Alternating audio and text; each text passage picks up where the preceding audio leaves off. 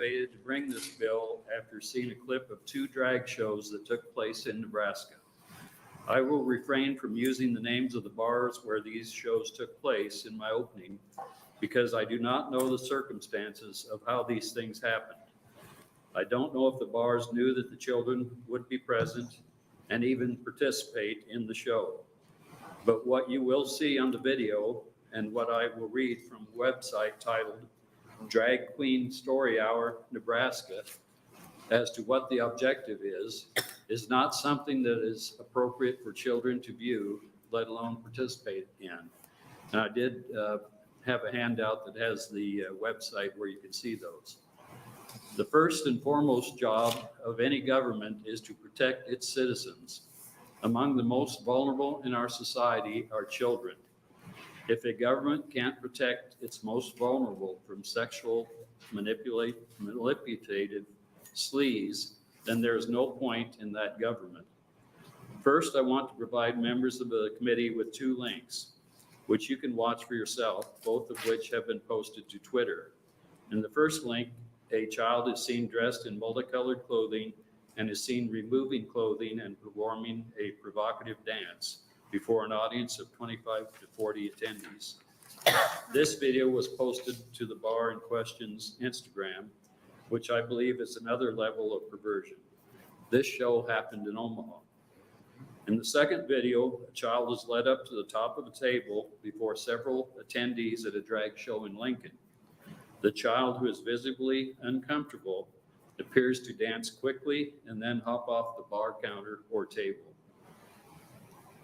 Below this, I've attached several links which I will show you drag shows that are even worse with children present, where the scantily clad entertainers open their legs, shake their behind, known as twerking, and provide twerking lessons to children who are no older than 5 or 6 years old.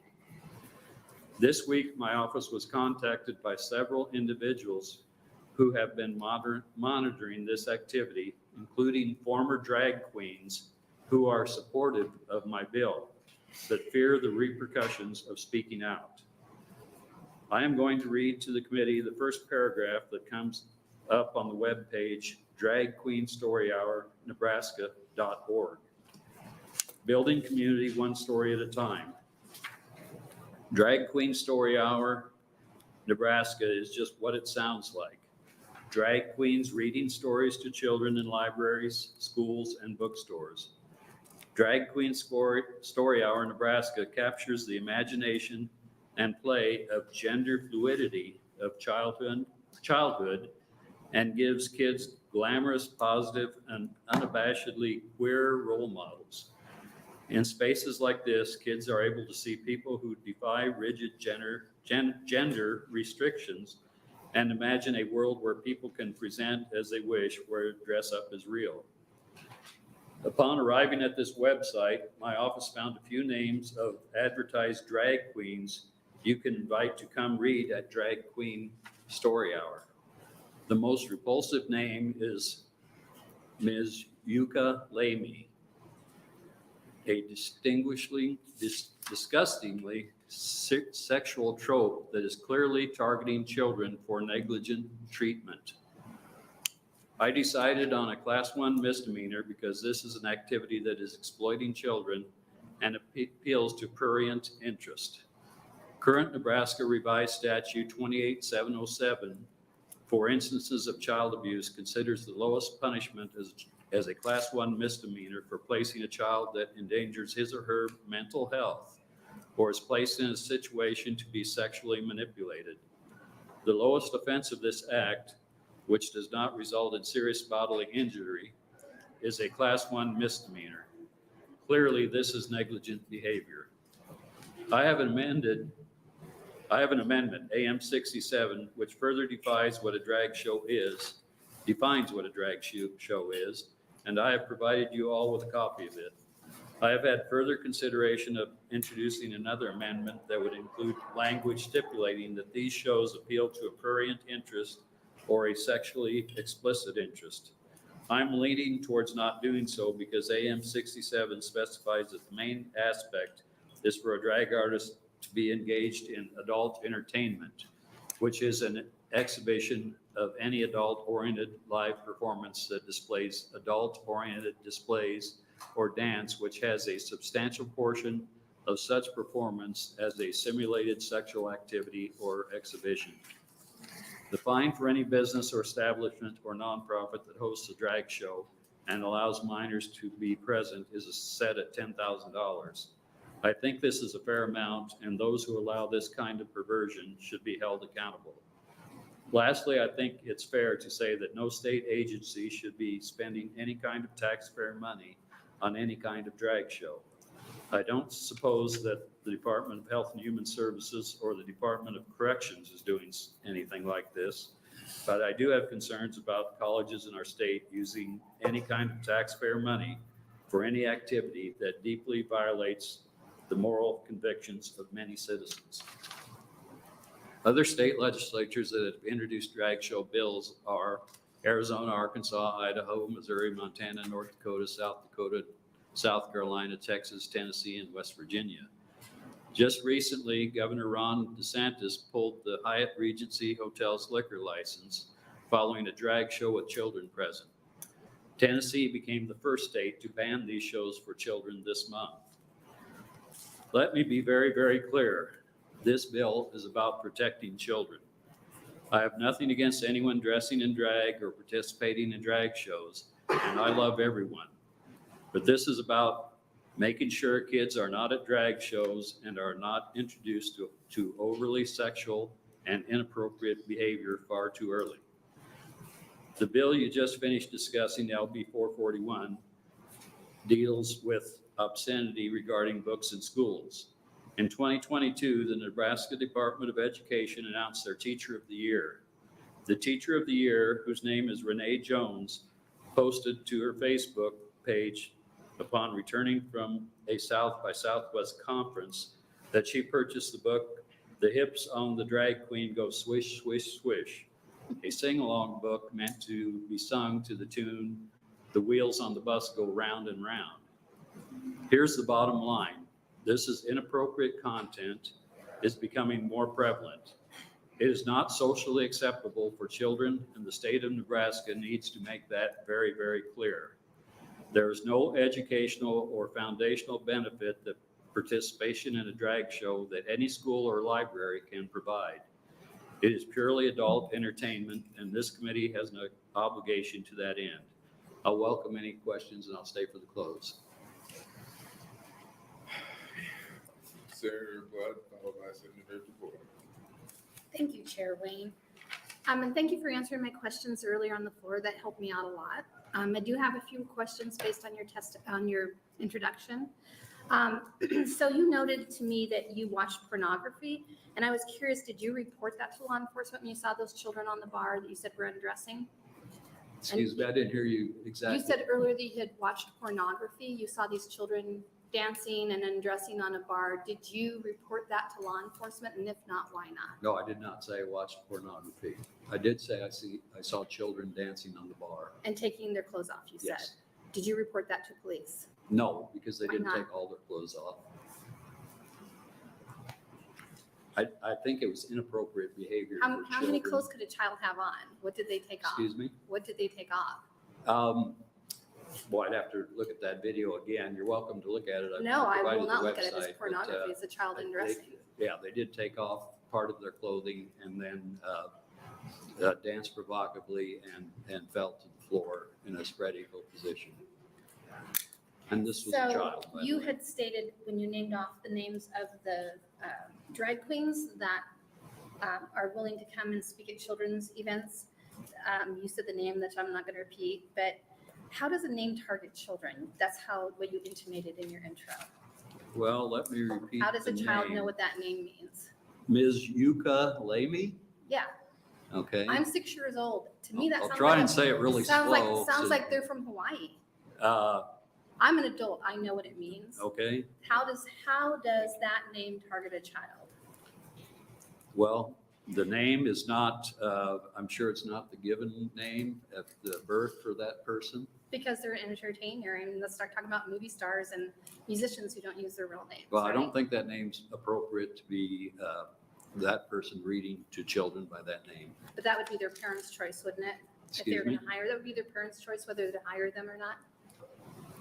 Not our I choice. think, as I said, that the government's protection is, or responsibility is to protect children from the extremes. But the question was, isn't it the parents' responsibility to decide whether they should hire them or not?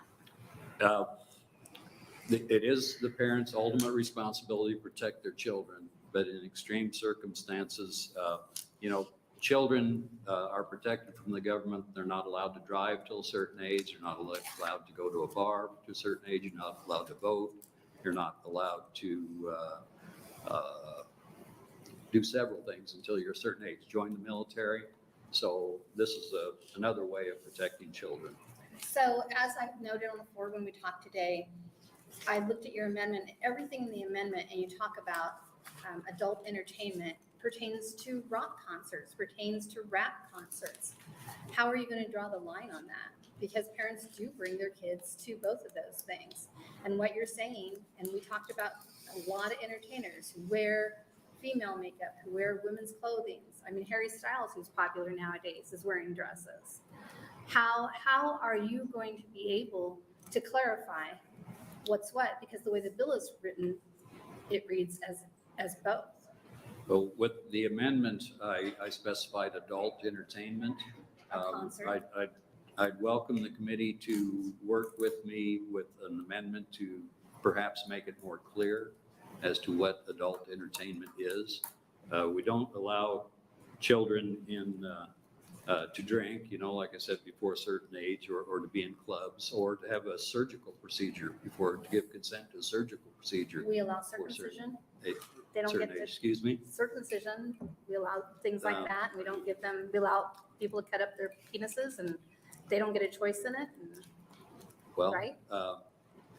That'd be a possibility. You could bring a bill to stop that if you're welcome to do I that. think I wouldn't, because there'd be a constitutional issue just like this, because the Jewish faith, they have a covenant between God and Abraham, and that would take away from the religion, and they have the right to practice their religion. So you have to do bills that cause no harm.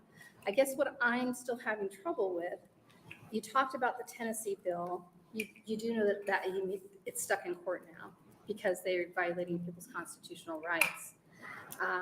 And I don't understand how taxpayer dollars are being used on drag shows.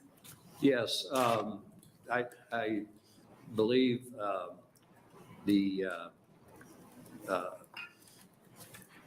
have heard that taxpayer dollars are being used to. In what way? Can you give me a couple examples? I don't have specific examples, but You heard it. yes. The last question that I have is,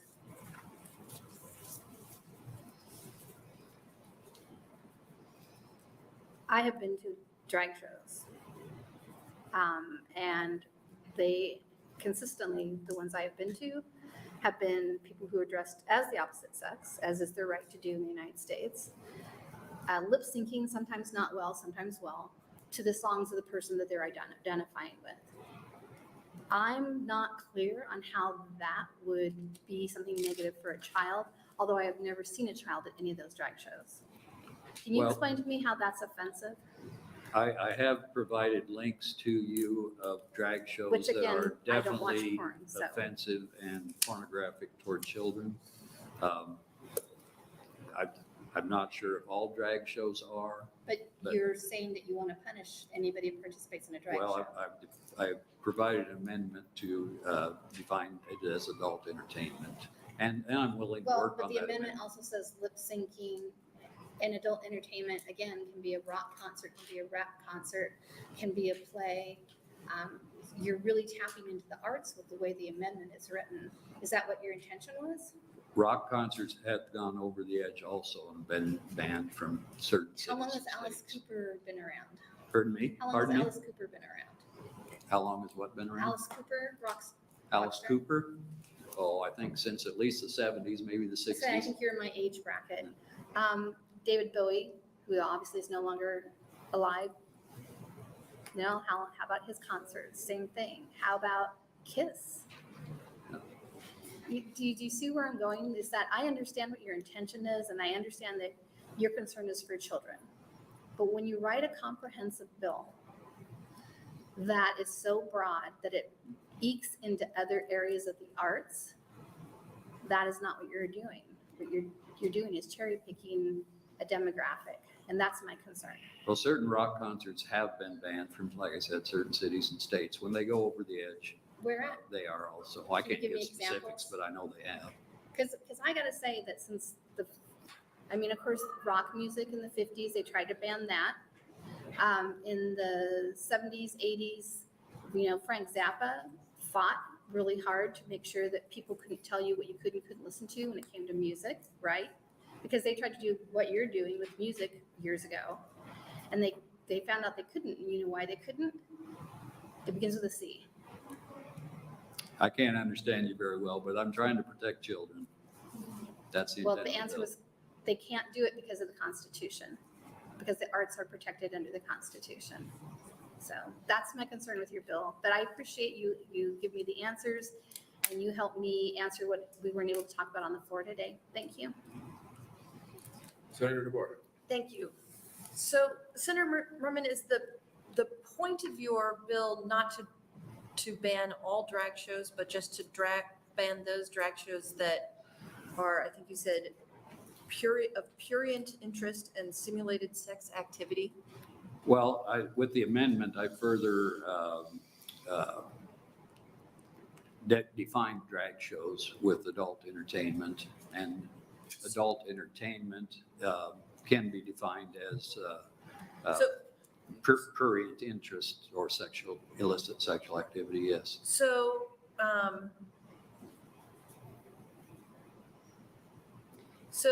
the drag queen story hour, I mean, if people are just reading stories to kids, that wouldn't fall within that category, would it? Well, it certainly can. I mean, I told you the name of the drag queen in Nebraska that's reading to kids, Ms. Yuka Lamy, and also So what if, reading books, about the hips go swish, swish, swish instead of the bus wheels go round and round. I'm not sure to very young children if that is a good thing. so if I said that if I wrote a book about a woman and said her hips go swish, swish, swish, that wouldn't be in violation of your bill? I would have to know further context for that. You know what I mean? Like, so you're only banning the people who were in drag while they did that, not individuals who were not. So I could read the same story as someone in drag in exactly all the same context except for what was being worn, and it would change whether or not someone was liable under your bill? Let me read again what the Drag Queen Story Hour in Nebraska, drag queens reading stories to children in library, schools, and bookstores, So play on of the gender fluidity of childhood and gives kids glamorous, positive, and unabashedly queer role models. I'm not sure appealing to the gender fluidity of childhood is something that we want to do. But it wouldn't be illegal under your bill if it was done by me, a cisgendered female. It would be illegal if it was done by someone who is drag. No, it would still be illegal. If you're trying to confuse children on their sexual identity, It wouldn't be I under your think that bill. would be grooming, and that would be illegal. Well, then we don't need the bill because then it would already be illegal under grooming. Well, this bill will even make it more clear. So if a person appears in drag in a Shakespearean play, would that be within your bill? No. There's a play I was in college called A Funny Thing Happened on the Way to the Forum. I don't expect you to know it. It's not a well-known play. But part of the play is, it's one of those, like, everything's supposed to be funny. And so there's like 3 people dressed as the same person. 2 of them are men and one of them is the person they're dressed as, which is a woman. And they run around and she's a courtesan and it's a whole thing like that. Would that be illegal? She's a what did you say? Courtesan? Not sure what that is, I guess. It's like an old fashioned prostitute, like, Okay. but like I don't know, like a courtesan. And these are adults that are doing this? Yeah, they're running around and it's a merry mix up, Okay. Okay. Would that be illegal under your bill? It wouldn't be, the play definitely wouldn't be illegal. Well, that's one of the main themes of the You play. know, I mean, if it like was, that merry mix up of the people. No, I mean, if children were allowed and it was sexually illicit or adult entertainment, then that would not be allowed. So here's what I'm trying to get at with you. If you are creating something that is illegal based on its prurient nature, and it would be illegal already, then I don't know what we need the bill for. And if it is not illegal already, but it is only illegal depending on what clothes one wears, I think there's probably a very big constitutional issue with that. It's not dependent on what clothes they're wearing, but lack of clothing would definitely be part of the definition. So the same way that we don't allow children in strip clubs, it's a similar situation. So you mentioned earlier that twerking was a problem. Mhm. But I've been to a Nebraska football game, lots of children there. There are cheerleaders not wearing a lot of clothing, twerking. Well, I don't think it goes to the extreme. If you look up the websites that I Well, passed around, That may be, it but doesn't go to that extreme. But you seem to So- be taking a lot more in than you intend to then with this bill. This bill seems to be a lot bigger thing that it's taking in than what you intend. But here's the question. If there was someone twerking that was cisgendered, that was wearing clothing of their gender, and then there was someone who was in drag and they were doing the same behavior, your bill would make the people who were in drag illegal and the people who were not in drag not illegal. No, it depends on if it's a prurient illicit sexual nature. So a lot of it would depend on how scantily clad they were dressed, and that type of thing. So just similar to a strip club. So you do not mean with your bill to make anything illegal just based on what someone's wearing, Based on, pardon? what someone is wearing. No, You do not mean to make anything illegal based upon what someone's gender presentation is. if it could be a contributing factor if they had explicit genitalia But- on their outfit, something like that. Could be. But would it matter if there was explicit genitalia on someone who is presenting as the same gender as what they were assigned at birth? Or if they were presenting as a different gender than what they were assigned at birth? Would you No, I treat those two differently? No, the gender wouldn't make any difference. So the gender wouldn't make any difference. So you do not mean to criminalize drag, but sexual explicitness. Yeah, not drag by itself, but it depends on, like I said, the genitalia, how it's expressed, the lack of clothing, the prurient nature, how illicit sexually it is, all those kinds of things. So then really you should take all the references to drag out and say anything that is of prurient nature that children are at. Yes, I'm trying to protect children. That's very true. So I'm not making drag illegal. you Just trying to protect don't actually children. want to do anything to do with drag. You just want to make in your bill those of a prurient nature, anyone, me, you, anybody, dress whatever presentation they want to dress in. You want to make anything that is of a prurient nature illegal to have around children. Yes, I'm fine with that. Okay, so this is not a drag bill. Well, drag can be a contributing factor because you dress differently in drag, so you may express genitalia differently than you would But if that you were would, cisgender. but if I express my genitalia now as a female, that would be problematic and prurient Yes, it around would. children. So it's not about the drag, it's about the genitalia in that case. That's true. Okay, so this is not a drag bill. You're not making a bill about, you do Well, it's not not intend, all about drag. you do not intend to make the bill about drag. It's not all about drag. That's true. All right, thank you.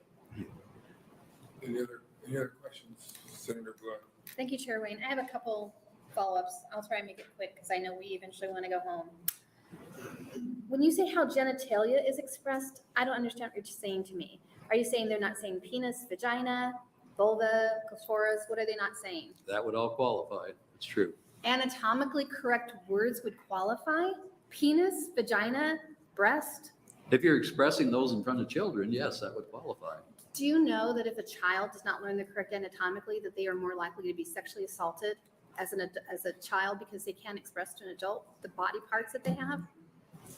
Excuse me, if a child is not dressed, If a child does not understand the correct names for its anatomy, for their anatomy, that they are more likely statistically to be a victim of sexual assault and not be able to get help from an adult because they cannot express to the adult well, what there's nothing happened to in this, them? nothing in this bill that talks about how a child You literally identifies just said that genitalia. that was one of the things that would make it a bad thing, how genitalia is expressed. And you just said to me that words like penis, vagina, breast are I'm dirty saying if the words. adult was expressing those things in front of a child in a sexually explicit way, Can you give me an yes, example that- of that?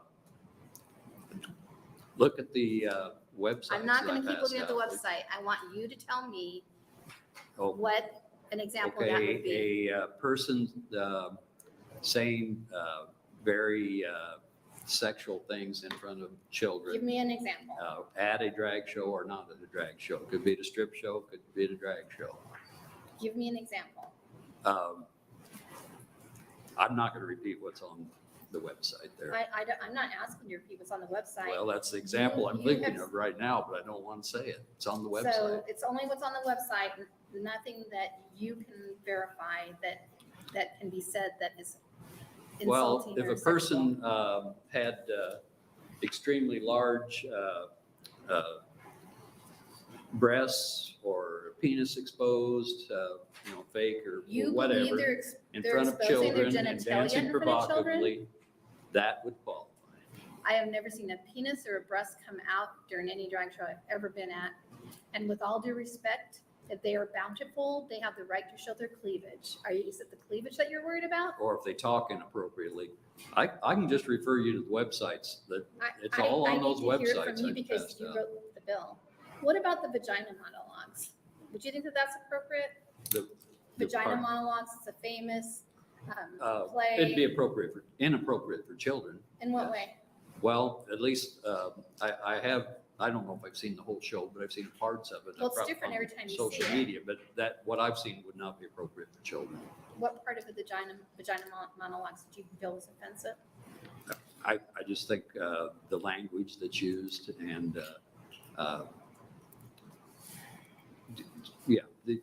just the whole sexual content of it is not appropriate for children. Can you define, this will be my last question, because you've used the term several times, gender fluidity. What does that mean? Because you said That- that's one of the concerns you That have. would mean that you can change your gender from a certain time to certain time, day to day, hour Is to that what hour. it means for a child? Sometime during your lifetime, that type of So, thing. so you're saying that's what it means when you're a child? Well, a child should be encouraged to celebrate the gender that they were born with and not encouraged to be confused about what gender they are. So when a child has all sisters and they play dress up and the little boy gets to dress up like a princess, that would be a bad thing? No, Or when the sisters decide they're gonna paint their nails and Bobby wants to paint his toenails, that would be a bad thing? no, So when kids are little, they don't always think about, I'm a boy or I'm a girl, and that's part of what gender fluidity is about, you know that, right? but yes, All right, thank you. if you intentionally tried to confuse them, that would qualify. That's not what we're talking about, so thank you. Well, that's what the reference in the Drag Queen Story Hour Nebraska referred to. All right, thank you. Are there other questions from the committee? Senator Murman, are you going to stick around to close? Yes, I will. All right, thank you. Yep, thank you. We'll take our first proponent.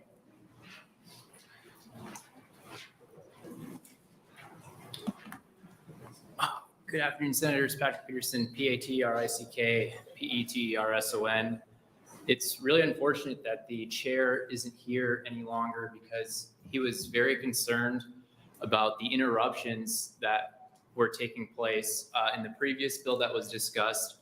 But just now, we saw very clearly that Senator Murman wasn't even able to answer questions. He was continually faced with interjections and badgering from Senator Bohr and Senator Blood.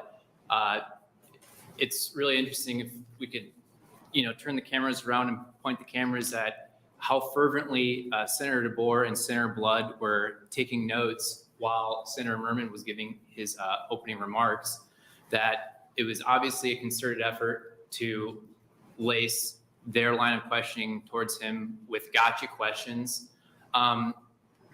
It was really, really just disrespectful, and obviously decorum is totally out of the building now. I'm not sure what Senator Bohr and Senator Blood are conferring on right now at this point. Another thing that I thought was ridiculous was David Bowie's music. His intent as a fan was never to spread queer pedagogy. So just what a ridiculous question that was to bring up. This was just an impromptu testimony. I was just taking notes as you were again badgering Senator Murman for presenting his bill. Senator Blood, I think you know what adult entertainment is. So it's pretty funny when you are only asking questions just to make an example of the senator who's presenting his bill. You guys were so big on word traps just to simply twist things. It was very evident what you were doing. And so obviously testifiers come here to present more information on bills. And I think you're both capable of extrapolating that information, but that's not what you're here to do, obviously. And so thank you for your time. I just think it's ridiculous, the disrespect that you showed towards the senator introducing Bill 371. But then you expect some sort of respect on the other end. It's total hypocrisy. It's really pathetic. Are there any questions for this testifier? I don't see any, but thank you for being here. We'll have our next proponent, please.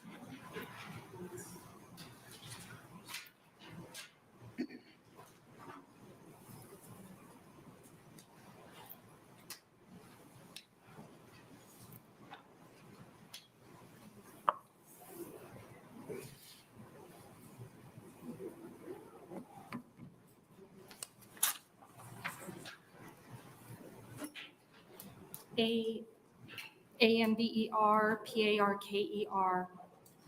Wow, what a hearing. From obscene exemption, Senator Blood, Senator DeBoer fighting against protecting children's innocence, everything of the distraction to stay away from saying that the separation of children and adults, and that's not even, you're removing it. No wonder people are trying to legalize having sex and lowering that age of consent. We're witnessing the very foundation of it here in this hearing today. According to Fox News, judge who headed Drag Queen Story Hour sponsor arrested on child porn charges. Again, Judge who headed Drag Queen Story Hour sponsor arrested on child porn charges. Judge Brett Bloom, BLOMME 38, was arrested and charged with 7 counts of child pornography possession. Judge Brett Bloom, 38, was arrested and charged with 7 counts of child pornography possession. According to the Milwaukee Journal Sentinel, he is accused of uploading 27 videos and pictures of child sexual abuse to the messaging app KIK under the name DOMMASTERBB. Each count against Bloom carries with it a minimum sentence of 3 years with the potential for up to 15 years with a decade of supervised release, with 7 counts charged against him.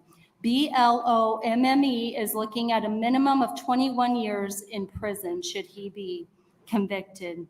Bloom was also former president for the Cream City Foundation, an LGBTQ advocacy group in Wisconsin that advertised for DQSH events. It was sponsored as well as husband and adoptive father of 2 children. BLOMME listed his presidency with the Cream City Foundation on his LinkedIn profile. You need to protect children, and we're going to hold you accountable. And what's interesting, you're asking Senator Murman and Senator Blood, you don't even want to watch the video, so how is the proof shown? And that's what you guys are hiding behind and using as an excuse. One of the drag queens a few years ago laid a child on top of them. That was national news. Dollar dances. And my question, if they don't have bottom surgery, something out, man or woman, and they're exposing themselves to children and doing inappropriate sexual exploitation, there should be accountability. Our law enforcement, our police should come and arrest them. And that's what needs to be clear in the state legislature. You guys are misinforming many of your constituents, even pertaining to when it comes to children's surgeries, and as your fights on the floor are. And it's more than a disservice, it's destruction to their lives. Thank you for your testimony. Thank you. Any questions from the committee? Seeing none, thank you for being here. And when I step out, I actually turn on my phone and listen to the hearings. But I do have a committee to run. I have to figure out how many people are still out there and if I'm going to go to the hour rule. And that's why I stepped out. So if anybody has a question about why I stepped out, I do have to make sure this hearing gets done in an orderly fashion. Next proponent.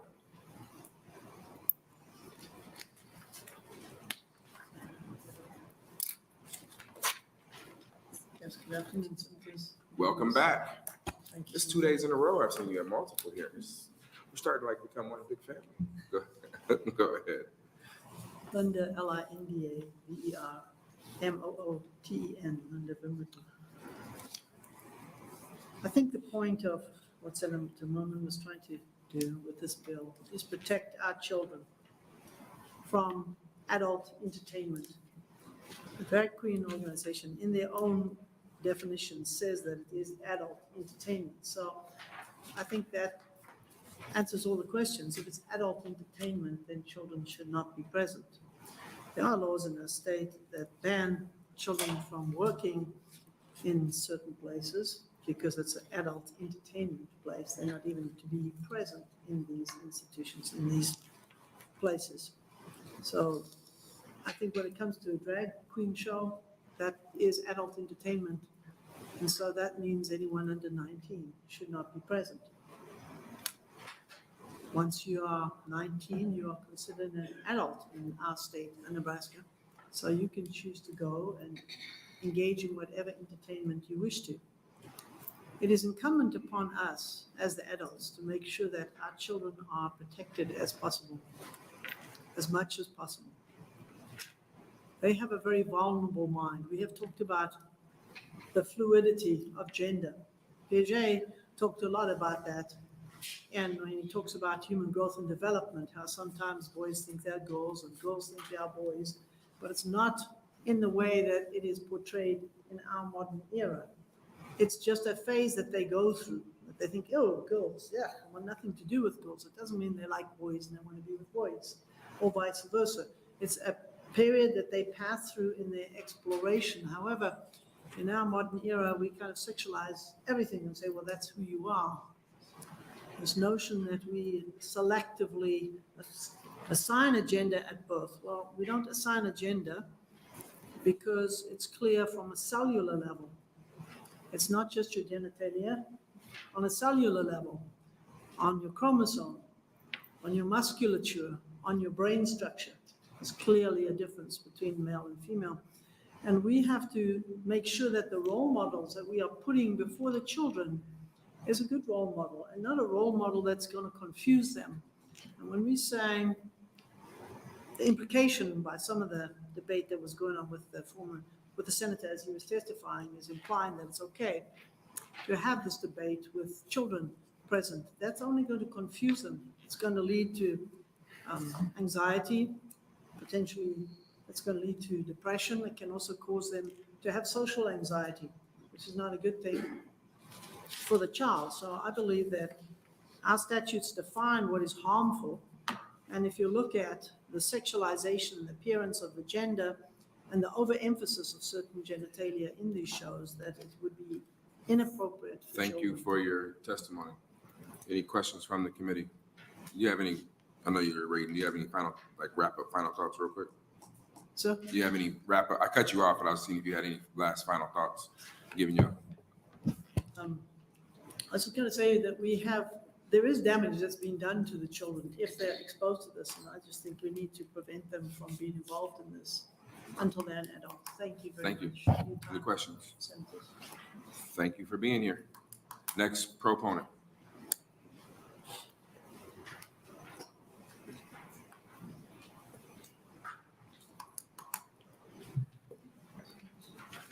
Good evening.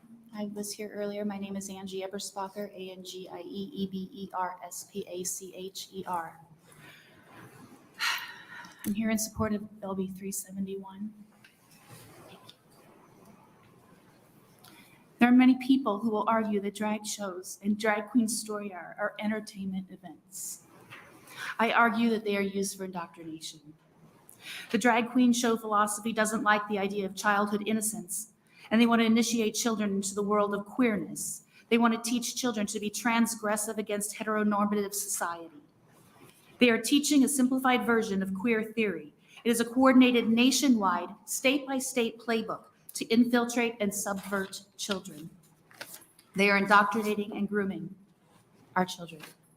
Drag queen Little Miss Hot Mess, AKA college professor Harris Kornstein, and a board member of Drag Queen Story Hour proposed a new teaching method called drag pedagogy as a way of stimulating the queer imagination, teaching kids how to live queerly, and bringing queer ways of knowing and being into the education of young children.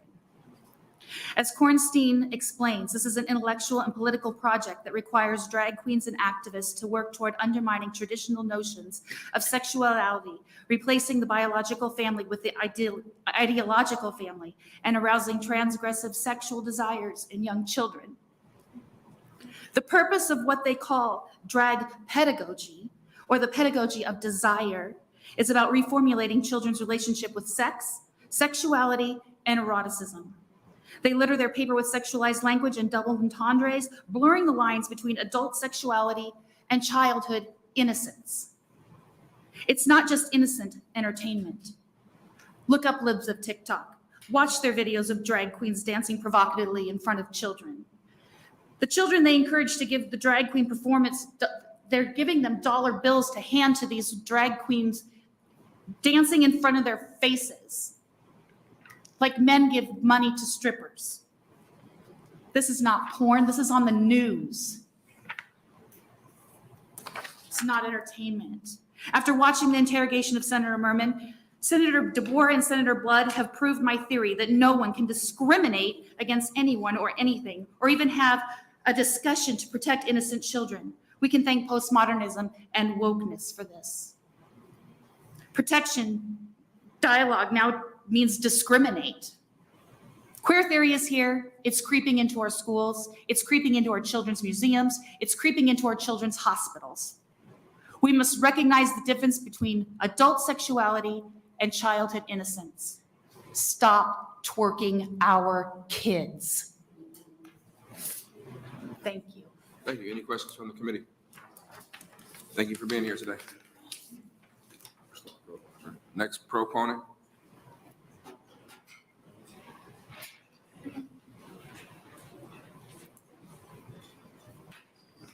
Welcome to your judiciary.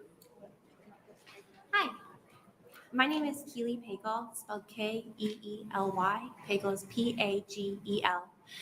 I waited for some time out in the hallway with a group of people I'm sure you'll hear from opposing the bill.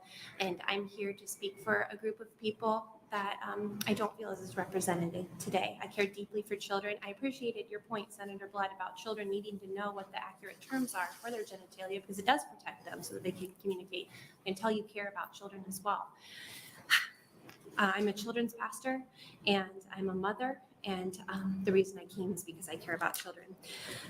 Gavin DeBecker, best-selling author of The Gift of Fear, said children require protection of adults, usually from adults. Their fear of people is not yet developed, and their intuition not yet loaded with enough information and experience to keep them from harm.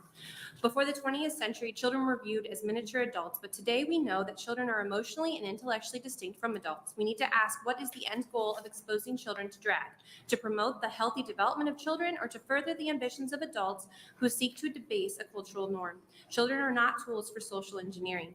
In a child custody suit, the two parents can fall into the trap of wanting what is best for themselves, but family courts operate under the principle of ruling in the best interests of the child, which is the same stance we need to take here. Evidence of sexually explicit nature of drag performances is not difficult to find. At these events, children have been exposed to overt displays of adult sexuality and inappropriate touch, and we cannot give drag queens a pass on these behaviors simply because they are entertaining. Would we allow a female stripper to perform similarly for children in the guise of education or exploring her own identity? I'm not suggesting that all drag queens are intentionally trying to harm children. Many adults have trouble distinguishing their needs from those of a child.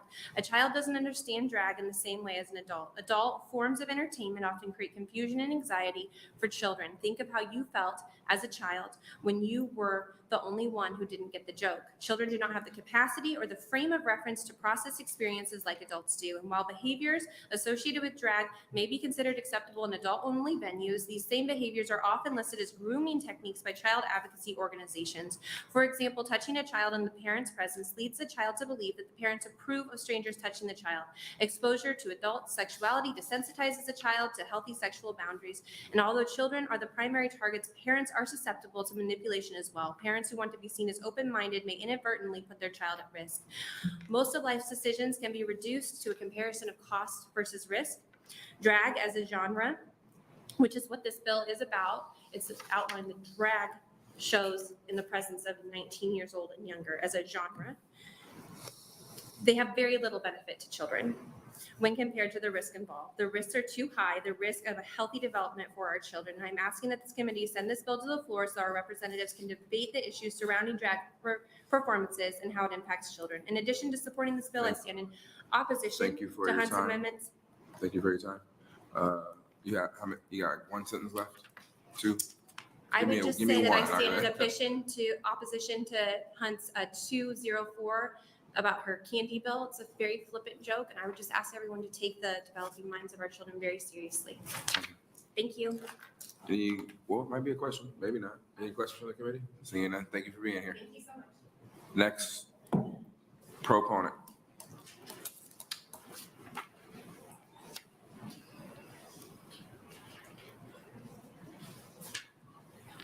Welcome. Thank you, Senator Wayne. Good afternoon. I'm here just to speak as a proponent because you got a whole line of opponents out there, and I just want to be on the record as a proponent. I would also like to state that I agree with the first testifier that these two senators was disrespectful to the introducer of this bill. I've sat through a lot of these committee hearings, and when the chairman of these committees, they always go through the list of being respectful of all the testifiers and not to make comments in the background and stuff. And just because you don't agree with them, you should still show respect. That's what we're asked to do as testifiers. And I think they both were just needling the senator on this and were disrespectful. So I just was going to add that. But I guess my main concern is with the drag artists to be invited to story times in our schools and our libraries. And with that activity, our tax dollars are paying for them. And I guess the other concern I have is, why can't they just read a story to the children there without having to be dressed up in costume, unless the costume would be specific to that story that they were reading? Why do they have to dress up as something different than what they're biologically born? And I guess with that, again, thank you for your time. Thank you. Any questions from the committee? Seeing none, thank you for being here today. Thank you. Next proponent. Next proponent. All right, we're gonna take a short recess of about 3 minutes to allow the room to clear and allow opponents to come in. Yes,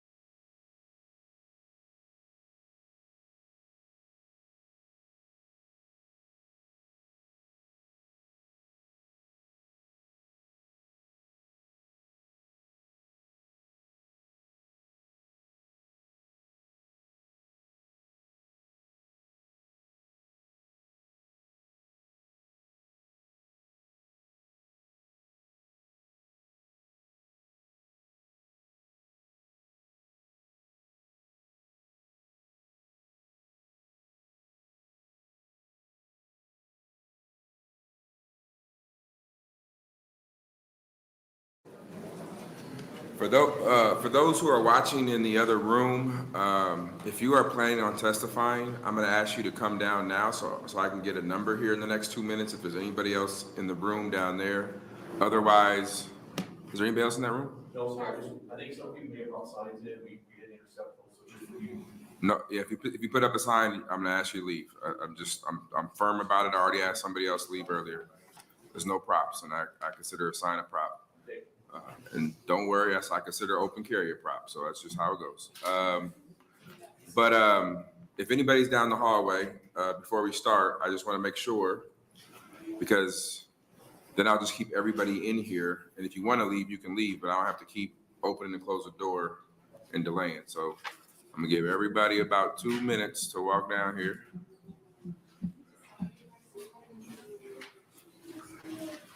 No, we're full. So there's like 10 people versus 2 people. All right, everybody have a blue testifier sheet. All right. So we're on the record. All right, we're gonna do a little reminder. There's 3 minutes. We're using a light system. It'll be green testifying. When it turns yellow, you have 1 minute left. When it turns red, if you haven't been watching, I cut people off. That way I make sure everybody gets the same, and I'm not taking. Somebody can accuse me of listening to one side more or whatever. Second thing is, because it doesn't seem like there's any other testifiers, we're just gonna call people up or have people come up. We'll start with the first row. We'll go row by row. It might be a little discombobulated, but let's keep it so it's a little faster. We can just go row by row. So we'll start here, work our way down, and we'll zigzag. We'll do the S. Let's just do that. Make it more complicated than I need it to be. And then 3 minutes, that already, no props. Silence phones, pagers, whatever. We got pagers too? I don't know. All right. So, because it's a big crowd, I'm going to reinforce. If somebody testifies and they make a really good point, as much as you want to clap and all that, I would ask you to leave. This is everybody's fair warning in the beginning. We're going to try to keep this moving, keep it simple, and make sure everybody's got their opportunity. You guys have been, I don't say you guys and guys, I'm just going with me. Just hear me out before you get mad. You all got 3 minutes. I want to make sure everybody's heard. I want to make sure everybody's voice is heard. Any questions, I want the committee to feel free to ask without worrying about time. So we're all in agreement. Everybody give me a nod. I feel like we in church. All right. Even though I don't go to church. Let's go. Here we go. First person.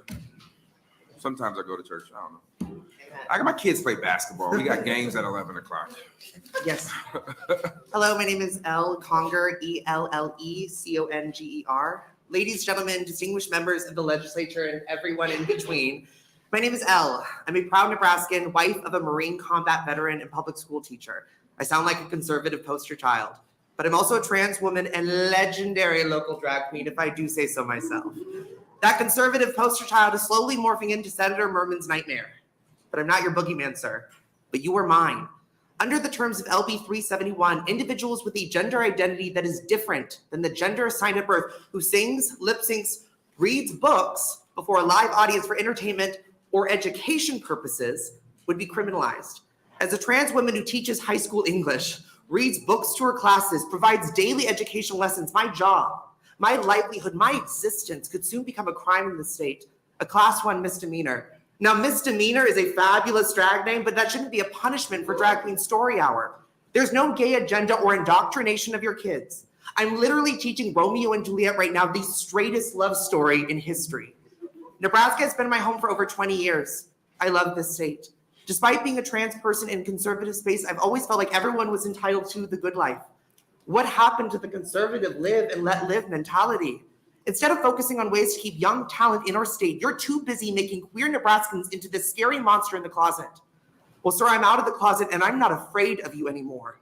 I am not afraid of you. I'm not afraid, and I'm not going to flee seeking refuge into a blue state. I will not cower in fear about who I am any longer. I would never tell any parent that they could not take their child to church on Sunday.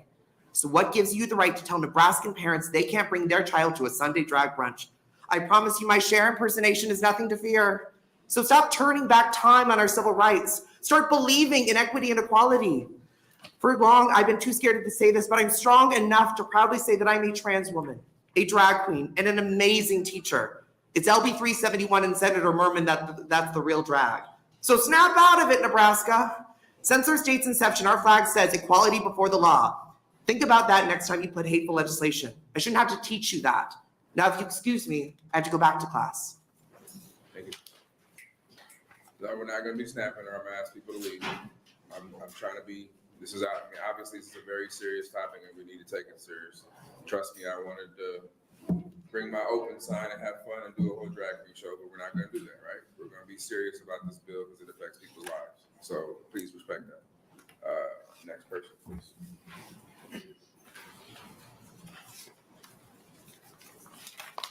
Thank you for coming.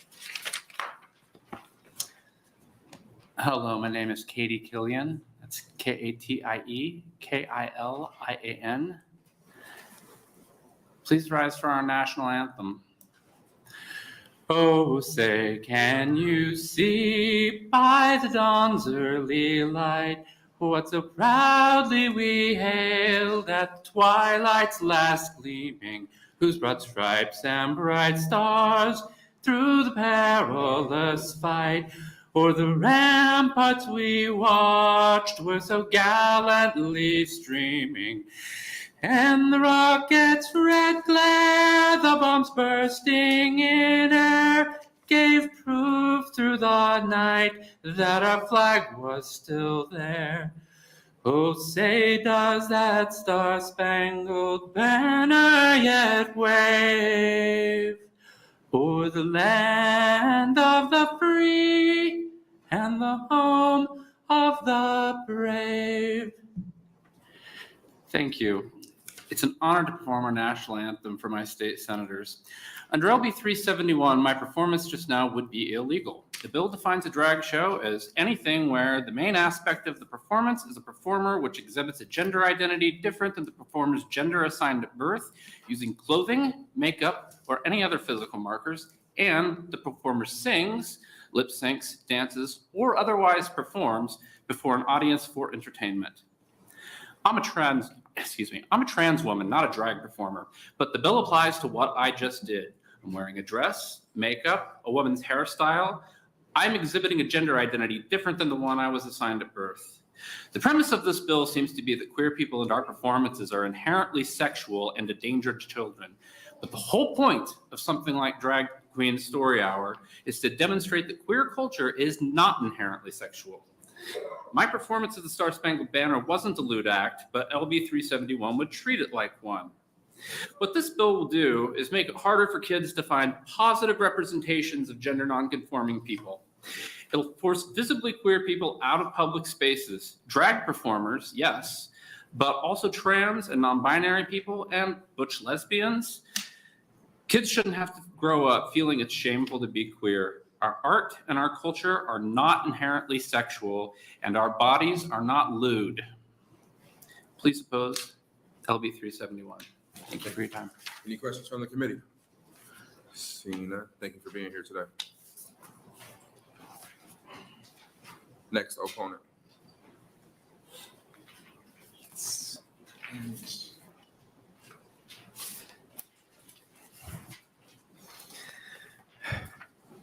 Good afternoon, committee. My name is Dylan Seaman. That's DYLAN-SEAMAN, and I'm from Lincoln, Nebraska. I'm here today asking this committee to not let LB 371 advance. LB 371 would give broad authority to criminalize trans and gender nonconforming people in our state. As a parent and a transgender woman, I fear that this bill would put me at risk of being criminalized and potentially losing my child. If this bill were to go into effect, I feel like I would have no other option but to leave the state where I was born, raised, and continue to call home. This bill will do nothing to protect children from the many dangers that they face today, from school shootings, sexual abuse, and hunger and housing instability. As a parent, I try to take every precaution to ensure my child's safety, but drag performances are not inherently harmful to children.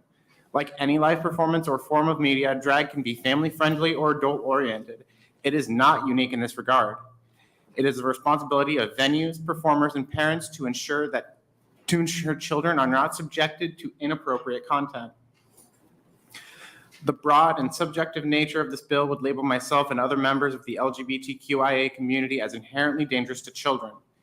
Any act in public that could be considered a performance could lead to criminal charges for myself and other trans and gender nonconforming people.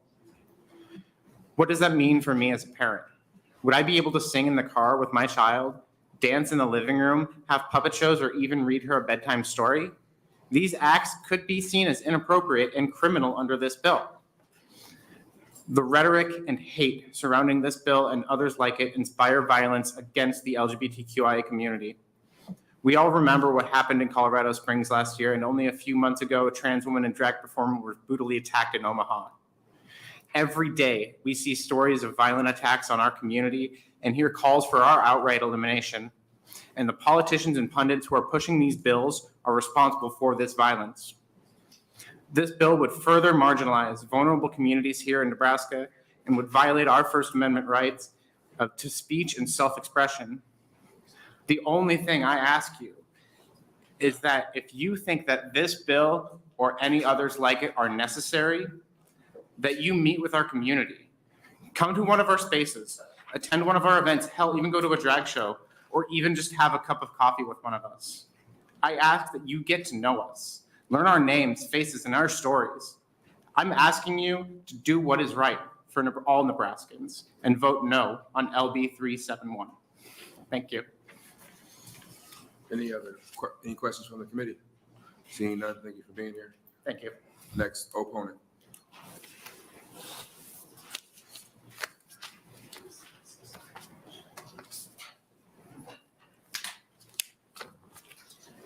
Good afternoon. I am Gretchen Arroyo, capital GRETCHEN, capital ARROYO, and I am the president of Star City Pride. We are the local Lincoln area pride and parade, and we oppose LB 371. We started modestly in 2008 with a couple hundred attendees from the LGBTQ+ community coming together in the parking lot of our favorite local gay bar to celebrate our individuality and authentic selves in a safe environment. Since that time, we have grown to a multi-day regionally recognized Pride Festival attracting 4,000+ attendees. I am here today to talk about the financial impact LB 371 would have on our festival, and specifically the financial impact to the city and state of Nebraska, to the city of Lincoln and the state of Nebraska. Leaving all of my personal feelings about this bill aside, I come to you with facts and figures that should sway you to see what a negative impact this bill would have, not only for Star City Pride Festival and Parade, but for area businesses, the travel and tourism industry, and for the city in general. The drag community of entertainers is an integral part of Star City Pride, and frankly, what makes our festival a success year after year.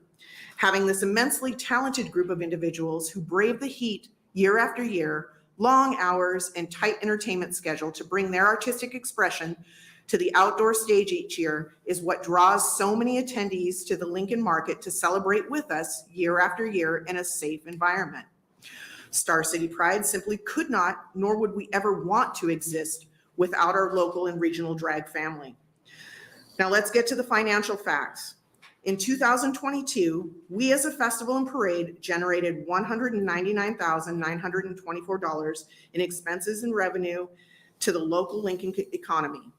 With 25% of our almost 4,000 attendees coming from out of town, that does not include the amount these out of town attendees spend on parking in city lots, food, lodging, gas, incidentals, etc. In 2023, we expect over 4,500 attendees during Pride Weekend. We expect to generate $271,859 for the local Lincoln economy just in Pride Festival and parade expenses and business revenue alone. Again, does not include travel and tourism revenue.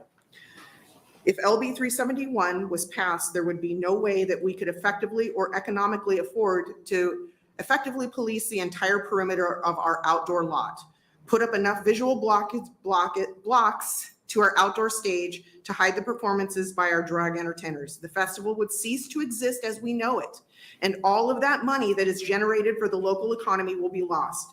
But most importantly, we would alienate a huge part of our already marginalized and persecuted community. I implore you to consider the amount of money spent in Lincoln and the other markets during Pride weekends. You stand to lose. Thank you for your testimony. Thank you. Any questions from the community? I know, I saw you practice. You had it 3 minutes out there. You must have took a couple extra breaths in here. So I'm gonna let you finish that last sentence. I saw you practicing. out there. Sorry. You're all right. You're all We right. as a community are transported back to a time and place where it was okay to persecute our marginalized LGBTQIA+ community. We wholeheartedly oppose LB 371. Thank you. See, it's easier when you practice than when you get it. Yeah, I understand. Any questions from the committee? Seeing none, thank you for being here. Next opponent. Welcome. Hi, my name is Wes Staley, Wesstaley. When LB 371 was first introduced back in January, I laughed. It felt like a joke. The language and intent of the bill is so cartoonishly unconstitutional in direct violation of First Amendment rights that I thought, surely there is no way that this will go anywhere. Surely it won't even reach committee.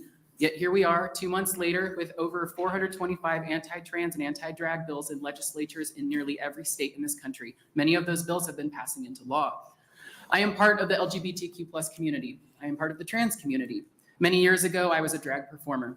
Drag performance gave me an opportunity to express not only my love of theater and the stage, but also to explore my own gender expression and identity through clothing, excessive makeup, and other artificial physical markers, to quote the condescending language of this bill and proposed amendment. Now, let me be clear. Not every drag performer is trans, nor does every trans person perform in drag. Drag is theater. Being trans is an unshakable core aspect of who you are. But there are overlaps in the community, and bills such as this certainly will be used to criminalize trans people for existing because many people outside our community do not understand the difference. The goal of this bill and others like it, i.e. LBs 574 and 575, are all one in the same, that for the good of society, transgenderism must be eradicated from public life entirely, the whole preposterous ideology at every level. That is a direct quote from Michael Knowles at the Conservative Political Action Conference earlier this month, said on camera, on a stage, in front of an audience, and was met with enthusiastic applause. Members of the committee, when I tell you that we are at the precipice of genocide in this country, I do not exaggerate. I am not being dramatic. The legislative assault on my community's rights across this country is not about protecting children. It is not about protecting women in sports. It is about one thing and one thing only: the systematic destruction of an entire group of people, the eradication of us from public life. Genocide does not happen overnight. It is a slow boil, and we are currently at a very distressing simmer. I ask each of you to think very seriously and very hard about who you are as a person. What do you want to contribute to Nebraska's history, to this country's history? What do you want your legacy to be within your own family's future generations? Do you want to make people proud for standing up for what's right and helping an extremely vulnerable community who are in life-threatening danger? Or do you want to add to the stain of this country's history of hate and oppression and be someone your grandchildren don't like to talk about? The queer community has survived dark times before, and we will survive dark times again, but I implore you to make the right decision, be on the right side of history, oppose LB 371. Thank you. Thank you. Any questions from the committee? Seeing none, thank you for being here. Next opponent. Thank you, Chairman Wayne and members of the Judiciary Committee. My name is Abby Spotsworth, ABBISWATSWORTH.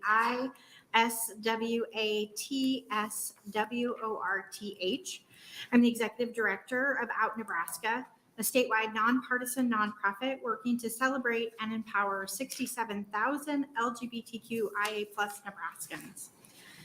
Out Nebraska opposes LB 371. I know that many people misunderstand the bill. They find it ridiculous and laughable. They take it on its face value. Simply a bill that seeks to punish parents for sharing the art of drag with their children. A bill that seeks to punish venues that host drag events if minors are present. The bill does do those things, but Out Nebraska speaks today, and as we've heard, to call out the underlying intent of this bill, the erasure of the drag community, the erasure of transgender people.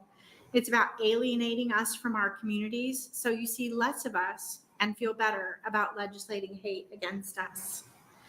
Senator Murman has admitted that he does not recognize the difference between a transgender person and a drag artist. And so he wrote or borrowed a bill that is so broadly and poorly written that it can target transgender people simply for being in public life.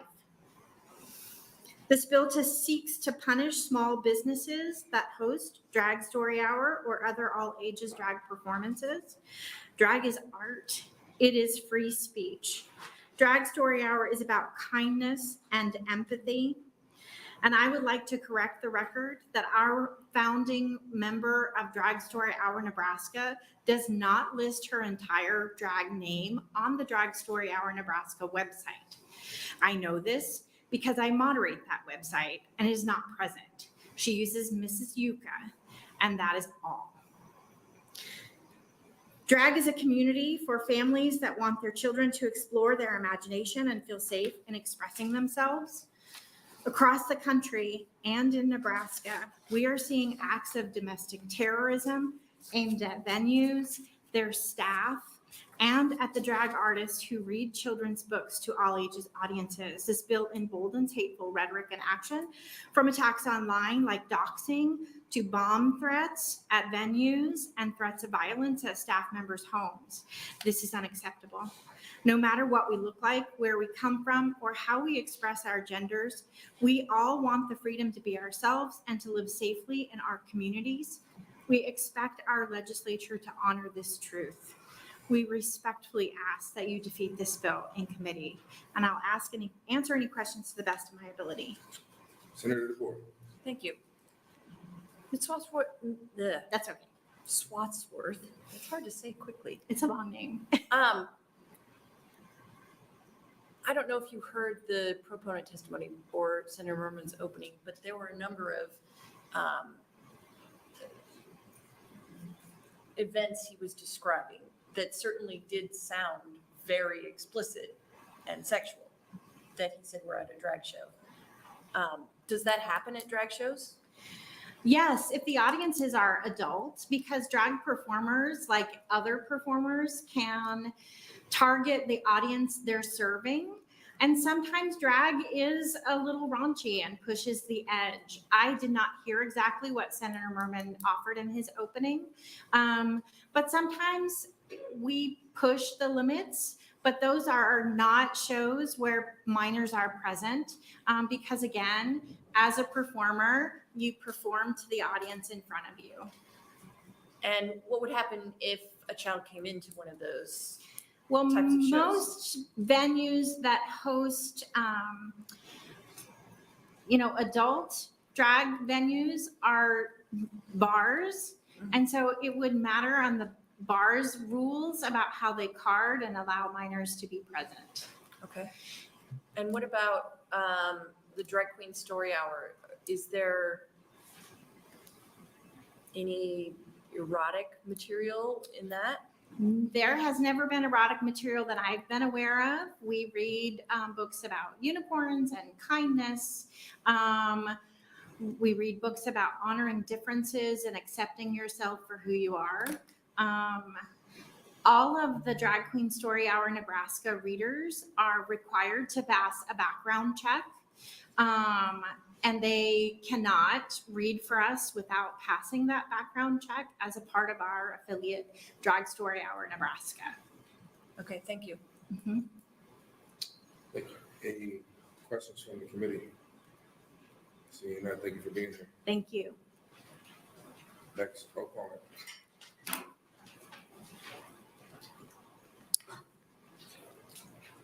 Welcome. Chair, members of the committee. My name is John Coleman, and I'm a legislative counsel at the Foundation for Individual Rights and Expression, also known as FIRE, a nonpartisan, nonprofit organization dedicated to defending freedom of speech. FIRE opposes this bill because its definition of drag show is unconstitutionally overbroad and because the bill unconstitutionally targets a particular viewpoint. First, a bill is overbroad if, in addition to whatever else it might legally prohibit, it significantly restricts protected First Amendment expression. Here, no nexus to sexual content is found in the bill's language. As currently written, the bill's definition is so broad that it would cover musical versions of Mrs. Doubtfire or Tootsie, as well as traditional Shakespearean performances and other entertainment simply for depicting non-gender conforming characters, or where the characters are played by actors of the opposite sex. Broad definitions, like the one found in this bill, that do not distinguish between protected and unprotected forms of expression are unconstitutional. Second, because expression where a performer in drag sings, lip syncs, dances, or otherwise performs before an audience for entertainment is regulated in this bill, and similar expression by performers who conform to their gender assigned at birth remain unburdened. The bill unconstitutionally targets expression based on viewpoint. That is, it only targets gender non-conforming performances.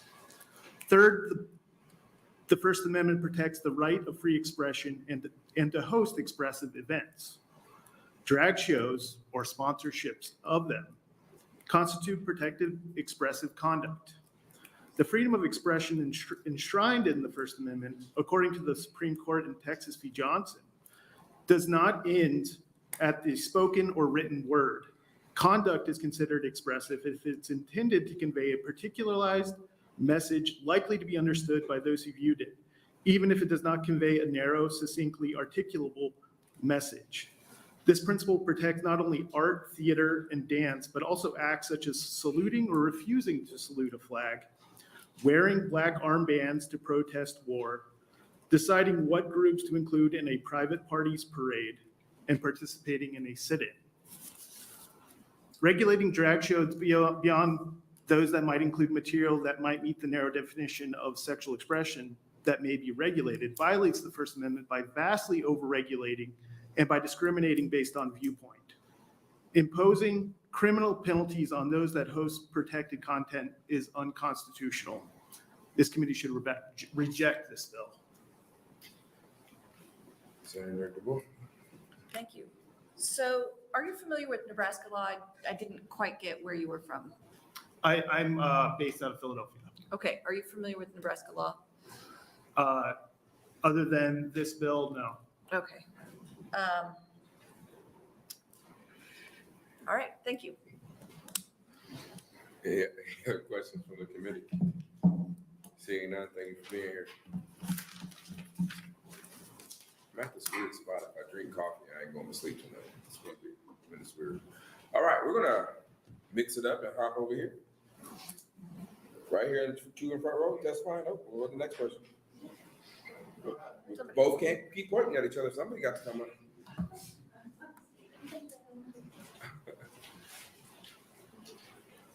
Thank you for coming and welcome to your Judiciary. Thanks. My name is Alma Serreta, ALMACERRETTA, and I'm speaking today on behalf of myself and my business, Mana Games Cafe. We opened Mana Games in December 21 to create a safe and inclusive space for all types of people. We have had overwhelming support in Lincoln from people thanking us for simply existing. Since I'm an openly queer business owner, many LGBTQIA+ people have expressed that Mana Games is one of their favorite places in town. One thing that makes us different than other downtown businesses is that we are a completely dry venue. And in fact, we are the only sober space that is regularly hosting drag performances. We are proud to hold an all ages themed drag show that attracts young friends and old. I attended UNL and earned a BFA in theater design. As part of my education, we learned that cross-dressing and drag performances have been a part of theater and entertainment since the art's inception, when all characters were performed by men. Yes, even Juliet, who kisses her Romeo on stage. There are two main points I want to make. One, that this bill is erroneously being attributed to keeping children safe, and two, that it is dangerous and discriminatory towards an extremely vulnerable population of Nebraskans. How many of you saw an R-rated movie before you were 17? Most, if not all, I would bet. The MPAA grants an R rating to movies that contain graphic nudity, rape, extreme violence, drug abuse, and torture. If you've ever enjoyed a Tarantino or Kubrick film, you have seen violence, nudity, and sexual situations so over and above anything that happens at a drag show that it would be ridiculous to even compare the two. Today, you could choose to accompany your 7-year-old child to see Cocaine Bear at a Marcus Theater, in which a man is dismembered and disemboweled by a bear on screen. Sorry for the spoilers. If a parent is allowed to make that choice for their 7-year-old, why shouldn't parents be able to preview the type of content, in this case, some gorgeous dresses and some familiar pop songs, and then decide if their theater-loving kids can come along? If you're outraged by minors at drag shows and you're not concerned about the types of films that children can see with a guardian, you're not worried about protecting children, and your prejudice is showing. That brings me to my next point. Being transgender and performing drag are completely unrelated, but many trans and other queer folks find camaraderie in drag. It is not a secret that drag is being targeted by legislators like Senator Murman because it is a big part of our community, a community that you want to see silenced and hidden. As many of us have discussed with you this week already, trans youth are drastically more at risk than other children for self-harm, depression, and anxiety. By placing a legal taboo on an art form that is not dangerous or harmful in the least, you're telling those kids that they are not welcome, that being LGBT is inherently not safe for children. If protecting children is your goal, start with the messages that you are forcing them to internalize, that their existence is pornographic, that adults like them are trying to harm kids. This rhetoric cycles back and back around in the public conscious. Aren't you tired of it? We aren't going away. We aren't going back into hiding. So find some courage to be part of the path forward instead of retreading unproductive and all too familiar ground. I appreciate your time, and I hope you take my words into account. I'm a small business owner that loves this community we live in, and I would like to be able to continue serving our citizens in the way that I have been. Thank you. Thank you. Any questions? Seeing none, thank you for being here. We'll stick on that side for a second. Okay, go ahead. Then we're gonna hop over to, we'll go that way and then go down. Go ahead.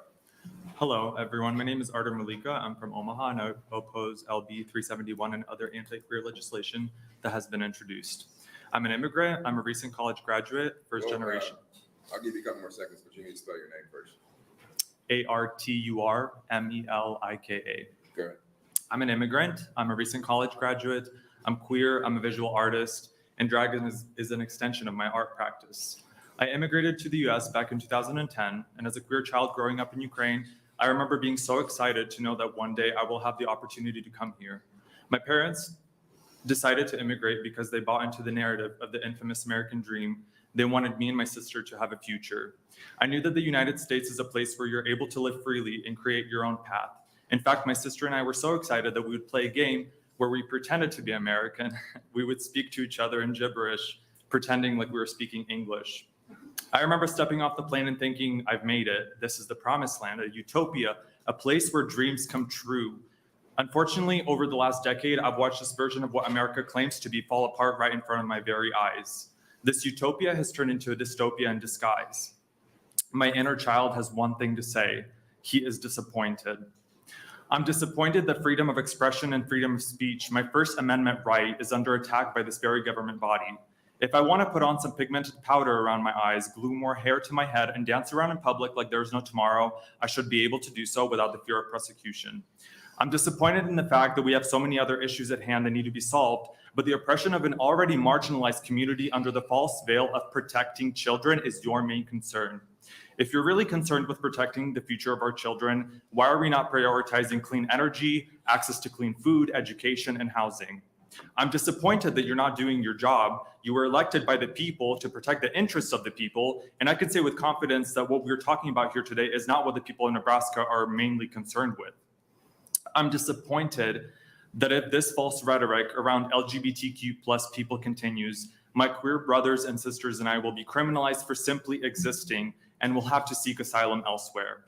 I'm disappointed that I have to put my life on pause and come here and defend my existence because I do not have the privilege of sitting back and watching all this go down from afar. Here's a little insight into the queer agenda. We simply want to exist in peace. Before I go, I have one last thing to say. There's nothing inherently sexual about drag. Drag is art, drag is infectious, drag is love. We are all born naked, and the rest is drag. Thank you. Any questions from the committee? Seeing none, thank you for being here. Thanks.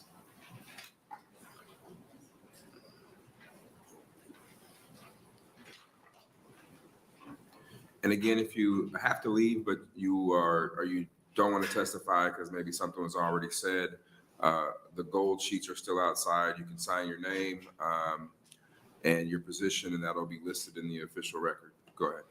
My name is Gray Muir Lewis, GARYEMUIRLEWIS. I'll keep this short because we're all tired of having to come down here for hours just to argue that we shouldn't be erased. I'm a trans woman. I was born in Nebraska and I've lived here my entire life.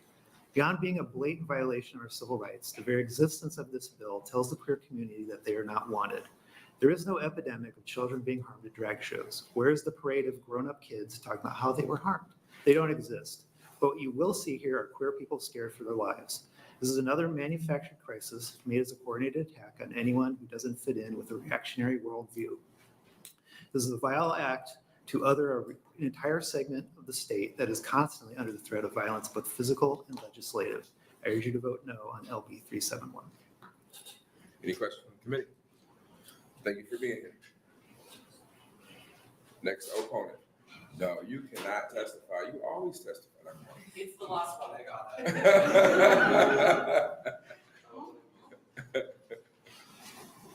Welcome back. You didn't really think I'd let you off the hook after Landlord Day?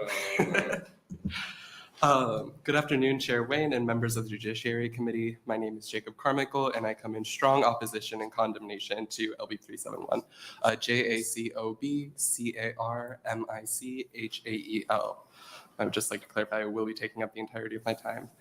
I lived in New York for 5 years. I loved the West Village. I was surrounded by other queer people and by a lot of drag. The closest I've ever been to a pedophile, about 2 feet away in a confessional box when I was 10.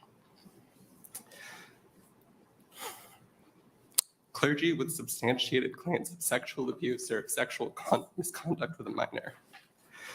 Algeyer, Robert, child pornography. Arkfeld, Richard, 3 victims. Benton, John, 3 victims. Buxton, John, 1 victim. Cleary, Donald, 5 victims. Copenhaver, John, multiple victims. Crowley, Clarence, 7 victims. Dionise, Richard, 1 victim. Donovan, Thomas, 2 victims. Vorick, Franklin, 3 victims. Feeney, John, 1 victim. Fiala, John, 7 victims. Finch, Joseph, 1 victim. Floria, Michael, 15 victims. Gogan, James, 1 victim. Gil, Edward, 3 victims. Glennon, Tom, 1 victim. Henry, Joseph, 1 victim. Henry, Patrick, 6 victims. Herrick, Daniel, 43 victims. Ho, Joseph Yepvan, 1 victim. Herdlicka, Robert, multiple victims. Jordan, Emilio Morales, 1 victim. Calvin, Leonard, 6 victims. Kelly, Michael, 1 victim. Kenny, Daniel, multiple victims. Cruz, Jay, child pornography, multiple victims. Kulangara, Larry Toms, 7 victims. Luke's, Dwayne, 9 victims. Marish, Mark, 3 victims. Margant, Paul, 5 victims. McMahon, Aloysius, 3 victims. Merkel, Mark, 1 victim. Murray, Jerome, 9 victims. Nigley, Francis, 3 victims. I'm gonna skip ahead. Drag queens with substantiated claims of sexual abuse or of sexual misconduct with a minor.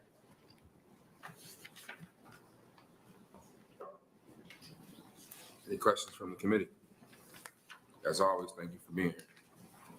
Thank you.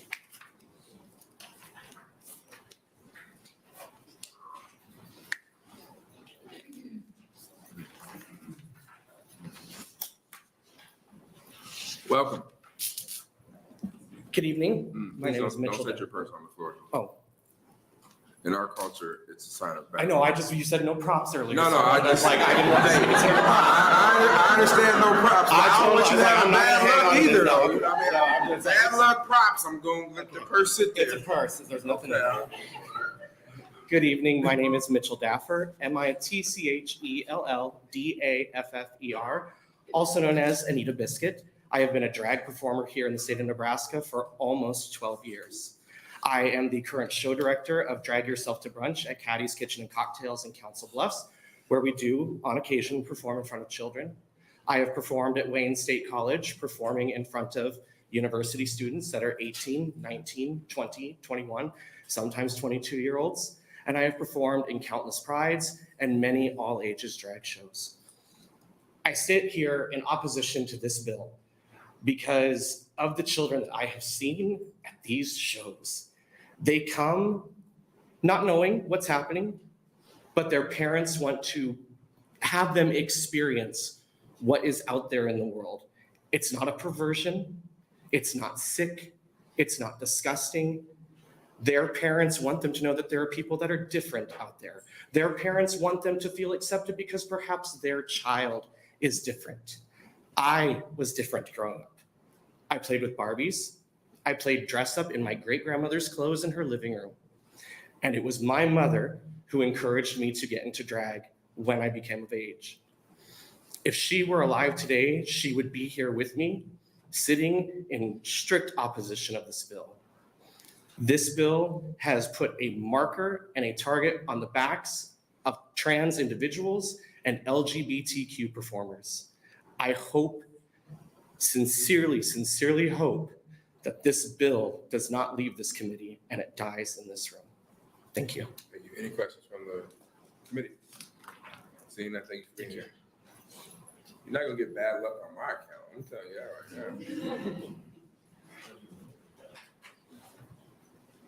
now. Well, good evening. My name is Jacob Thompson, JACOBTHOMSEN. I am a resident of Omaha, Nebraska, a voter, and a drag performer. I perform under the stage name Jackie O. Kennedy. As you can imagine from my presence here and my drag name, politics have played a large role in my life. From a very early age, my parents and grandparents taught me the importance of being informed. I imagined that they knew that I was different because they were particularly hard on me about this. I believe they were preparing me for a day when my existence would be questioned. Today is that day. LB371 is a direct target on the LGBTQIA+ community. This bill assumes that drag artists do not know how to plan and adapt to their target audience, a nationwide discourse that has painted drag artists as a danger to children without giving statistics to prove these claims. This has shown an uptick in violence and threats against the LGBTQIA+ community.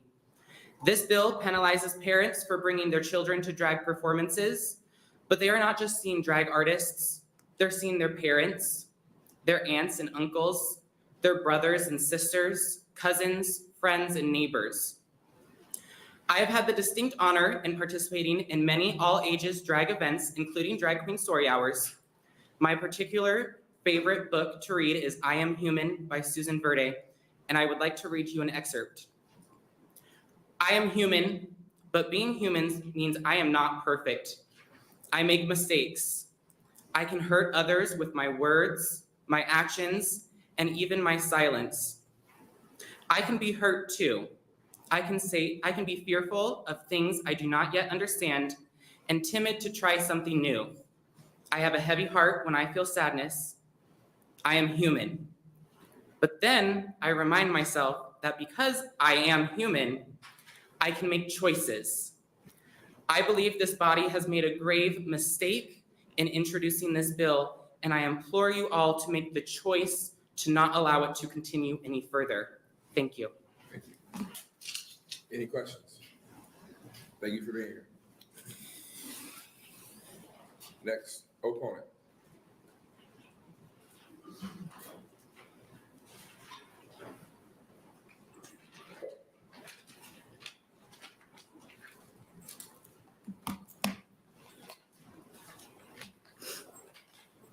Welcome. Thank you. My name is Matthew Armistead, MattheWarmistead. My name is Matthew Armistead. I am a 32-year-old male who resides here in the state of Nebraska, and I am a queer man. I am also a small business owner, and I have been in the performance art form and drag for the last 12 years, producing and managing several shows at several businesses, not only here in the state of Nebraska, but in other states as well. Two of those shows are called Dinner, Drinks, and Drag, which is performed in front of an adult audience, only adult audience. And I also produce and manage a show called Elevated for queer youth, an opportunity for children to experience drag in a safe space where we educate and we teach about love and acceptance. Suicide is the second leading cause of death among young people aged 10 to 24. Lesbian, gay, and bisexual, transgender, queer, and questioning, also known as LGBTQ, are youth individuals that are significantly at risk.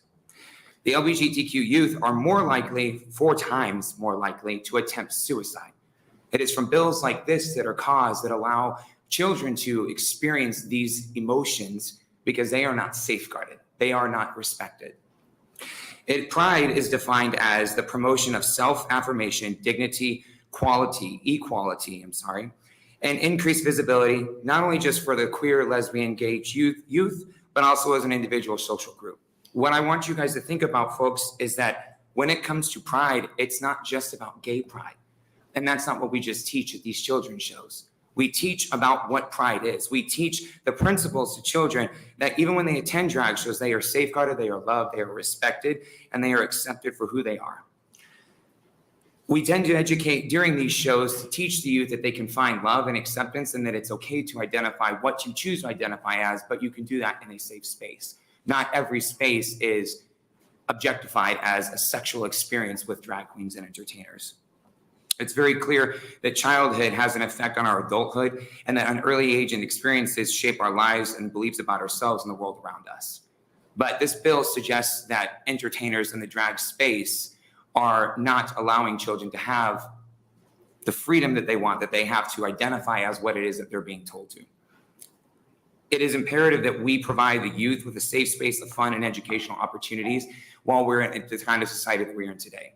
And that's what we do with these youth drag shows. When we set these parameters for the ages and allow youth to come to those shows, when we change those shows and put them as adult oriented or restricted based off of the age. Not every drag show is open to youth. And that's, I think, where there's a big lack of understanding and there's a significant amount of confusion amongst individuals that are proposing bills, like this one that we're speaking about today. Any questions from the committee? Seeing none, thank you for being here. Next opponent.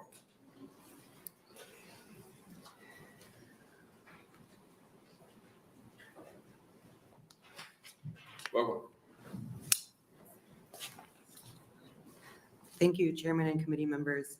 My name is Lucian Blazek, spelled Lucianblazek. I live in Omaha, and I am urging you to oppose LB371. 6 years ago, I came to a Nebraska university to study dance and physics as an honors student, and shortly after, I came out as a trans man.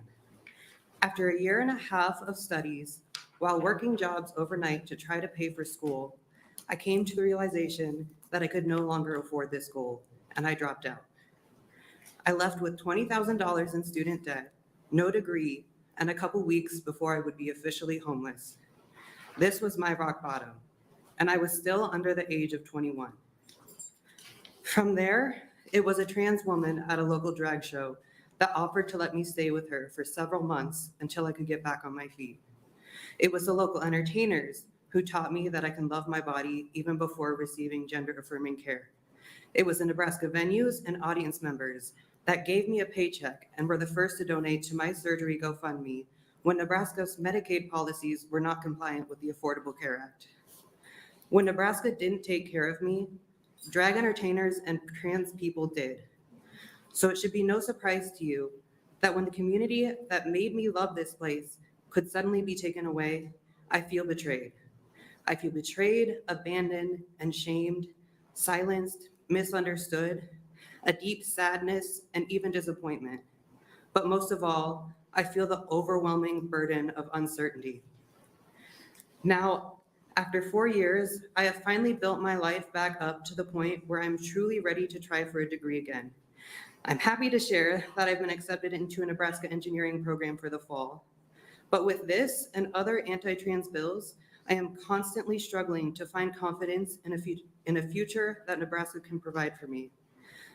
So I hope that when you vote on this bill, you remember that LB 371 criminalizes not only me as a trans man and drag queen, but also the people who kept me alive at my lowest. Thank you for your time. Any questions? Seeing none, thank you for being here. Thank you. Next opponent.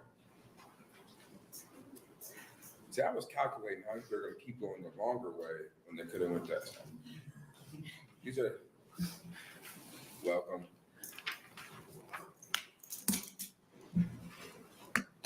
Hello, my name is Sam Plotz, SAMPLOTZ, although most people know me by the name of Amelia Park DeVoe. I'm a local drag artist, and I'm also the entertainment director for Star City Pride here in Lincoln. I have been entertaining in and around the state of Nebraska for just under 6 years now. Within that time, I have performed brunches, matinees, clubs, festivals, universities, and more benefits than I can count. My fellow community members and I have raised funds for local pride organizations, for community members' rents, and gender-affirming care, for venues and businesses, and for a whole host of local and national nonprofits. Throughout all of these events, I have performed for people of all age groups, and regardless of an audience member's age or background, I have been told consistently that drag is inspiring.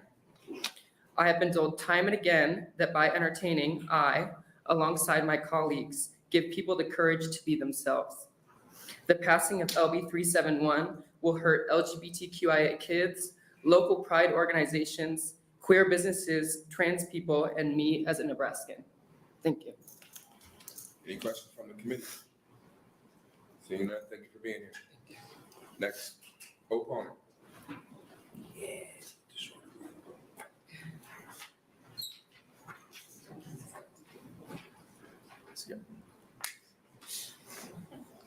Welcome.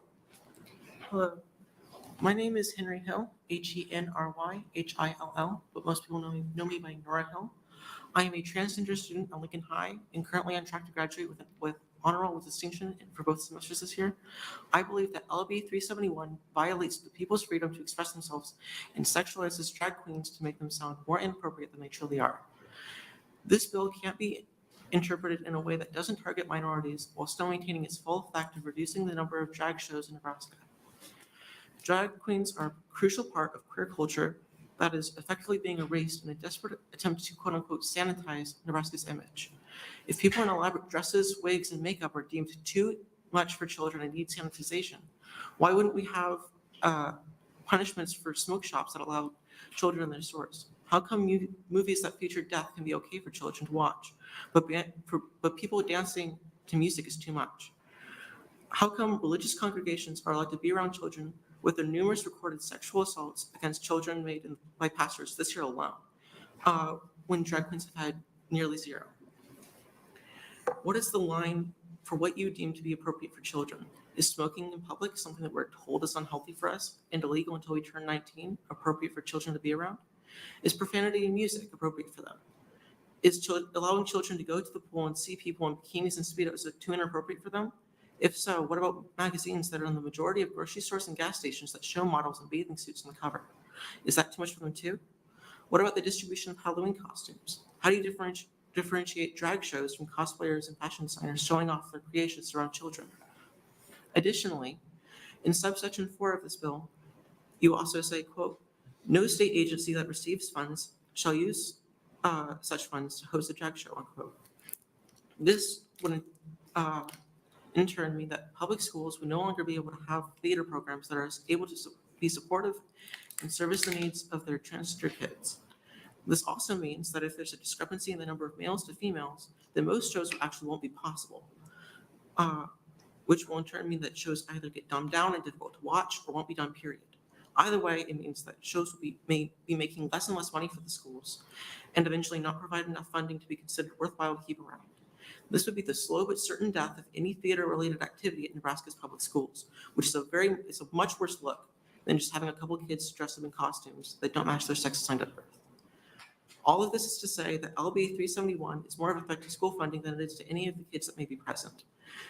We have clear evidence that show that any kind of drag show with children present will have more clothing on than a typical trip to the pool, drastically fewer sexual assaults than going to church or a church-related event, and will be much more child-friendly than any horror film that they might get away with seeing. This bill makes zero sense to pass when drag queens are practically as harmless as they come. Just because you find them sexually attractive or eccentric to you does not justify a clearly unjust law. Thank you for your time. Thank you for coming down testimony. Any questions? Seeing none, thank you for being here. Next opponent.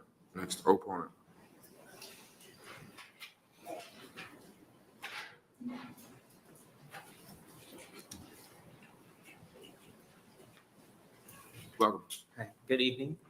My name is Justin Wittun. That is JUSTIN WITTHUHN.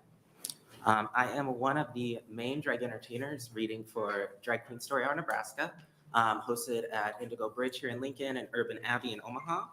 Unfortunately, Reverend Deborah McKnight could not be here. She had a family emergency earlier. She is the owner of Urban Abbey, and I would like to read you her testimony today that she had planned. Senators, we have hosted Storytime at Urban Abbey since 2018. I invited Drag Story Hour in Nebraska because I thought it would be fun and delightful, and it is. We read books that my 9-year-old daughter says make you a better person. There are stories about horses befriending unicorns. There are stories about kids who imagine a journey around the world as a penguin. There are books about boys who wear pink, and Mary wears what she wants, which is a true story about Civil War doctor and hero Mary Walker, who wears pants and she gets arrested in real life. We read books about love and feelings and families and being who you are, and then we craft. The only challenge that has ever happened at Drag Story Hour was when we used paint for the craft. On our third story hour, protesters outside, but a small group came in. They drove 6 hours to stomp around and intimidate people. They shouted 2 expletives, and you will have to excuse my language, fucking faggot, as the kids listened to a story about bunnies. I would like to pause and say I was the reader for that event, and those were the words personally aimed at me, myself. To continue with her testimony, I asked them to leave and banned and barred them with the help of police. We formed a choir of ukuleles and people to sing songs of welcome, love, and peace as families entered the Abbey to block out the sound of protesters shouting harm at families as they entered. Every month, we welcomed and tried to make relationships with the protesters who stood outside. I see I am running out of time, so I'm going to skip ahead just a little bit because I feel like this is important. On Saturday morning, as we were preparing for a fun story time, we received a threatening email. It named 4 of our staff members would die and that bombs had been placed at their homes, including me and my husband. It named a bomb had been placed at our church, Urban Abbey. It was mean and terrible and weird, especially because the harm they promised would have happened already. We called the police and received an immediate response. When I walked into the Abbey, they had already been investigated and searched. The immediate physical threat was gone. The officers were empathetic and compassionate. They explained and listened to my questions about what next steps we needed to take, what I needed to share, and what I needed to hold on to for the pending investigation. I shared with a room full of beautiful families that we had a mean email and the police have cleared the space and deemed it non-credible. I shared this in case folks wanted to go home so they would know in case their family wanted to make another choice. Thank you for your testimony, and just so you know, we have the letter, and it will be a part of the record for the permanency. Appreciate you. Thank you. Coming down.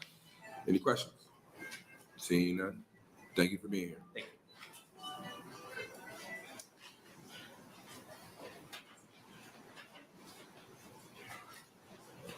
Welcome. Hello. Hello. My name is Amber Neiman. That is AMBERNEAMAN. I'm a UNL student and I oppose LB371. I'd like to start by addressing the language in this bill. It describes drag as dressing as the gender opposite of your assigned gender at birth. I myself am a drag queen and I am also a cisgender woman. And I think that is important to say because it shows how little those presenting this bill know about drag and the people who do it, and therefore do not have the right to be proposing bills about something you know nothing about. You don't have the right to make laws based on personal or moral beliefs. So what is drag then, you may ask? Well, the reason I love drag is because it isn't just one thing. It's an amalgamation of art, acting, comedy, dancing, theater, design, business, and above all, it is community. These people are not evil. They are the most loving and talented human beings you could ever have the privilege of being in the same room with. And we are smart. We already know what is appropriate to wear and perform for all ages shows versus 19+ shows. I started drag when I was 18, and I'm 20 years old right now. And if it were decided that no one under 21 could be at a show, I wouldn't be allowed to be with my community. And sure, the law wouldn't even apply to me after I turned 21, but I am not here for me. I'm here for them. Sorry. I'm here for them because they're the ones who saved me. So I please ask that you choose to let LB 371 die here.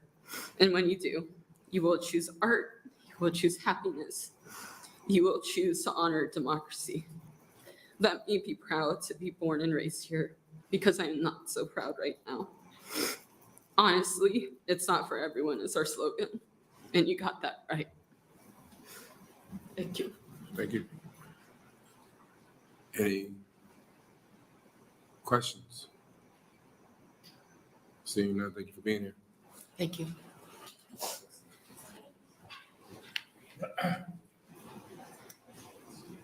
Next proponent, please. Opponent, sorry, opponent. Hold on, 1 second. You guys are in that column back there. There's plenty of room up here in the front if you want to make a move. This testifier comes up to testify. You can sit down. The green light's on, but I promise you the clock has not started. When you're ready, it'll go.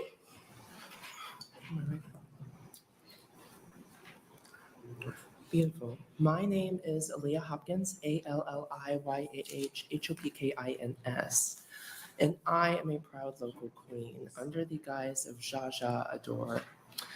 I have been doing drag for just a little over 5 years, and it has changed my life in ways that is indescribable in a 3-minute setting.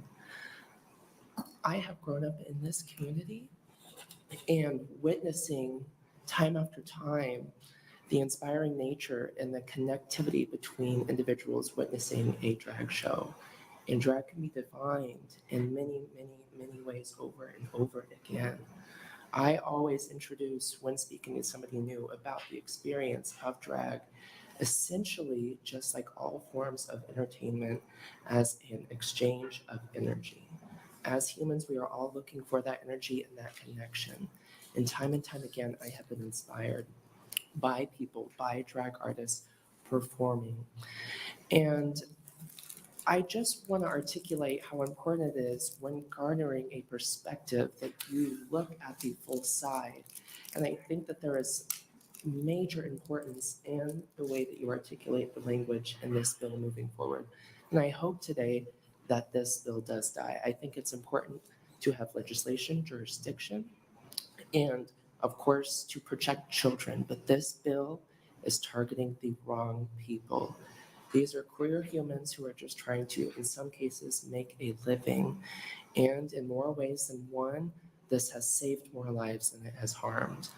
I just want to speak just how divinely loving the community is as a whole, just trying to represent what it means to be human. That is the whole point of artistic expression. And that is what I value above anything else. And I thank you for your time today. And I really just want to highlight that love is love and art is art. And it is important to articulate just how important it is to be authentically yourself. And bills like this and its counterparts are actively counting against, just like me, trans women in the United States, just trying to live their lives. Thank you. Thank you. Any questions from the committee? Seeing none, thank you for being here.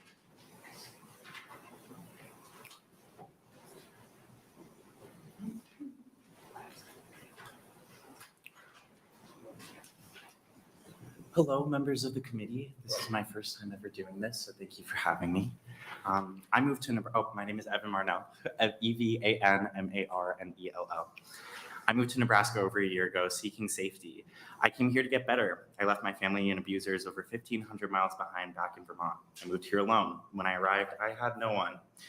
No one knew my address, where I was, or how to find me. I want you to imagine if you were a loved one moved over 1,500 miles away. What would you do? Who would you call? Days would go by and I saw no one and no one saw me. I would go weeks without speaking. It wasn't until I was introduced to the Nebraska drag community that I finally found a sense of belonging. They took me, an orphan, and gave me a family. I'm not sure how many of you have had the privilege of being welcomed backstage at such an event, but what you will find is support not unlike that which you may have had from your loved ones this morning before you came here. Compassionate words of encouragement and validation are shared, confidence is built, and in turn, community is created. These are not just performers, these are fathers, mothers, aunts, uncles, and these are my family. Now, I know I may be young, but like many young Americans, I have always wanted to be a father. I've worked with kids for almost 10 years now, and it has saved my life. Being surrounded by such energetic and kind little humans is one of the highlights of my existence. Now, if you couldn't tell already, I am in fact gay, but I was also the only male instructor in nearly every program I've worked in. I have a long list of professional resumes that would happily tell you in detail the positive influence I've had on these children's lives, but I have an even longer list of people in my life who can't wait to tell you that I'm gonna be a dad. One of the hardest parts of being a teacher is knowing you only see these kids for 8 hours a day. Outside that classroom, you have no control. I don't always know what happens outside those walls, but I do know what happens inside the walls of our Nebraska drag community. You will find lessons of resilience, compassion, empathy, love, support, guidance, acceptance, appreciation, and hope, and most importantly, you will find a family. Do not neglect my child the opportunity to be a part of my family, to watch my brothers, sisters, mothers, and fathers perform, to watch the people who raised his father to be the radiant rock star he is. Let us, as parents, decide what is appropriate for children to continue to protect our rights as queer parents, to provide love and support to those who need it. I would not be here today without my drag community.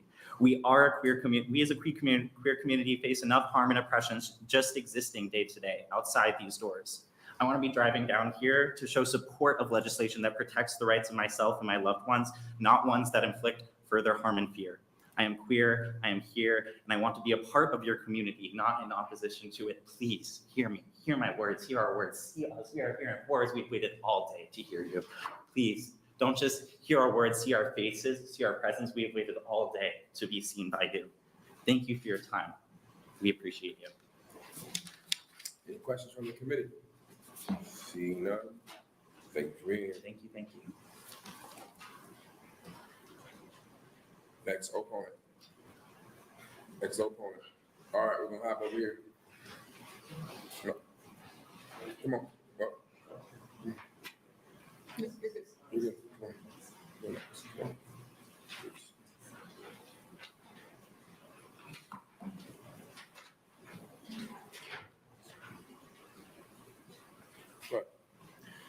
Hello, thank you. Thank you for your time. My name is Chase Oswald, Chaseoswald. I am not a native Nebraskan. I moved here in the midst of the pandemic in 2020. We didn't like the way the place that we worked for back in Kansas took care of how they handled things, so we thought we'd move for the good life. And we moved here, bought a new home, settled down, tried to create our own little family. These people that are being attacked by being a performer are the very people that have allowed me to express who I am where I was not allowed to, where I was back home. We didn't have drag performers. I wasn't allowed to do these things when I was younger. If young people are deprived of the ability to just be exposed to someone who is different than, they will never learn anything that is different than who they are and who they're surrounded by or who their parents choose to. If a parent chooses not to take them to a drag show, that's fine. You don't have to take your child. They don't have to be exposed to that if you wish them not to be. But to impose a moral belief or a religious belief on everyone else just because you or someone near you doesn't like it is unconstitutional. We're all at our own beliefs. Without these people, these performers, these human beings that have become family, I wouldn't be sitting here today. I wouldn't be who I am. I wouldn't have the gumption to sit here and talk to all of you today. I'm just not a person to be advocating, standing up and being out there. It's always told, sit back, just let things happen. We can't sit back and let this happen. If these things happen, entire swaths of communities will be eradicated and or just silenced and pushed away. We are here. We are proud. All we want to do is love, have the ability to love, and let live and let live. Thank you for your time. Thank you. Any questions from the committee? Seeing none, thank you for being here.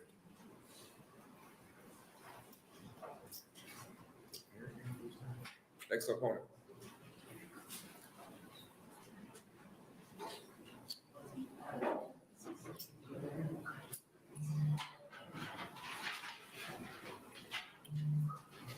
Is the parent here for this child?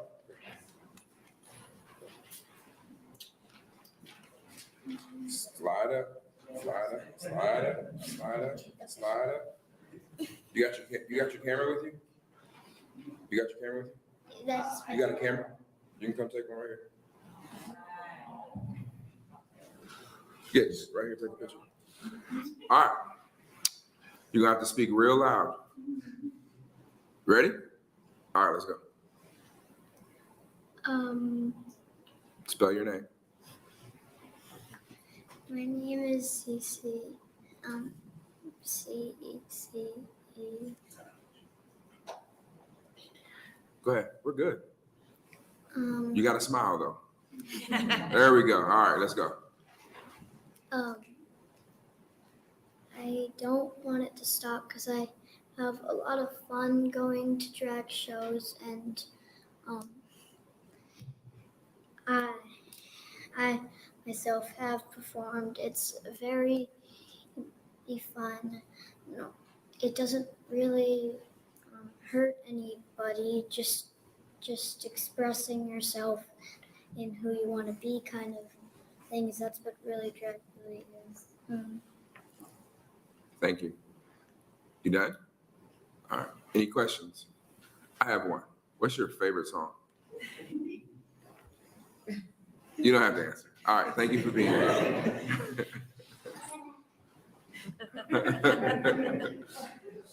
Next opponent. That was the only time you guys are gonna get to laugh the rest of the night. Okay, so glad you got that. Next opponent.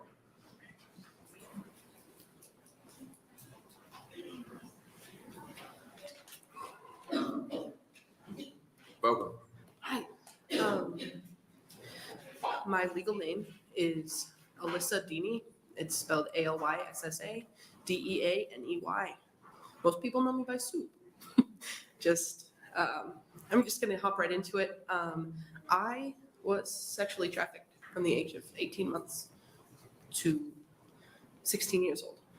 I went to my first drag show when I was 18. I got to see it at Dawes House here in Lincoln, and I have been here in Lincoln. Well, I was raised here. I mean, I was here from 2 to 16, and when I escaped, I left. I went to Ohio. I moved with my mom, and I came back because I wanted to try again, and I wanted to be here. And I just need everybody to know that out of the people that have tortured and hurt my body as a child, not one of them was a drag queen, but multiple of them were leaders of a church. Multiple of them. They knew each other, they talked to each other, and they knew me. And I need everybody to know that I am a lovely person, and that doesn't change because I wear a binder to hide my triple Ds, or that I wear docs, or that I go to drag shows on the weekends with friends. And those drag shows that I see with my friends on weekends, those are 19 plus drag shows. Of course, they get a little raunchy. Sometimes we dance, we have a lot of fun, but never would a child be there for that. It's the same as a club dance. Be there for that. It's the same as a club dance, or if people went to go see stars perform, there would not be a child. But of course, those same dancing techniques, of course, people still learn how to dance, strip. People dance, people perform ballet all the time. That has nothing to do with sex or abuse or grooming. And I think that we are endangering more children than we are saving by introducing this bill and by even here today.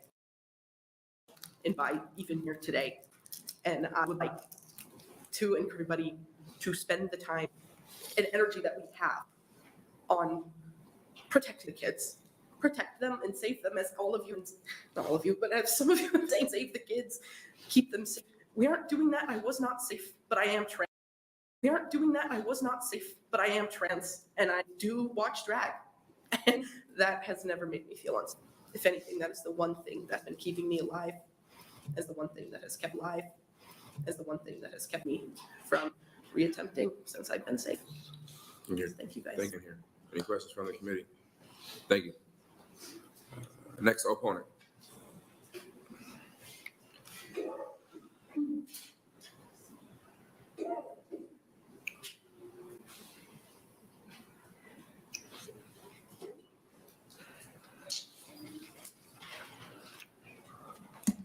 Welcome. Hello. My name is Caitlin Mayer. It's spelled Kitlynmaier. I-E-R. I used to be transphobic. When I was growing up, I was taught nothing but fear of the other, of trans and queer people. I had fear of hypothetical child abusers hiding behind a colorful flag. Then in high school, I met the first person I had ever met in my life who was trans. He was just like me. His name was Casey. He liked playing video games. His name was Casey. He liked playing video games and reading books. He taught me more about what it was like being trans. I connected with somebody in my community, and I started to learn and unlearn things that I had been taught while I was growing up. I was afraid of trans people because I didn't understand them at the time. I think some of the people in this room here feel the same today. I invite you, if you feel that way, to actually go to a drag show. I have never felt unsafe at a drag show. You know why? Because it is men wearing dresses, lip syncing to pop music. That's it. That's literally it. You will see people here in drag today testifying. The only difference between this and a drag show is, again, a song playing and then lip syncing. That's it. There's nothing inherently sexual about it. If you find something sexual about that, just that, consider looking inward and figuring out what that means about you. I'm sure our community would love to have you. Any questions from the committee? Seeing none, thank you for being here. Next opponent.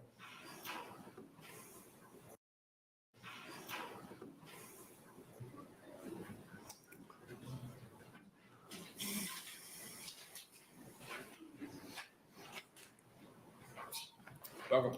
Thank you. Good evening. Thank you for having me. My name is Jenny Tyner, Jennytyner. That's my legal name. I'm known here often as Juju. And what I find interesting about this bill is that it makes lots of assumptions in its language about what it is that queer entertainers do. And in order to, I don't know, make a cute little analogy, I've definitely been following this legislative session, and I would like to thank the senators present who voted down 574. And I'm going to make an assumption based on the two here that voted yes on 574, that you are my audience. We're not doing that. Sorry.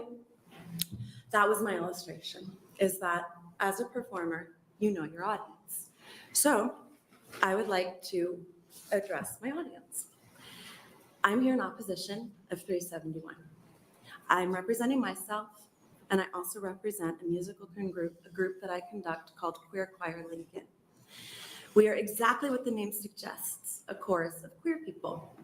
And we are beautiful. I have women who are baritones and men who have higher voices. I have literally everything in between, every gender identity and expression, singing whichever voice part their own voice is meant to sing. We perform sold out shows to people of all ages. Some of us are in drag, some of us are not. Some of us are trans and some of us are not. Some of us are parents, some of us are not. Some of us are in what we call straight presenting relationships, and some of us are not. All of us identify as queer, and none of us are a danger to minors. This bill has become colloquially known as the drag bill. Oh boy, okay. That was a light, okay. I'm so happy that my friends in the drag community are here to speak on why the art of drag poses zero danger to children, and I wholeheartedly agree. But what I am here to highlight is that within the language of this bill, it is not story hour and brunches alone that this would affect. It is any person who performs in any capacity and presents in a way that doesn't line up with their perceived gender. I would like to know how 50 queer folks singing Here Comes the Sun for a spring show poses a threat to children. I would further like to know how Senator Murman and supporters of this bill would propose to enforce it. Am I to be fined $10,000 per child? I have 2 children. If they come and listen to me conduct a bunch of beautiful people that they have had Thanksgiving with? Is it considered drag if a person with a penis wears a skirt, but I'm wearing pants? Am I in drag right now? Thank you for your testimony. Thank you very much. Please do not advance this bill. Appreciate your testimony. Any questions from the committee? Happy to answer. You know what? That was good. See you soon. See you. Next opponent.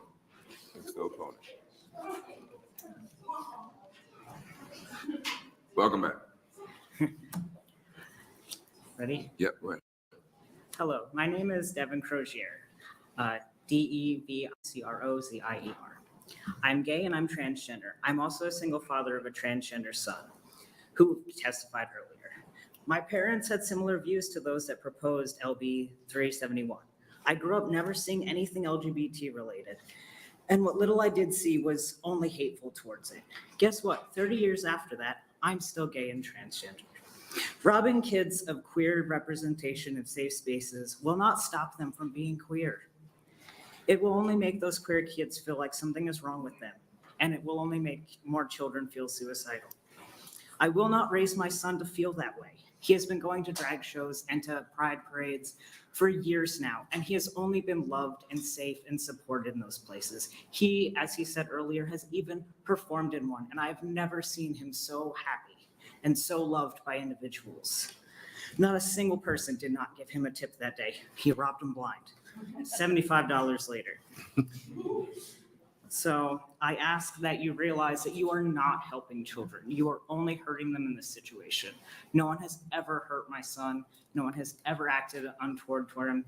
But I've had multiple people that support bills like this that have yelled at him from the street because he was wearing rainbow clothes, going to pride parades, and things like that. So I ask you to just look and see what you're really doing here. You're not trying to save children. You're trying to keep people from knowing what queer is and hope that they just live their lives unhappy, thinking that they're straight and that there's something wrong with them. Thank you. That's all I have to say. Thank you. Any questions from the committee? Seeing none, thank you for being here. Next opponent.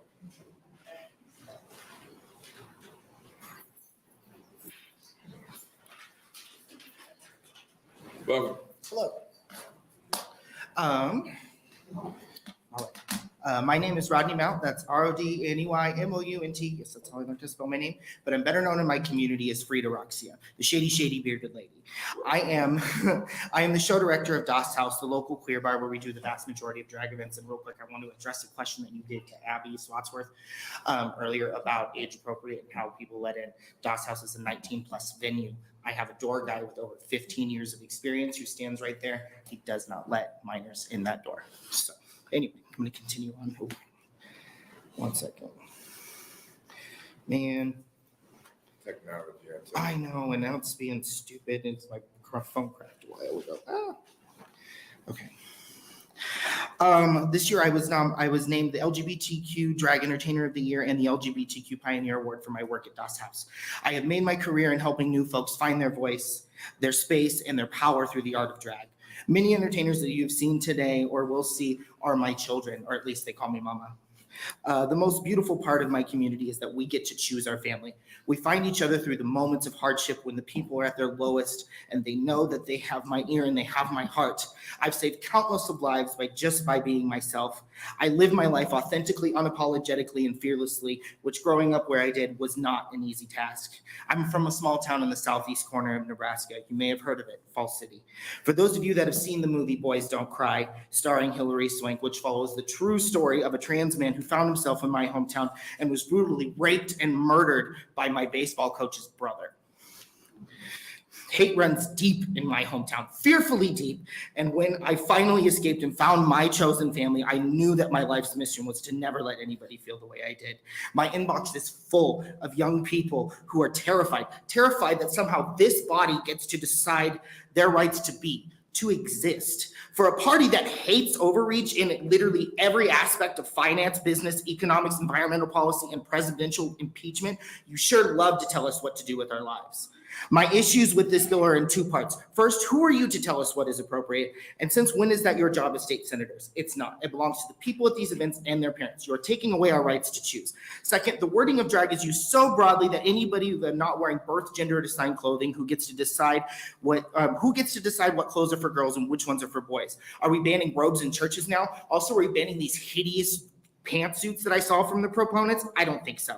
I doubt it. So this bill is impossible to regulate, which tells me one thing. It's not about drag. This is about erasing trans people from public life. You've had no problem with Tyler Perry teaching Christian values as Medea for over 20 years. Julie Andrews, Robin Williams, Barbara Streisand, Wesley Snipes, Patrick Swayze, John Travolta, even Rudy Giuliani have been in drag. It's all drag, folks.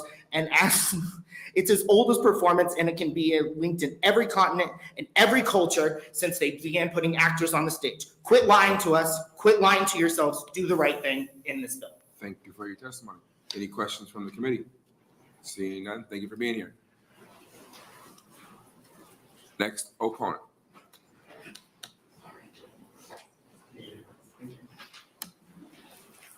Welcome.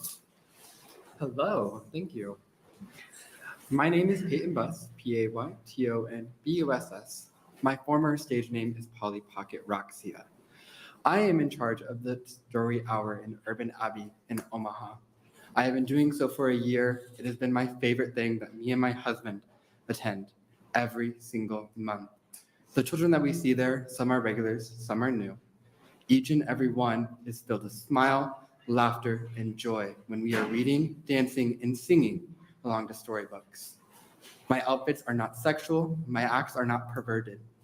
I dress like this predominantly when I do these story hours. I am wearing more tights right now than most of you are wearing clothes. Nothing I have ever done or said to these children at my drag shows have been malicious or filled with any negative, hateful intent. I am here to stand up for my story hour because it is my pride and joy of why I do drag. Thank you. Thank you. Any questions from the committee? Seeing none, thank you for being here. Thank you, guys. Next opponent.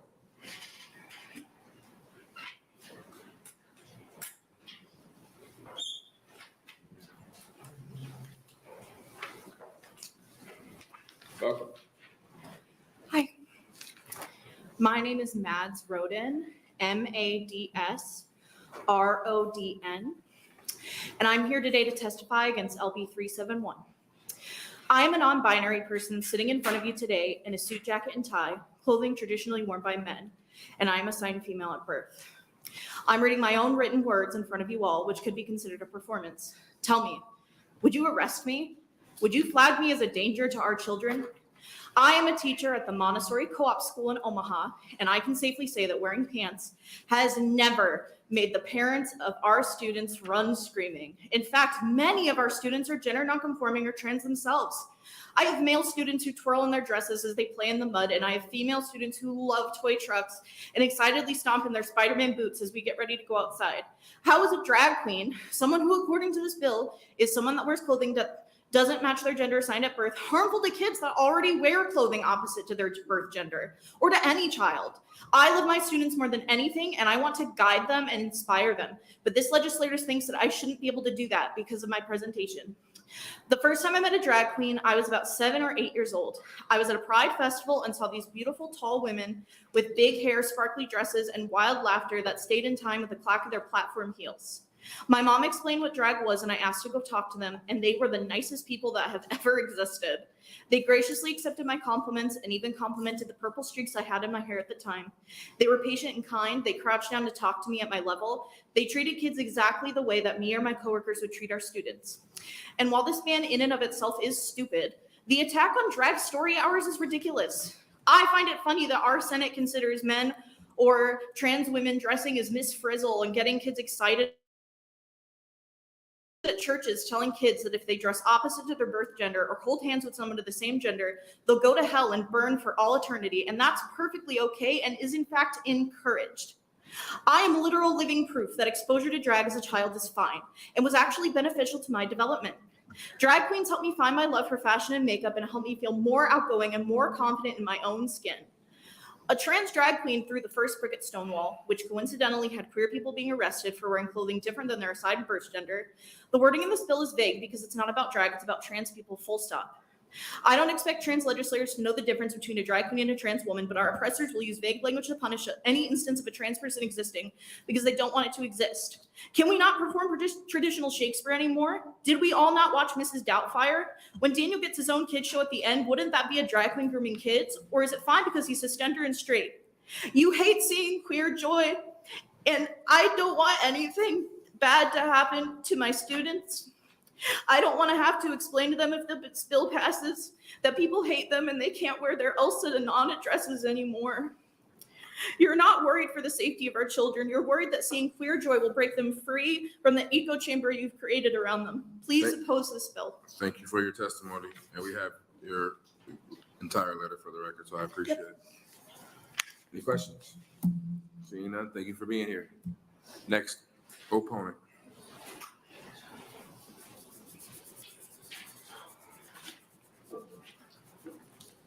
Welcome. My name is Sarah Horwath, Sarah Horwath.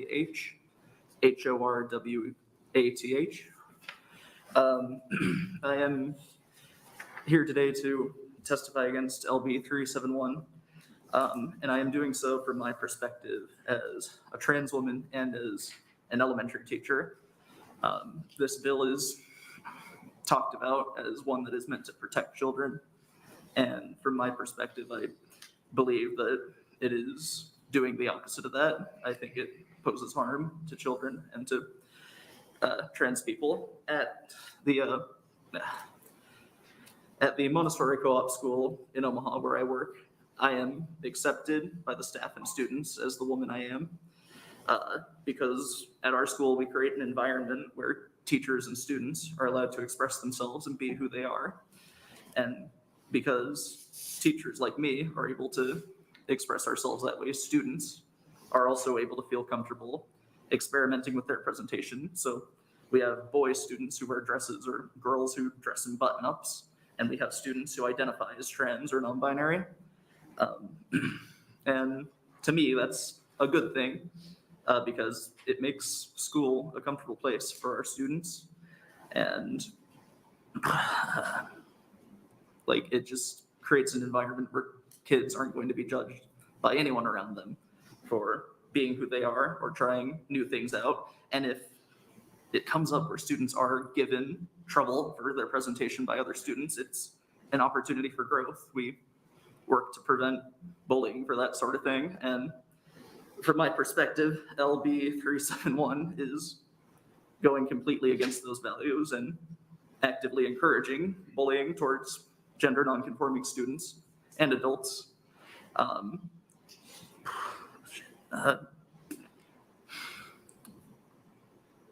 And that is because by the bill's standards, it would criminalize any performance involving a performer exhibiting a gender identity that is different from the one they were assigned, which in itself is cruel and pointless because drag events that have explicit content are usually 18 or 21 plus events anyway.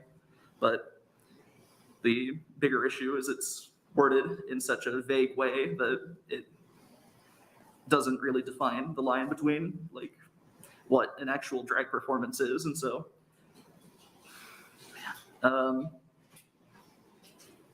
so like as a trans woman, if I were to go to work and read to my students or tell a joke, do my students count as an audience? Am I in legal trouble if this bill goes through? And like, how does this apply to gender nonconforming students? Like if one of my students wears a dress and does a class project presentation, are they? Thank you for your testimony, and we have your written testimony. So any questions from the committee? Seeing none, thank you for being here. Next opponent.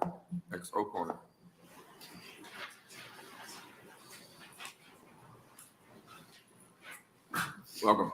Howdy, how are y'all?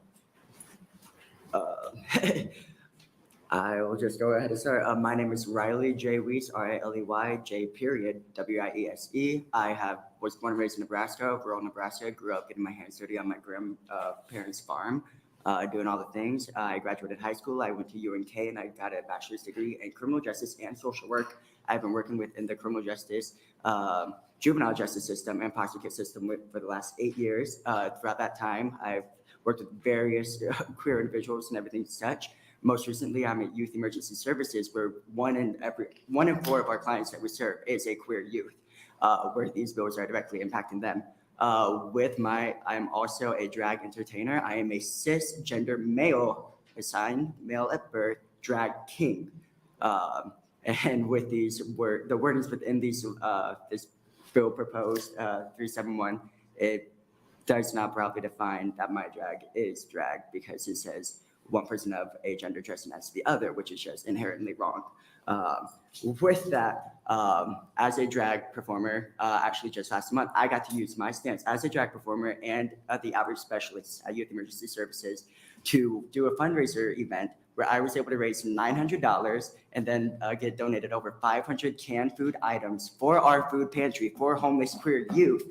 And without being able to be this drag entertainer to do such as that, I would not be able to do that. Where our budget is $700 a month for pantry bags for these youth, that gets us maybe 40 bags. We have hundreds of youth that are literally needing help on the streets. And what are we doing? We're here right now is trying to say that drag is bad, that we're putting our kids in danger when all the other laws in place are keeping our kids in danger, our kids that are on the streets. If not to help them, what are we trying to do? And then let's just throw out a couple other things. Another reason to oppose the bill. According to the National Resource Center on Domestic Violence, nearly 1 in 10 trans individuals are attacked a year for simply living their life while being trans.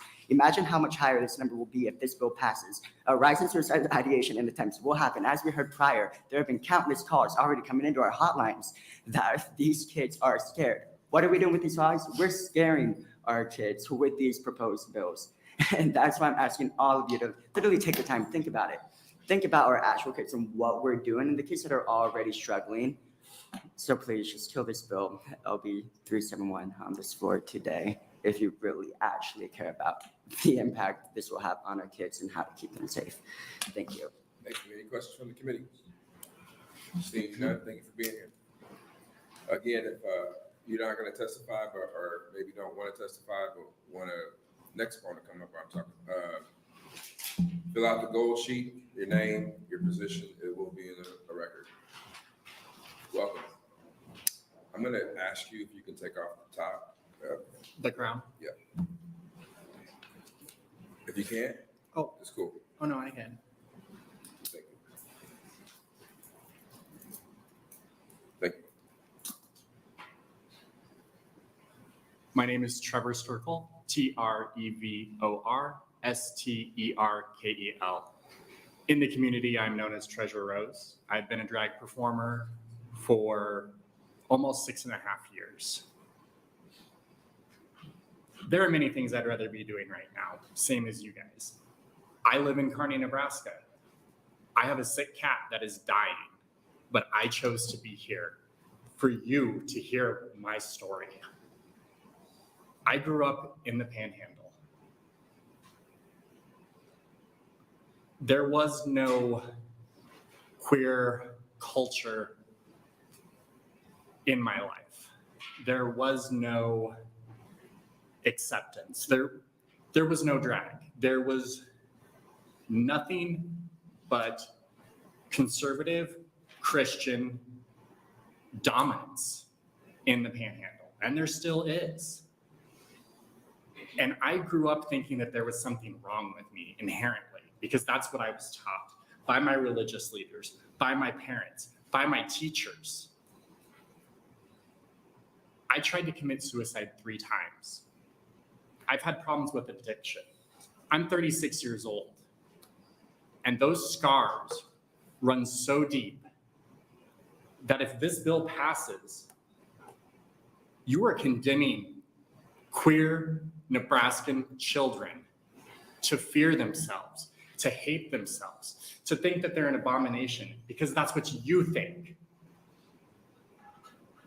You accuse us of grooming, but if this bill passes, you will be the ones grooming those children, grooming them for a life of suicide, drug addiction, sexual abuse.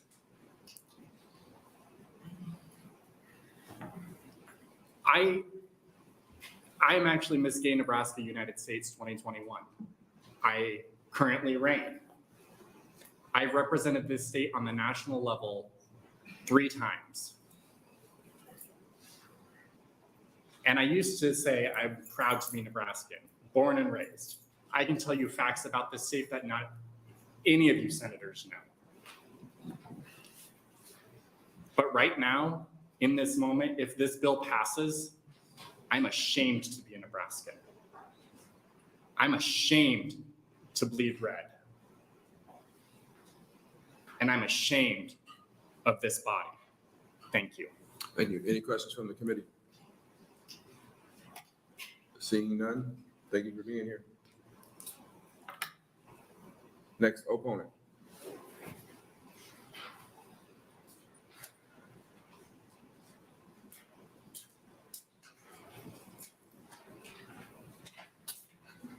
Hello, my name is Colin Baumgartner, COLLINBUMGARDNER, but most people around here would know me as Scythe. That's my drag name. I am a trans man, and I moved here 3 years ago, and I came to love this place. I came to love my family that I found, the family that found me in the queer community. I found drag as an art, as a performance, as a sense of self-expression for who I feel on the inside. And I recently started to produce one of the all ages shows that is around here. The owner of the venue, Alma, came and testified. It is at Mana Games, and you saw one of my regulars, someone who comes every time testify. You saw this child come up here and tell you that they don't want to lose that sense of expression. None of us do. When I put on these shows, when I perform, when I produce, I am showing the world who I am, and I am showing the world, and I am showing everyone else that it's okay to be who they are inside. And with this bill, not only will it take that performance aspect away, it directly targets the trans community. It targets my family. And I'm going to be honest, I didn't know what I was going to say when I showed up here today. But I knew that I had to say something to stand up for myself, to stand up for my family who has done nothing but cheer me on and have my back. And the fact that people don't want to see us as part of their community, that they see the entire queer community as other, that they see the drag community, the trans community as something that should be shameful, that is disheartening. And I truly hope that with all the people that testified today, with all of the people here who you see looking at you, with all of the people who have looked you in the eyes and asked you to please not let this bill go through, that you will have a change of heart, that you will understand that we are human and that children are just little people. They're not anything other than people who are going to grow up, and I want every single queer child to grow up knowing that they are loved and that they can be who they are and that they will have a community to support them. And if this bill goes through, they won't know that. Thank you. Thank you. Any questions from the committee? Seeing none, thank you for being here. I'm gonna hop back over on this side because I feel like we've been stuck in this side a little bit, so yeah.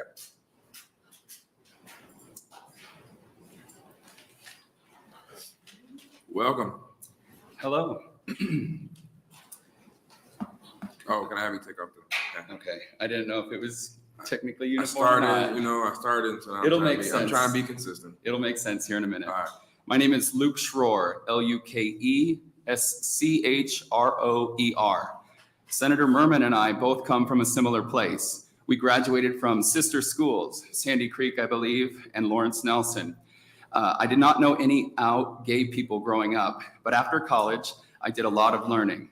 Part of that learning involved me being a gay man with an attraction to men, so I did not understand drag queens. I'm not attracted to women, so I didn't understand the appeal. Then I started fostering relationships with drag performers. Finally, I understood drag can be so many things. It's a creative outlet, comedy, a political statement, it's educational, and it's a discovery of oneself, in addition to nuance there. I'll give you a story. After I learned these truths about drag, my industrial electrical company partnered with a nonprofit. Every Wednesday during October, our company would donate $10 for every employee who wore purple. The funds went to a domestic abuse nonprofit. Knowing that I work with many straight men, I knew hardly anyone would notice someone wearing a purple t-shirt. I used my new knowledge of drag to help break the norm and show up to work with my hard hat, high vis, and steel toe boots, but additionally also wearing purple eyelashes, a purple shirt, and purple makeup. All day long, I had coworkers coming up to me asking, "Did you go out and party and forget to take off your makeup last night?" My reply would be, "No, our company is donating to a nonprofit." And just like you saw something was out of place today with me, if you see something is happening with one of your buddies, maybe hitting a partner perhaps, just like you said something, you should also speak up if something is out of place relating to domestic abuse. In addition, we hide domestic abuse with makeup like I am wearing. I genuinely think you are naive to what drag is, but I had the capacity to learn. I am from 42 County, Nebraska, Knuckles County. I had the capacity to learn because I befriended drag queens. I did not vilify them. My parents raised me in a fashion that they thought was appropriate. We are not mandating that you take your kids to a drag show. Let Nebraska parents choose how to parent their children. If I got pulled over driving to work, would the vague language in this bill count as drag in public? And I would like to also state for the record that it is a Friday night and we lost many voices hoping to speak tonight because this is a weekend and this is when we work. So do you have any questions for me? Any questions for the committee? Sienna, thank you for being here. Thank you. Next, opponent.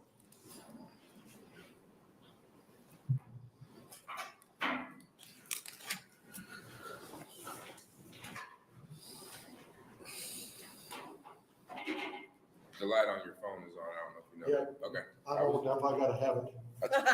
You're fine. I just, Okay. sometimes I forget to turn mine off. so that's Okay, all. thank you.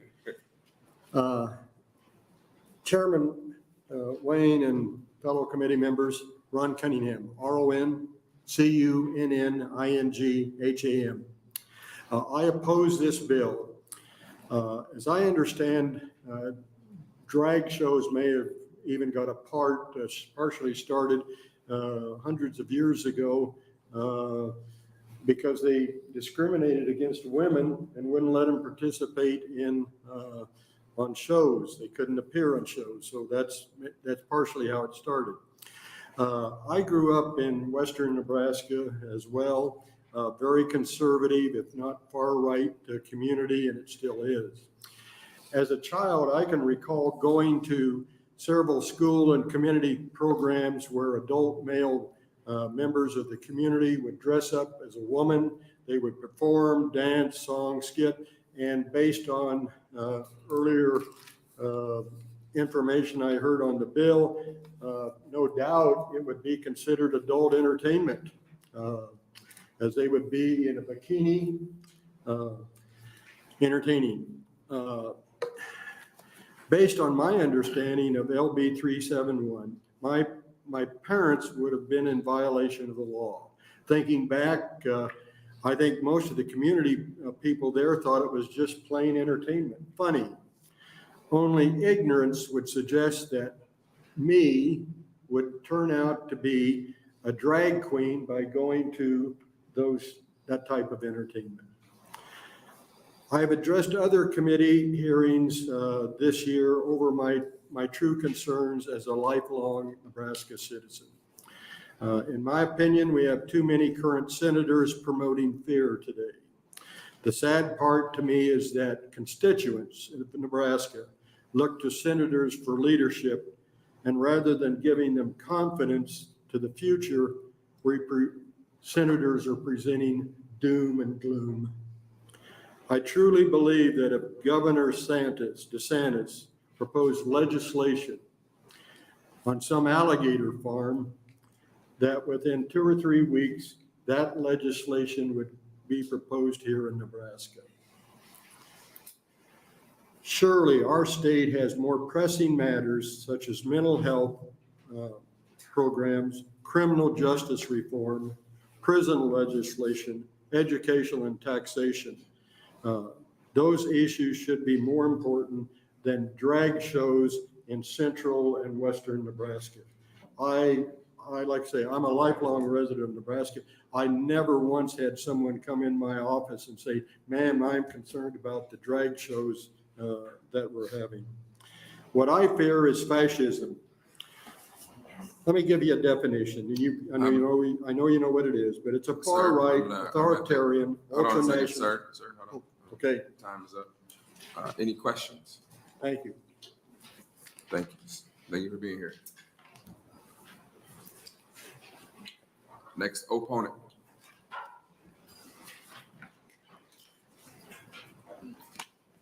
Welcome. Hi, thanks for having me. My name is Anna Nesmith, ANNANESMITH. I wrote something here, but I feel like now that this is full of statistics, this is full of experiences, but you guys don't want to listen to statistics, and you guys don't know. You live in ignorance. The things I've heard coming from the proponents and from Senator Murman's bill are just completely false. I am 18 years old. I am a senior at Lincoln High School. I eventually want to be an SFX movie and makeup artist. I use drag as something that helps me complete this goal. I got into the SFX makeup through drag. I wouldn't be able to attend drag shows until November if this bill was passed, and it directly harms me. If you really cared about children, you would care about gun violence, because the #1 cause of death for people ages 1 to 19 is firearms. People are getting killed in schools. I am scared to go to school. Drag queens are not the problem. I promise you that. We do not have an agenda, and we do not want to harm your kids. You are driving away the next generation of Nebraskans, and you are driving away your future senators, your future legislatures, because these downright oppressive laws make us want to move away. All we are asking is that we can exist in peace, and we can have a space that we can share our art. Drag is art. Art is subjective. Please take into consideration the future of Nebraska. Please take into consideration everyone's experience here. Thank you for your time. Thank you. Any questions? Seeing enough, thank you for being here. Next opponent. Thank you earlier for the helping with the hallways, helping communicate things. I really appreciate it. Go ahead. Good evening, Chairman Wayne and esteemed members of the Judiciary Committee, and thank you for being here to listen to everyone's testimony. My name is Petra Wahlquist, PetraWahlQvist, and I'm the Executive Director of Nebraskans for the Arts. Nebraskans for the Arts is a statewide nonprofit organization committed to advancing opportunities in the arts to improve the lives and learning of all Nebraskans. One of our priorities is to monitor the effects, negative or positive, of new bills on the arts and cultural sector in our state. I'm here today speaking in opposition of LB371. What we do in the arts is bring people together. The arts play a powerful role in creating community, We also stand against any form of discrimination and strive to be a welcoming experience for all. Specifically, here are a few key reasons why LB371 would negatively impact the arts and cultural sector, artistically, practically, and economically. According to the definition of a drag show in LB371, the bill could have the following effects. 1, place undue financial burdens on organizations for instituting screening methods. This bill places undue burdens on Nebraska organizations, including small businesses and nonprofits, who would need to establish screening methods to see the age of their patrons. This would add staff costs or put stress on volunteers, with the possibility of a $10,000 fine and a Class 1 misdemeanor if a mistake is made. 2, cause financial hardship for small productions. Oftentimes, for financial and practical reasons, one performer plays multiple roles in regular or touring productions. Some of the roles one actor plays may not be of the gender the actor is assigned at birth. One-person shows specifically are made for one actor to portray multiple parts, usually of different genders. Hiring additional actors and paying for extra lodging and travel if touring puts an undue financial burden onto small companies. 3, prevent access to Shakespeare's work for audiences and actors under the age of 19. Most of Shakespeare's work features scenes where characters dress as another gender to disguise their true identity. There are also artistic choices to present Shakespeare's work with an all-male or an all-female cast, especially in educational settings. Opera productions have the same challenges. Those opportunities could now not be offered to audiences or students under the age of 19 or under 21 if alcohol is served. 4, prevent opportunities for students in educational settings. In many school productions, students play roles that exhibit a gender identity that's different from their gender assigned at birth. For example, female students may play the shepherds in A Mall and the Night Visitors, or a female student may play Peter in Peter Pan. We want to ensure that students are not prevented from educational opportunities as this best fit their program, school, or community. These are a few of the unintended burdens on performers, organizations, educational institutions, and citizens that could come about from LB 371. I hope these examples will help provide insight into the consequences of the bill. We stand against discriminatory language and these limitations on creative expression through the arts, and therefore strongly oppose LB 371. Thank you. Thank you for your time. Any questions? Thank you for being here. Next opponent.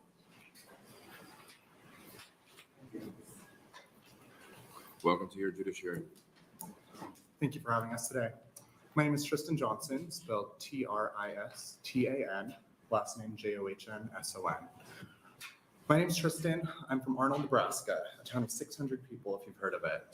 I grew up as a little kid going to church. My grandpa was the preacher. I did not always feel accepted for who I was, but I always had dreams of coming to the bigger city of Lincoln because I knew that that's where more people like me may be. I never met a gay person until I was either looking in the mirror or until I was graduated and out of school. At about age 11 is when I knew that I was gay. I started experimenting with self-harm, and queer representation would have helped me greatly. Queer representation, drag artists, and performers are not here to harm children. I did not experience queer joy until the year of 2017, when I had the privilege of going to a bar after getting my ID checked and watching a drag show. Seeing people freely be themselves after I was told that I was going to hell my entire life, laying in bed and praying to change, was the life-changing moment in my life when I started to love myself. Restricting drag, restricting queer expression will do nothing to prevent anything happening from children except knowing that they can be themselves when they grow up. I'm nervous, I'm shaking, and I'm not usually like this when I'm speaking in public. I've been to state speech, I work in customer service. I'm scared for our youth right now. If I was little Tristan and I was 11 years old right now, watching the news and seeing queer expression stifled like this, I don't know if I would have made it. I almost didn't already, and the future looks very dark from here. When you're thinking about this bill, please think about the children that will be affected. Please think about the expression of adults, young adults, people who don't have family. These are my family. The performers you have seen perform, the queer individuals you've seen speaking, they have done more for me and been there more for me than my personal family is. They're the ones I talk to and spend the holidays with. It is not my parents. Drag saves children. Thank you. Any questions from the committee? Seeing none, thank you for being here. Next opponent. Welcome. Hello, my name is Autumn Smart, AUTUMN SMART. I'm here today to oppose LB371, and my comments and views are my own. I'm an educator in an institution of higher education here in Nebraska. I'm an entomologist, means I study bugs, specifically bees. One of the fascinating things about bees is that they dance. I don't know if you've heard about this, but it's called the waggle dance, and it's used by bees inside a colony to tell their sisters the direction, distance, and quality of flowering resources in their surrounding environments. I regularly stand in front of my students, 19 years and under, 21 years and under, and perform, very embarrassingly, waggle dances. I will save you all from that today. I also read excerpts from books to my students for educational purposes. And I'm also trans, and therefore my biological sex does not match my gender identity and expression. So, as I read this bill, in all seriousness, I may be considered a performer and certainly am an educator. I read and dance in front of my class, comprised of minors in an entertaining, you might put that in quotes, an educational manner. And as I read AM 67, the amendment to this bill, it does include for educational purposes. So you might find that absurd or say that that's clearly not the intent of this bill, but the problem is who decides what is adult entertainment, because it's not adequately defined in the bill. So what happens when someone decides I've encouraged sexual interest when I read about discussing the mating behavior of bees? It's a fascinating topic. Briefly, queen bees mate with 10 to 20 bees. Each male that they mate with inserts his penis into the vagina of the queen, and that penis is broken off, and the male falls to the ground dead. So these are the lucky males. These are the lucky males in honeybees, right? The ones that mate have their penises broken off and die. So how do we enforce the vague language in the bill? Sorry, I lost my place. This bill can easily be interpreted and used against trans and non-binary people like me, going about our daily lives, working and trying to live in this state. Are you going to sick the morality police on me and people like me because we're just trying to do our jobs, live our best lives, and be productive members of this society? The rhetoric going around these days regarding LGBTQ people as pedophiles and groomers is dangerous and harmful. It promotes violence against gay, trans, and non-binary and drag performers, including hate crimes and discriminatory bills like this one. So I urge you to oppose this bill. Thank you very much. Thank you for being here. Questions? If it wasn't so late, I'd have a whole conversation with you about bees right now. Between the two of us, we would have had a whole conversation, but we'll have to catch up another time. Sure, some other time. Thank you. Thank you. Next opponent.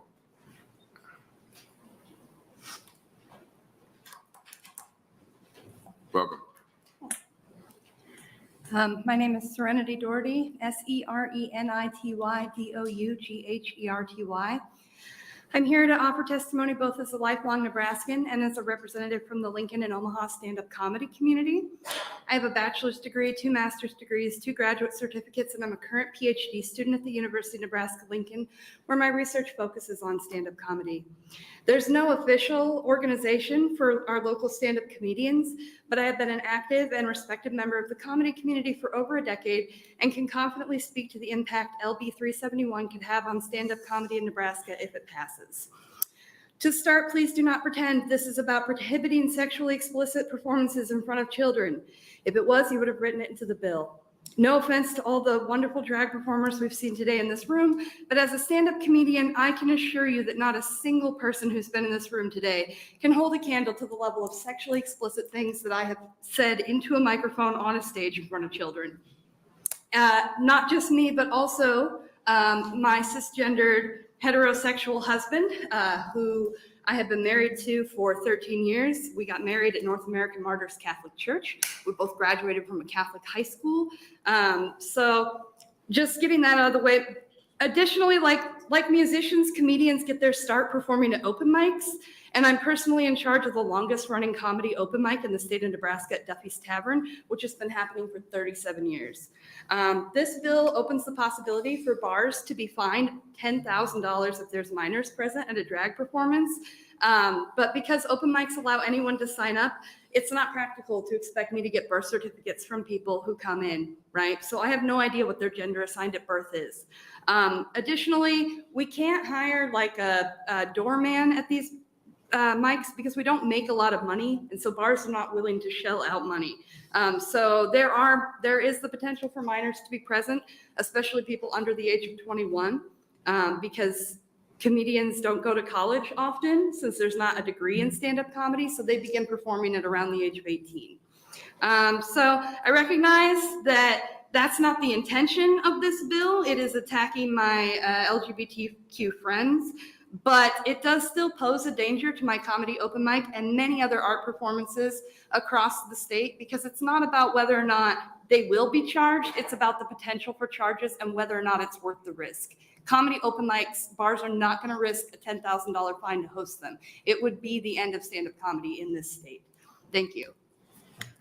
Any questions? Seeing none, thank you for being here. Next opponent. How many more testifiers do we got here?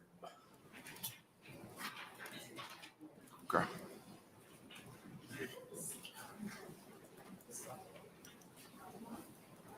Welcome. I would like to thank everyone for having us today. My name is Jordan McCormick. That's JordanCormick, or people know me as Amy Lynn Grace around the community. I've been performing in drag for a little over a year now, and I can say that this community in Nebraska and in general is one of the most accepting communities that I have ever witnessed. I've been in speech, I've been in debate, I've been in mock trial, I've been in the arts, but this community has the one that was accepting of who I was, and I didn't have to change one thing about me. If this bill is passed, it would be a direct violation of our constitutional right of freedom of expression. Freedom of expression is supposed to be for everyone who lives in the United States of America, not just those white cis men. Additionally, if we really want to protect the kids, let's talk about the gun violence that's happening around America each and every year. According to the gun violence archives updated on a regular basis, there have been over 39,000 instances related to gun violence, and 582 of those children ages 0 to 11 have been killed or injured, and 2,277 ages 12 to 17-year-olds have been injured or murdered due to gun violence. This is what's harming kids in America. This is what needs to be talked about, not drag performances. My community is tired. We are fed up of constantly having to come here and testify for our own lives. And I know you're all tired of sitting here and listening to testimony after testimony, but buckle up, because my community will show up every time. My community will come here and testify for our lives without fail, and we will testify with every fiber in our body. I ask the committee to please do not let this bill pass. I ask those on the proponent side, please take your actions today under advisement before making a grave error of judgment. Thank you. Thank you. Any questions from the committee? Seeing none, thank you for being here. Next opponent. Next opponent.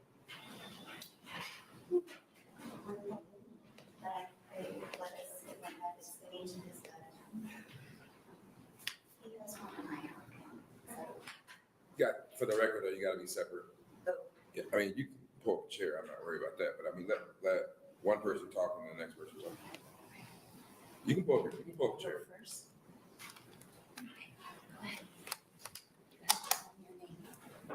My name is Asa, and Hold on 1 second. You have a camera? I do this with every kid. I wanna make sure if any kid participating on any topic, I think it's important to be engaged. So I have parents capture it. Every kid who came before here has got a picture. regardless of the topic. I've asked everybody to take those off. I know, yeah, you can't. You gotta take it off the I'm other. being consistent. Sorry. You ready? You got to smile though first. All right, let's go. My name is Asa, ASA. Where are you from? I'm from Nebraska, Omaha.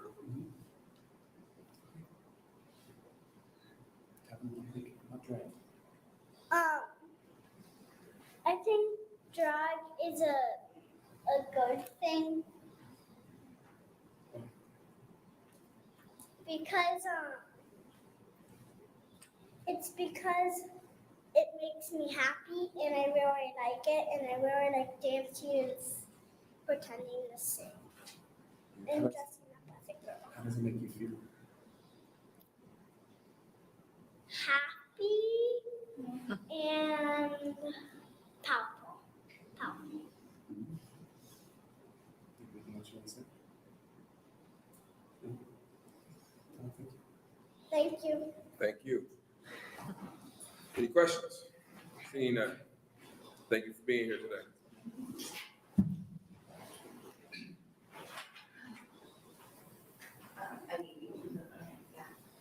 I apologize, I'm gonna talk fast because I have a lot to say and trying not to worry. Jennifer Ross, JENNIFERROSS. A couple of years ago, my son was 4 and our family attended Star City Pride. While there, my son drugged my husband over to watch these drag queens that were here performing at the stage. He looked at my husband with wide eyes and said, "Can I do that? Can I wear a sparkly dress and makeup?" He then continued to bring up pride. We realized this was something that had spoken to him, so we created an open conversation about it. Just like wrestling and Girl Scouts, we knew nothing about those activities either, but when our kids wanted to participate, we made sure it was safe and then supported their interests, just like drag. You see, my son has a love for all things glitter, sparkle, and sass. They literally make his beautiful blue eyes light up. The bullies in our society who can't keep their opinions to themselves have made my sweet child feel ashamed for the things that make his heart happy. Do you want to know the one place where my son feels confident, seen, valid, and safe, so safe? When he's at drag brunches and story hours. The drag community has given our shy son more confidence than our even undying support has, and I can't ever thank any of them enough. Stop trying to draw lines between people being creative and sex, especially with children. They're two completely different things. He does all sorts of different things, including flag football, but none of those things make him feel complete, like when he gets to put on his new wig, costume, glitter shoes, makeup, and perform as Lulu Lovely twirls she, her. You see, taking away drag shows, drag story hours, or families being able to attend Pride will affect our son directly in a deep way. But what is more important is the impact it will have on so many others. My son is the exact reason why being able to attend these different events help youth. Youth get to experience a demographic and community they may not have had previous exposure to. This opportunity provides education, tolerance, love, and acceptance. Lord knows we need more of that. It also provides an opportunity for some youth to not feel alone, for them to know that their feelings or interests are valid, even if they don't fit in traditional boxes. We aren't trying to make you wear a dress if you don't want to, boy or girl. But what we are trying to do is make everyone feel loved. What these children are going to walk away when they attend, not wanting to be a drag queen, they'll walk away with compassion, understanding, and appreciation for being their true authentic self and respect for others being their true authentic self. Thank you for your testimony. I'm assuming you probably have a lot more to say. No, that was, I made it. See, I was gonna copy it. I skipped a couple parts, but. I was gonna copy it and put it in the record, but it's all right. Well, we got there.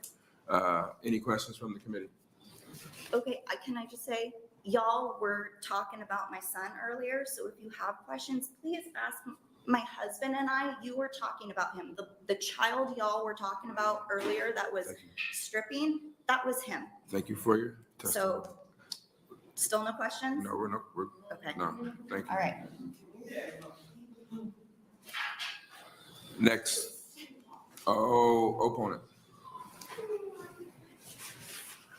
You can't testify. You've testified like every hearing this year. You cannot testify. Yeah, I'm back. Are you just gonna finish? All right, go ahead. Good evening, Chairman Wayne and members of the Judiciary Committee. My name is Jaden Speed, Jayden Sped. And I just wanted to preference my testimony by saying thank you to the senators that are still here, that have been listening tonight. It's so important to our democracy that senators from all ideological backgrounds actually listen to the testimony that people give.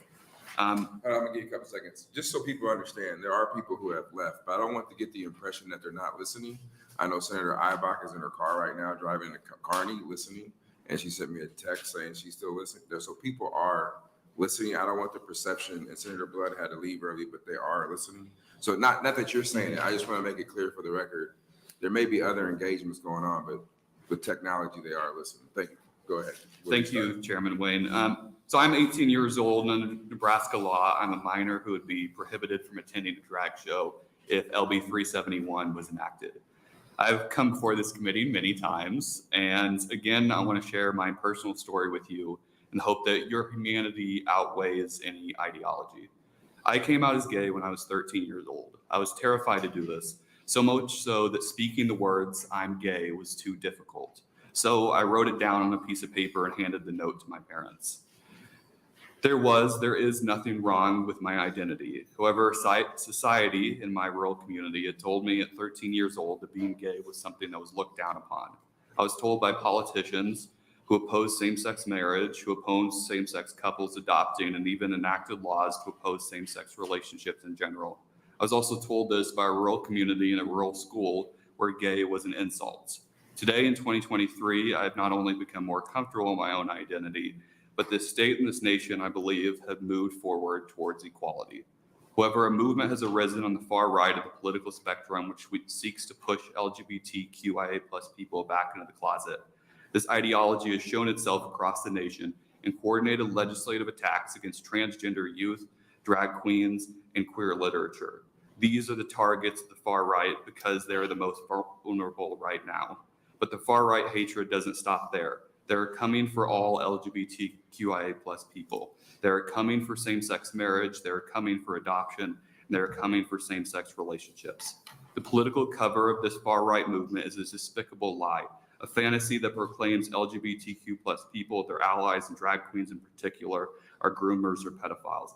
This is incorrect and is a direct call for violence against the LGBTQIA+ Nebraskans. Bills like LB371, LB574, and LB575 are a direct message that Nebraska is not for everyone. Young people know that these bills are not right for Nebraska, and I urge the committee to oppose them. Thank you. And after I mentioned that, I got about 4 more texts from other senators who aren't even on this committee saying that they are watching. So people are engaged. You have any questions?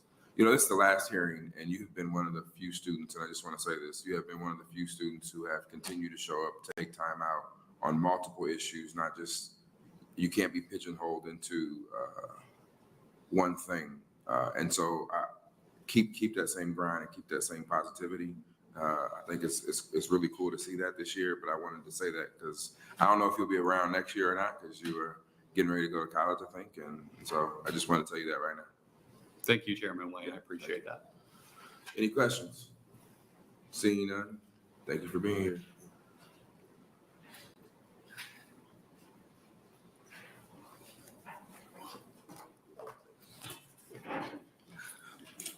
Welcome.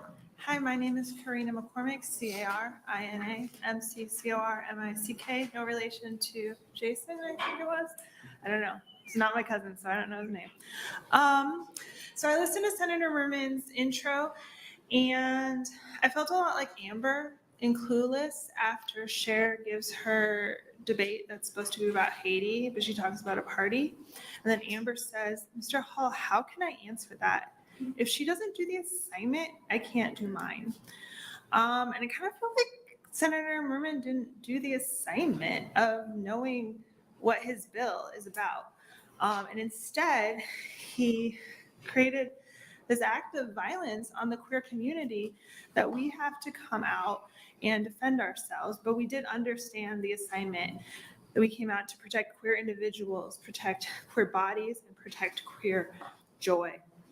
And drag queen story hours are one type of queer joy that we have available to us and that we can use to share with the next generation. And it's actually perfect of a thing to do with kids because drag queen story hours are just high-level make-believe, something that kids are already pros about. I get exhausted with my nieces and nephews and my friends' kids at how fast they change. Oh, now we're a dog, now we're a cat, now we're a lion, now we're a lion pretending to be a dog. I don't know, but kids get it. Right? So this is perfect. It allows us to play make-believe along with them. Drag uplifts imagination and it uplifts joy. And kids deserve the experience of getting to play make-believe along with the adults when the adults are doing the make-believe in this very performative way. And kids get it. It's make-believe. It's fun. And kids thrive when they're allowed to live as if the world is only kind and only beautiful.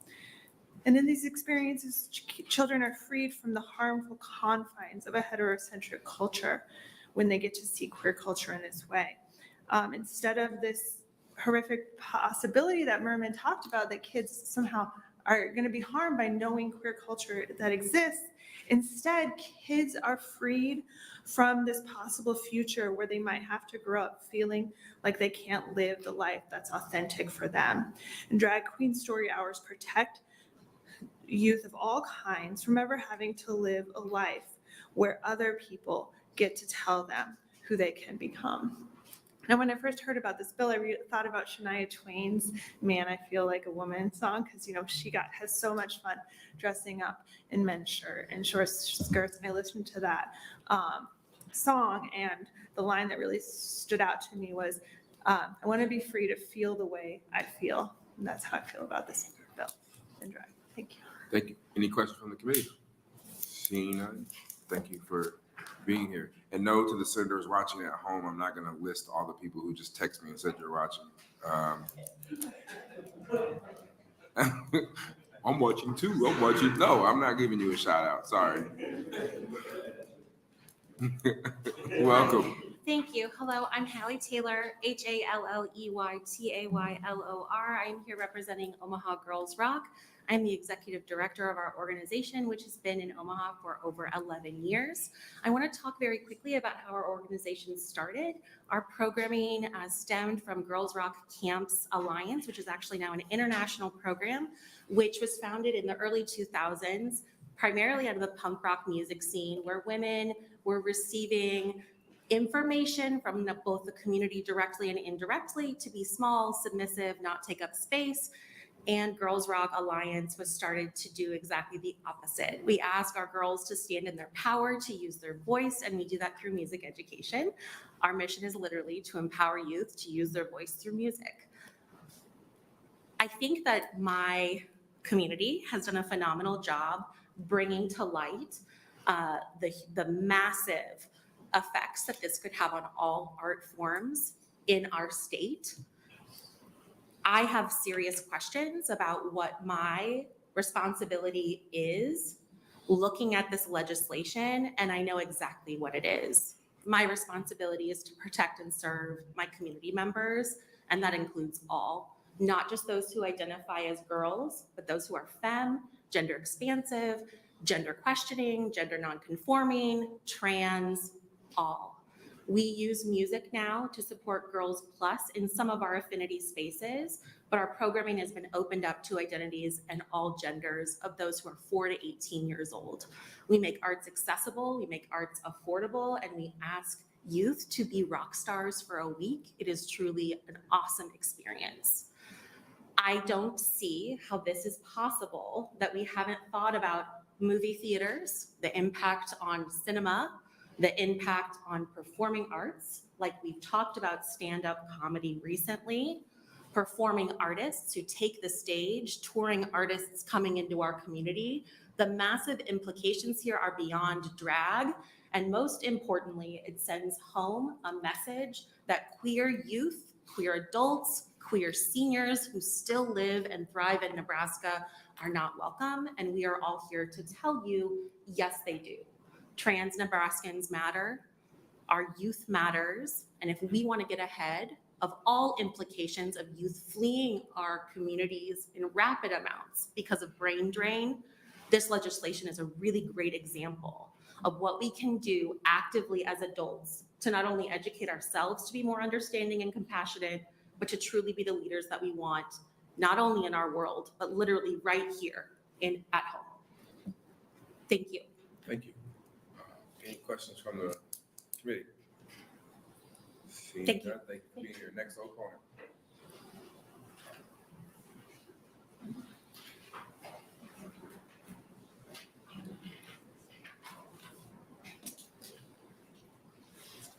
You wasn't even thinking about putting that person in the ground, huh? It's an expensive bag.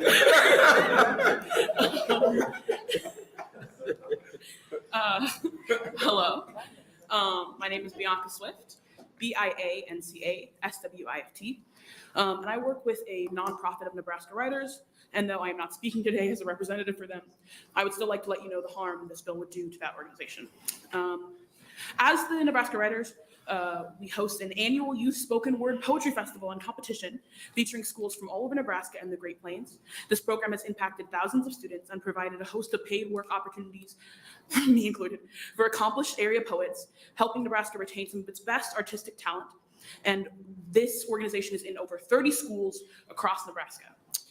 It contracts around 30 to 40 local artists and goes out of the way to try and utilize local and underutilized venues to host its shows. I am one of the poets they employ. I'm a student at the University of Nebraska-Lincoln, and this organization goes a very long way in helping me keep the lights on. I work with students from around ages 12 to 18 in an after-school club where we talk about metaphors and rhyme schemes and public speaking, all things that most students would never do in classes, and they show up, and they're so excited, and all they want to do is share their poems with people who want to listen to them. And yes, a lot of them are queer. A lot of them dress themselves in the clothes they feel comfortable in. I'm not going to restate LB371 sections 1 lines 3 through 11 because I know you know what they are. But I will say that this penalizes the students performing, the youth that are going to perform at these competitions. This penalizes the local venues, this penalizes the nonprofit, and this penalizes art. And more than that, this bill says it's about drag, but ultimately is about gender. It is ultimately about trans youth. So this penalizes being queer. There are a lot of queer and trans kids whose only refuge from adults like you policing how they should look and who they are is on that stage. They're excited for it. They dress up for it. They look the way they want to look. And if this bill passes, you are taking something away from children who are already constantly losing spaces where they can be themselves. Protect the children is often a far-right dog whistle. But as someone who has served children for multiple years, I am saying, please protect our children. Now, I know this will not sway most of you because some of you have already decided about the people and the spaces you care about. And they do not look like me, and they do not look like my coworkers, and they do not look like some of my students. But I am begging you, any one of you who is on the fence, to think so deeply about what you are doing to children whose only crime is wanting to try being themselves for once, who just want to look like who they know they are, to reconsider what it is you are doing here and who it is you will end up serving if the children who will grow up into adults are kind enough to let you stay. Please reject this bill. Thank you. Thank you. Any questions from the committee? Seeing none, thank you. Next opponent.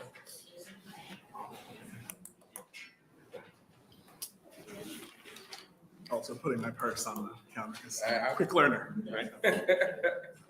No, it's funny though. It's truly, it's culture. There's like 6 cultures, and African Americans are one of them. Bad enough.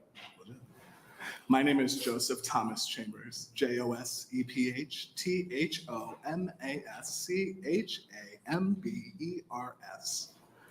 I am writing, I wrote this, I emailed it, so let's read it. I am writing in staunch opposition to Bill LB371. I am a writer and an artist living and working in Omaha, Nebraska. A portion of my income comes from teaching writing workshops to youth poets, many of whom identify as trans. All of these artists will go on stage and read poems.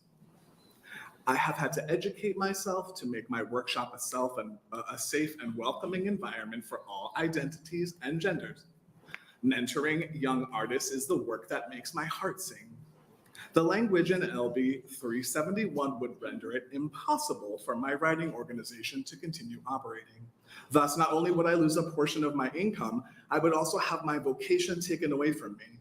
More critical than that, though, my students who need the space to create and make art will no longer be able to have that space if this moves forward. Is a fully homogenous society what you're really after? When you stop paying artists and when you limit freedom of expression and when you stop creating safe spaces for young artists to be free, you harm your own culture. If you think brain drain is bad now, go ahead and move this bill forward, because I can't imagine why anyone would want to live in a state where you can't have theater, where you can't have drag, where you can't have performance art, where you can't have poetry, and when you can't have the freedom of expression. Think deeply before moving forward a bill such as this one. Art matters, drag matters, queer people matter, and we belong here. Thank you. Thank you. Any questions from the committee? I'll take questions. Thank you for coming.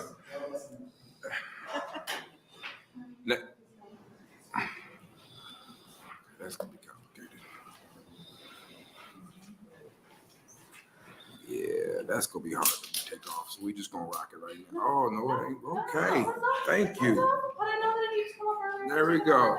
All right. Welcome.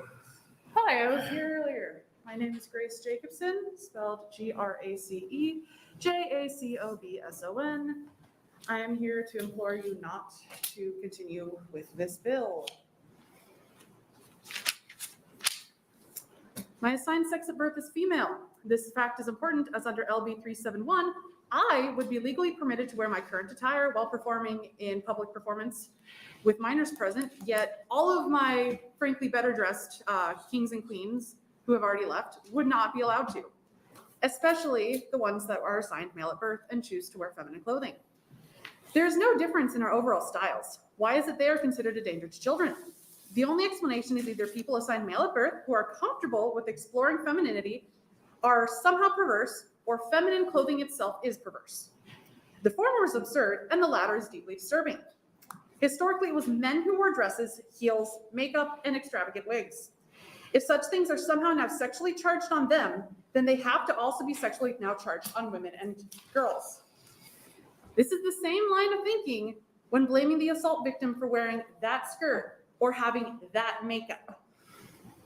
LB371 serves to sexualize anyone who doesn't wear gender-conforming clothing or who is naturally androgynous. It infringes on Nebraskans' freedom of expression, which is part of the First Amendment. And frankly, I'm getting very fed up with this legislative session constantly running these culture war hate bills. I don't care what other people wear as long as their bits are covered. I actually hate this dress. It's extremely uncomfortable. I can't breathe. I've been in this wig since 11 a.m. I've had this mask on my face since 10:30 a.m. I'm immunocompromised, and I've been dragging my butt down here, and I am exhausted. I should have been home hours ago to eat and to rest and to make sure that my ankles don't swell up to the point that I'm unable to walk tomorrow. But I am here. And I was here yesterday, and I will keep coming because I am sick and tired of these attacks on a marginalized community. It's a marginalized community within a marginalized community. Trans people are not a threat. Leave them alone. Thank you for your time. I'm sorry for getting so heated. I am just very exhausted and done right now. Thank you. Thank you for being here. I don't mind the emotion, and you kept it professional and civil. I really appreciate that. Any questions? Seeing none. Thank you for being here, and thank you for being a part of the process.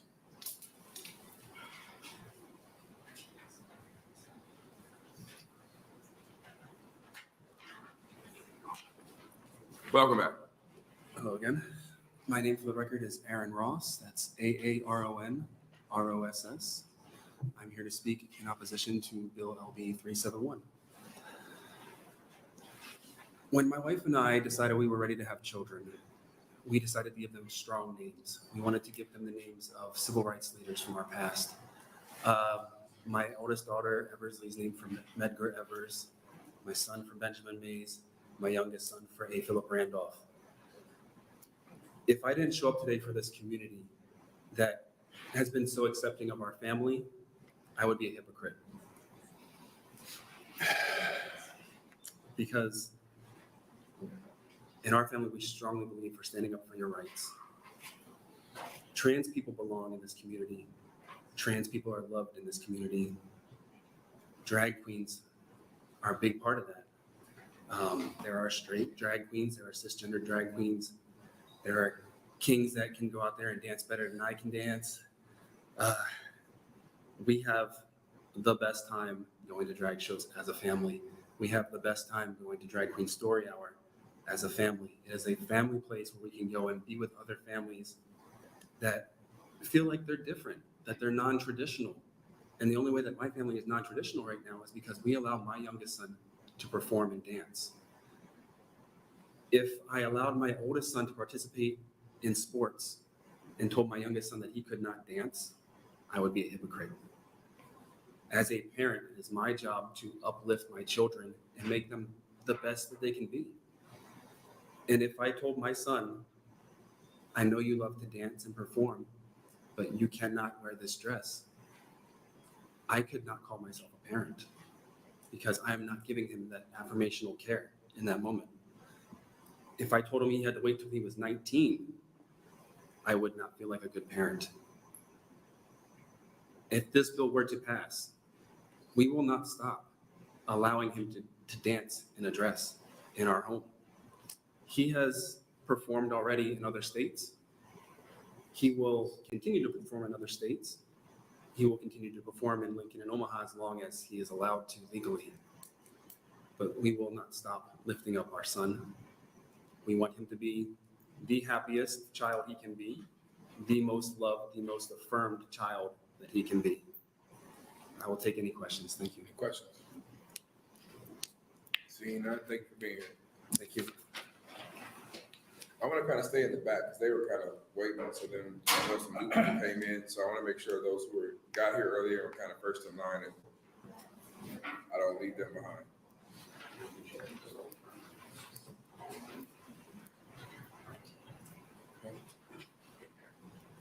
Welcome. Great, thank you.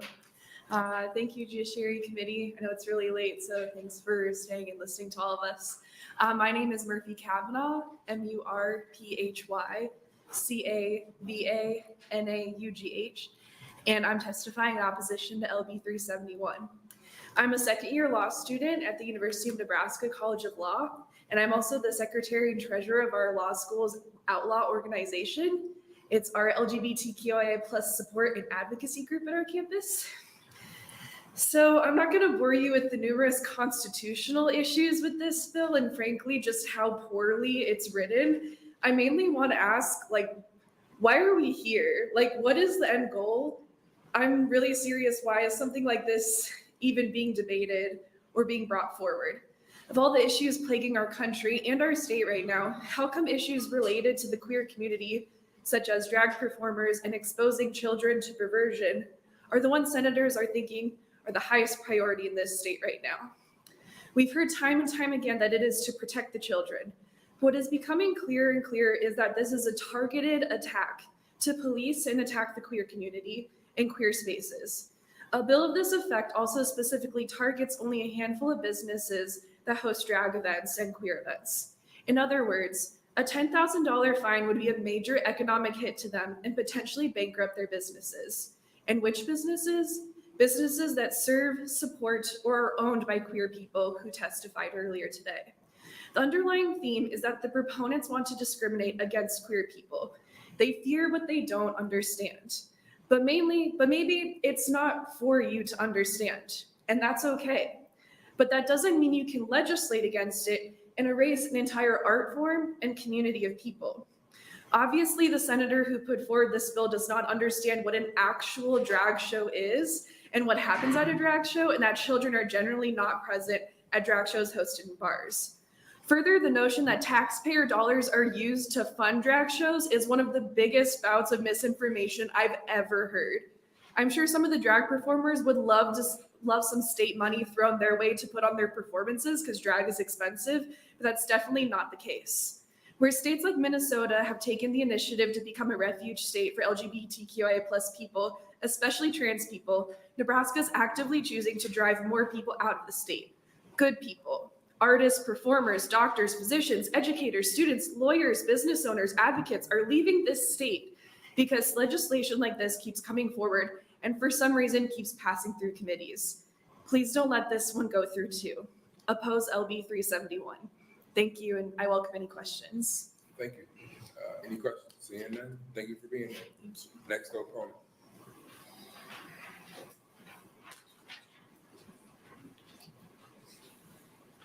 Welcome. Good evening. My name is Bridget Hill, BridgetHill, and I'm a classical musician, a professional performing artist, and a collegiate level educator here in Lincoln, Nebraska. As a queer professional performing artist in Nebraska, LB371 affects me directly, impacting my capacity for freedom of expression and my ability to earn a living as a performing artist. As written, this bill prohibits performances in which the main aspect of the performance includes a performer singing, dancing, or otherwise performing while exhibiting a gender different than the one assigned at birth.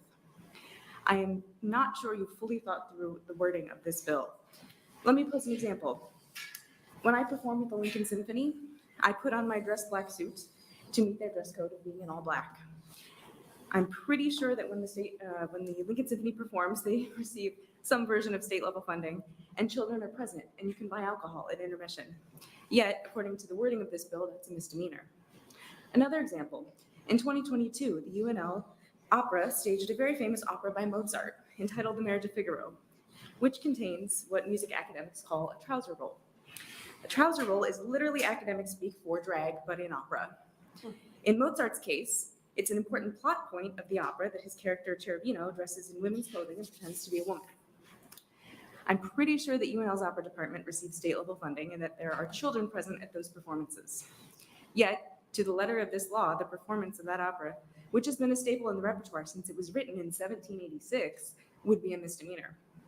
One more example. I have a colleague who's a UNL graduate who won a position playing flute in the National Army and Fife Drum Corps. She and the other women in her unit dress in hats and wigs and uniforms traditionally worn by male Revolutionary War soldiers. They came to Nebraska on the 4th of July to perform in the aforementioned clothing. Under this law, to the letter, that would have been a misdemeanor. A military organization in costume, in drag. Women have been performing in what is traditionally categorized as men's clothing for centuries, yet that doesn't seem to offend you. Why is it when it's men in wigs and dresses and makeup, that's where you draw the line? Nebraska Legislature, I am here to tell you that you are not the arbiters of gender identity and gender expression in the performing arts. You do not get to decide what is an acceptable expression of queerness on stage, not in the concert hall, not in the opera house, and not at Das House on a Saturday night. We are members of your community. We are your colleagues, your neighbors, your teachers, and we are the performers that you applaud on stage at the Lead Center. Our gender expression and our identity, our art is beautiful and does not need to be protected from the youth of Nebraska. You are teaching them bigotry. Performing while LGBT is not a misdemeanor. Please oppose LB371. Thank you. Any questions from the committee? Seeing none, thank you for being here.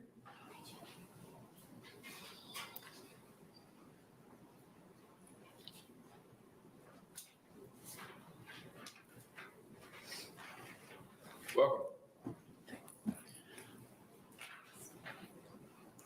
Hi, I am Jessica Kirby, JESSICA, and I am here talking about LB371. So I'm 16 years old, and I am a trans woman. And today, I will be talking about this bill. Hold on one second. Is there a parent here? Okay. Yeah. Transcribers, don't put their last name in the record, just put the first syllable of the last name. Okay, thank you. Go ahead. I'm here today to talk about this bill and how it affects me and people in my community. I just want to live my life. Not from fear. I don't want to live from fear. I want to be myself, my true, authentic self. I don't want to be hated. I don't want people to hate me. I want to be who I am. And what this puts in place is something that makes me fear Nebraska. And I'm supposed to love where I'm at. I'm supposed to love the state I'm in, but I can't, because the state that I'm in is going against me. And the state I'm in is trying to get rid of me. And everybody I know, I want to be here. I love my state. I grew up in this state, but I can't be here because you guys are trying to get rid of me. What this bill does is it puts any trans person and person of drag who performs in danger. It puts my friends in danger, and it put people I know in danger. I lived in this community. I was in a church for all my life. They were incredibly supportive for who I am and as the person I became. And I just want to be my true, authentic self. Yeah. I'm open to any questions. Any questions from the committee? Seeing none, thank you for being here.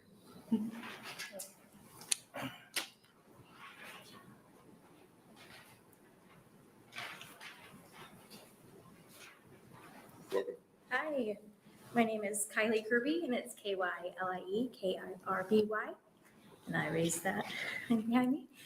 She is transgender. My husband and I have raised 6 children here in the state of Nebraska. We live in Papillion, Nebraska, and Jessica's first time we knew something was, maybe a little different was probably when she was about 18 months. So we just kind of let her be herself. And as you know, your children, you just watch them grow, and they lead you, and you don't change that. It's something that's inside of them and who they are, and not something that you instilled in them. We also have, at that time, I have 4 boys, and they were all 4 boys in the home. Jessica was Carter. And it was Jessica's 5th birthday. And really, really what she wanted was a makeup party. So I said, okay, let's have a makeup party. My 2 oldest boys that are now 22 and 20, at the time they were younger, way younger. And they said, oh my gosh, a makeup party. But they looked at her and they knew. They said, I'm going to do that for her. Because they knew that everybody in our home has to feel comfortable. Just like they have to feel comfortable in their own state, because this is their home. And we did, the boys put makeup on and put dresses on, even my husband, and these are Husker fans, die-hard little boys that have watched and grown. And my husband, die-hard Husker fans. Didn't matter, none of that mattered at the time. What mattered was the heart and loving somebody, that what they needed. And then fast forward, we go to a church in Papillion, and it's been the most supportive church that I've ever had. Her godfather is a priest. That year, when she was 5, we marched in Pride Parade, and she bent over and said, is that who I want to be? And your child knows. What do you say to that? She wore a beautiful dress and high heels to that Pride Parade, and the only thing was hurt, she had blisters on her heels. And Dad carried her back to the car. So when I ask you to remember children as children, and that's what they see. They don't see anything other than that. They see beauty. So please, please, please, please consider and think about our kids. Thank you. Thank you. Any questions from the committee? Seeing none, thank you for being here. I kind of want to stay in the back. I know you guys in the back. Are you testifying? Then move. That's what I'm looking. I don't know. That's what I'm asking. So who's here first? That's fine. Let me make it. Somebody comes up. Just come on. Come on. I didn't see you move. I messed it up by moving. No, yeah. See, that's not my fault. Go ahead. Good evening. My name is Christian Vistat, CHRISTIAN VIHSTADT. I just wanted to quickly extend a thank you to Chair Wayne. I was also at the hearing for LB575, and I remember I was cut off from testimony because of the time limit, so thank you for making sure all voices get heard. I've lived in Omaha my whole life, and I'm currently a constituent of Legislative District 31, represented by Senator Kauth. Over the course of the last few months, several bills have been introduced to restrict gender expression in the state of Nebraska. I'm sure you remember voting on LB 574, the Let Them Grow Act, just yesterday. The defense for both this bill and LB 574 is a vague deflection of protecting the children. This sounds noble enough. I love protecting children. I'm studying education right now, and one thing I've heard over and over again is that we should always put children first. And of course, I agree. But members of the Judiciary Committee, this bill does no such thing. For all of the talk of sexualizing children I've heard from drag opponents, I've never seen it. See, on the rare occasion that a child sees a drag performer, it's not in places like bars and clubs. Drag queen story hours happen in libraries and bookstores, and full shows that allow minors take place in cafes, plazas, and other family-friendly venues. And when minors are in attendance, it's not a sexual act more than a brunch at Hooters, and really even less so. So if this bill won't actually save the children from displays of sexuality, what does it do? This bill is for the sole purpose of policing people with different gender expression, or who just like to perform. Drag is an art form, and whether you enjoy it or not does not determine whether it should be legal or not. In fact, I've been to drag shows before, and guess what? I didn't really like it that much. Sorry to all of the drag performers who have testified before. You are all still amazing. But here I am, defending drag because I know that freedom of expression is important more now than ever, because this bill is only meant to further the agenda of banning gender expression and to get closer to the goal of eliminating gender nonconforming people from Nebraska altogether. In closing, the entire argument for this bill is based on the false narrative that drag is indoctrinating children into sexual activity.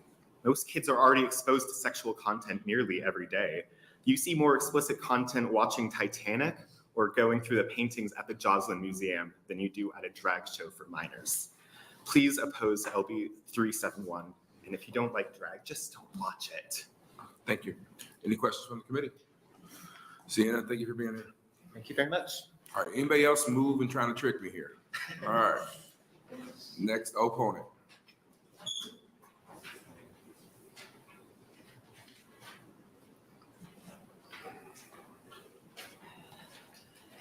Welcome to your judiciary.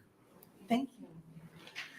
Thank you, Chair Wayne and members of the Judiciary Committee. My name is Claire Covert Bybee, COVERT-BYBEE.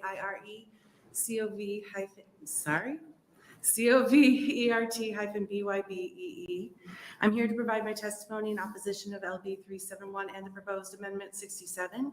I represent myself and not my employer or any professional organization that I may be affiliated with. I think we can all agree that LB 371 and Amendment 67 are poorly written. I think they're written in a broad language that does not, or that allows for too much of a broad interpretation. Drag is joy, drag is art. It is not inherently obscene. We already have laws that exist to address access of minors to obscene or prurient materials. If drag truly were obscene, there would already be actions taken against it. It's not. You have those laws available to you. It's clear that this bill is targeted to a particular community, the LGBTQIA community, and that it was created out of a place of fear and possibly hatred. It's not a bill that was created to protect minors. As I said, those laws already exist. It's a bill meant to vilify a small community. And as you've heard from most of these testifiers, each one of you has somebody that supports drag in your community. And when you legislate out of fear or misunderstanding, you damage your community, you divide your constituents, and if there are concerns about the content of any performance, not just drag performances, like I said, there are laws already in place. As senators elected to represent your constituents, please know that every one of you has a member of the community that supports drag somewhere in your district. As a parent, I support drag in all of its forms, and I've consciously exposed my children to age-appropriate forms of drag through Drag Story Hour, through the Star City Pride Parades, the Heartland Pride Parades. I think they're excellent ways for kids to see healthy self-expression, to see inclusion, and to know that there's a place for everyone out there. I urge the members of the Judiciary Committee to not vote LB371 out of committee. Thank you for this opportunity. If you have any questions, I'll answer them. Any questions from the committee? Seeing none, thank you for being here. Thank you. Next, O'Connor.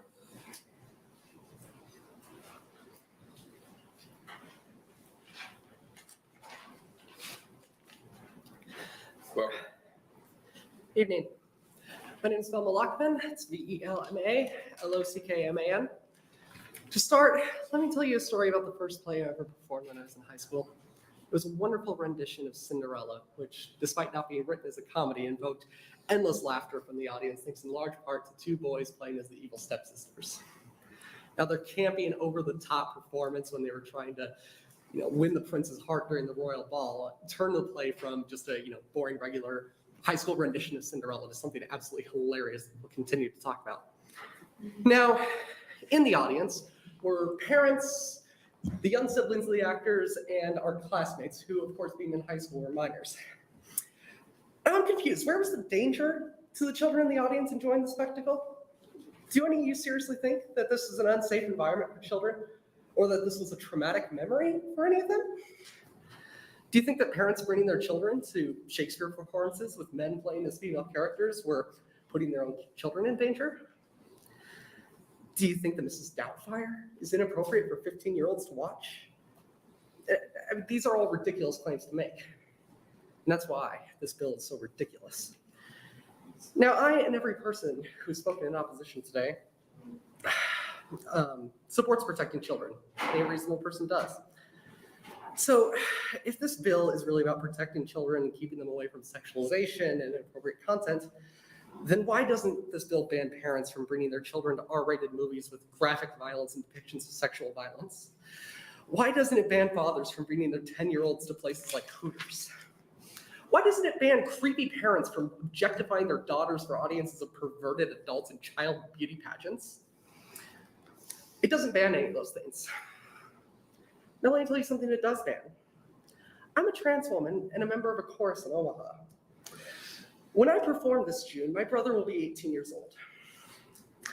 The clothes I'll be wearing will be feminine, but quite frankly, even more modest than what I'm wearing right now. Is there something so harmful about my brother, who's attended so many of my theater performances through high school, coming to watch me sing some popular music from the 1970s? I love my brother dearly, and I just want him to come to see me perform and see what I've been working on for several months now. Let him watch me perform. Just reject this ridiculous, unnecessary, and hateful bill. Thank you. Thank you. Any questions? Seeing none, thank you for being here. Next, opponent.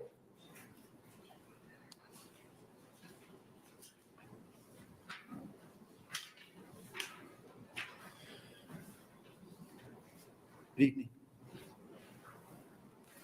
I'm William Manhart, William Manhart.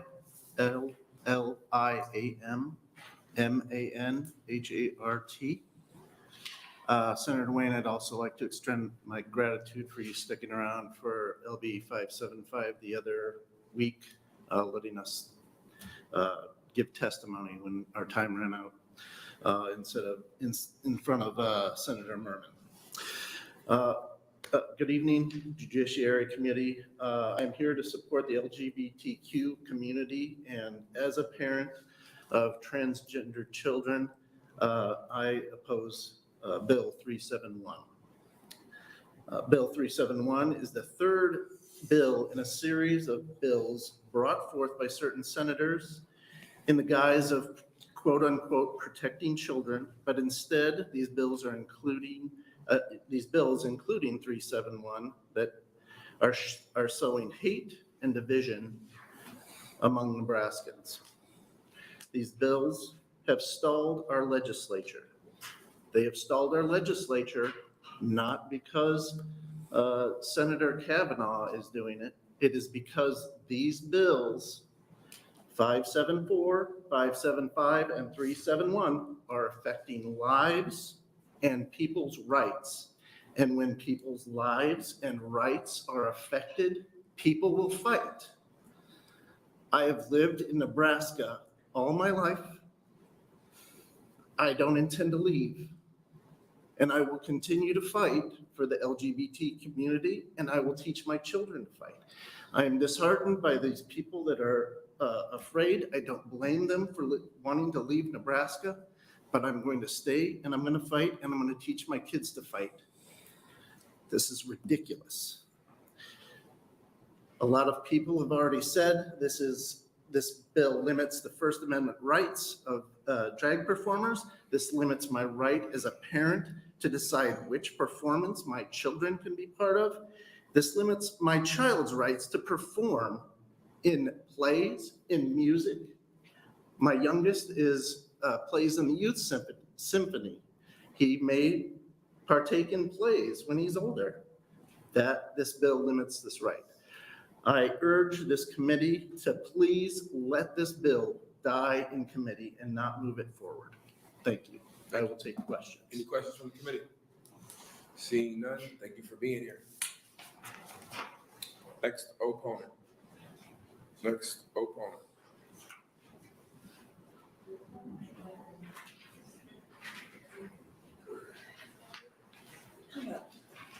Welcome.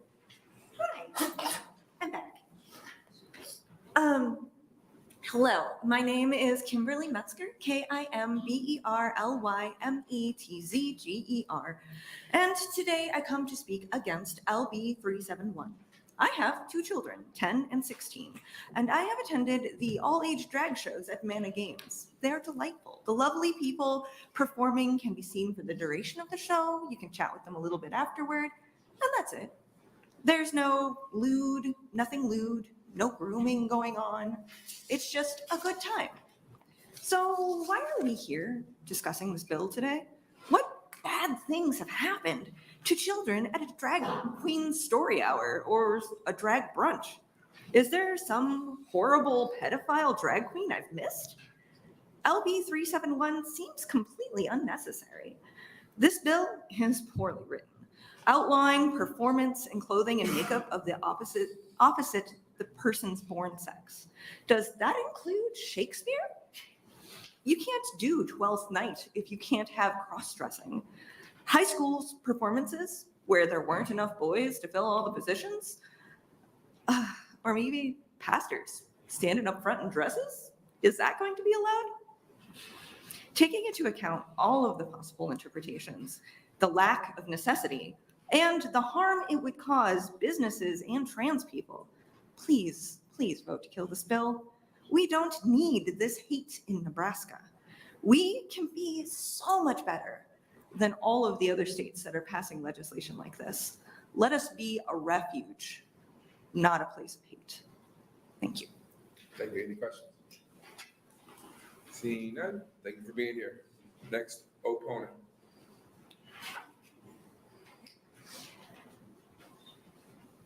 many more testifiers do we have for the opponent section? Can you guys just all come up in the front? So I can not keep having this confusion of 4 or 5 people standing up. Okay. Hi. Welcome. Hi.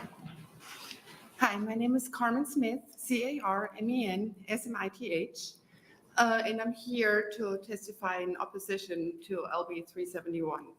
I didn't prepare any notes because I didn't actually plan on testifying tonight, so I just came down here really quickly, so please forgive me if my thoughts are a little bit disjointed.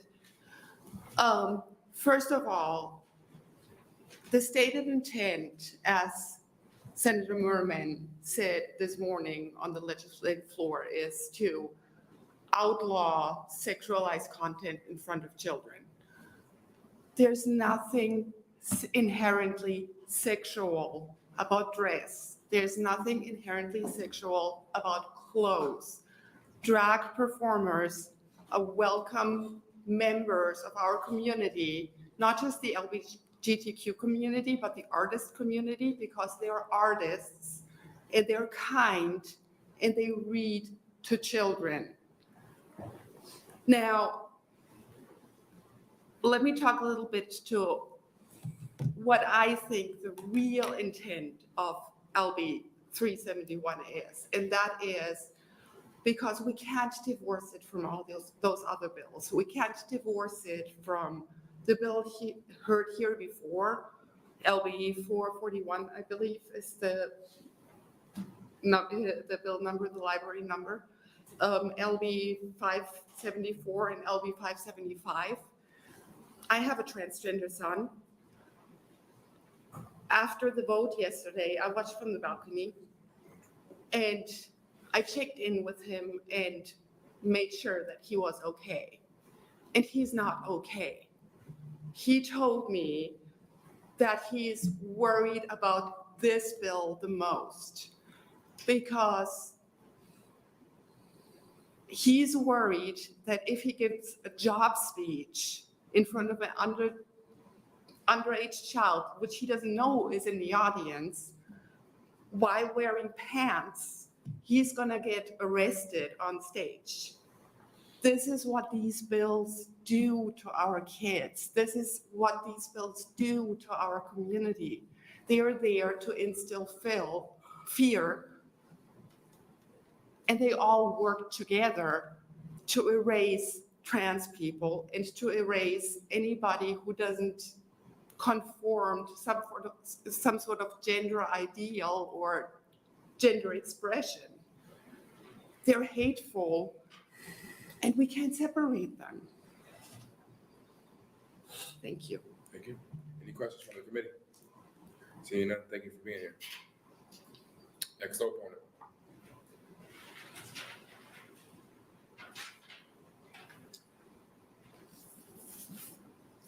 Good evening, Chairman Wayne and the Judicial Committee. My name is Jill Dibburn Manhart, JILLDIBBERN I'm a mom of 2 transgender children, and I'm tired. I'm tired of my state senators using discrimination and hate under the guise of protecting children.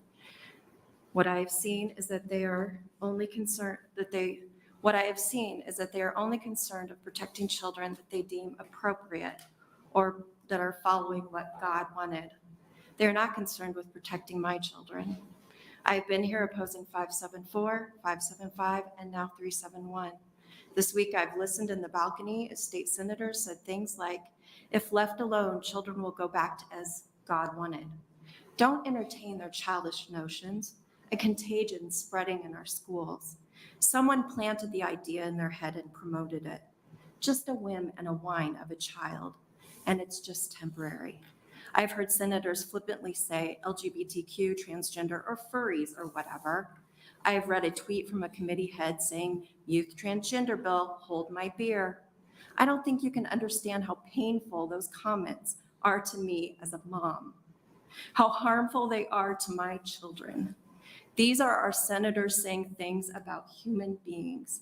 Human beings like the beautiful people that were behind me and are still behind me, who I would allow my child to be around rather than many of the senators that I interacted with this week. My child has known who he is since a young age. It was not something I groomed him in or anyone else did. It is who he is. With this bill as it is written, he could not perform in a play, a band, or a talent show. When I emailed Senator Murman expressing my opposition to this bill, this was part of the response I got. I was raised to love my neighbor as myself also. I do believe in the truth of God's word as he has shown us in the Bible.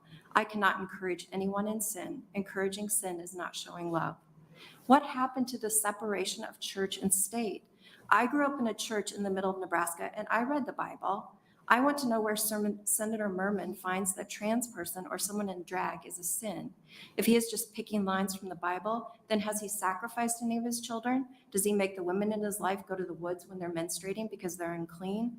What I learned from early church experiences is to love everyone, accept everyone, and do no harm. Let this be clear. These bills do not protect children, and in fact, they do great harm. Please, please oppose this bill. Thank you. Thank you. Any questions from this committee? Seeing none, thank you for being here. Next opponent.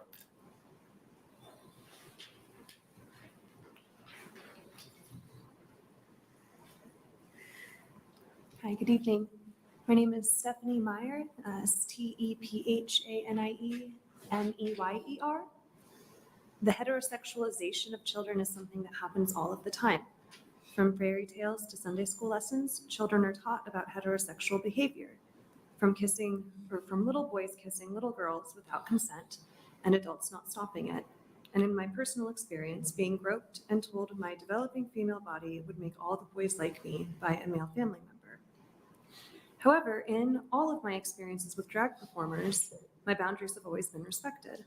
I am inspired and feel uplifted anytime I see a lovely person in drag. Can you imagine a Twilight Zone episode where instead of outlawing drag performances, gender-conforming performances were criminal offenses instead? Senator Murman does not respect the Constitution. He wants to use his power in this body to make this state unqueer. What a shame. This is a good bill he thought was good for this state. And to the drag kings and queens and all of the queer people in Nebraska and around the world, I love you with my whole heart. Thank you. Any questions from the committee? Seeing none, thank you for being here. Next opponent.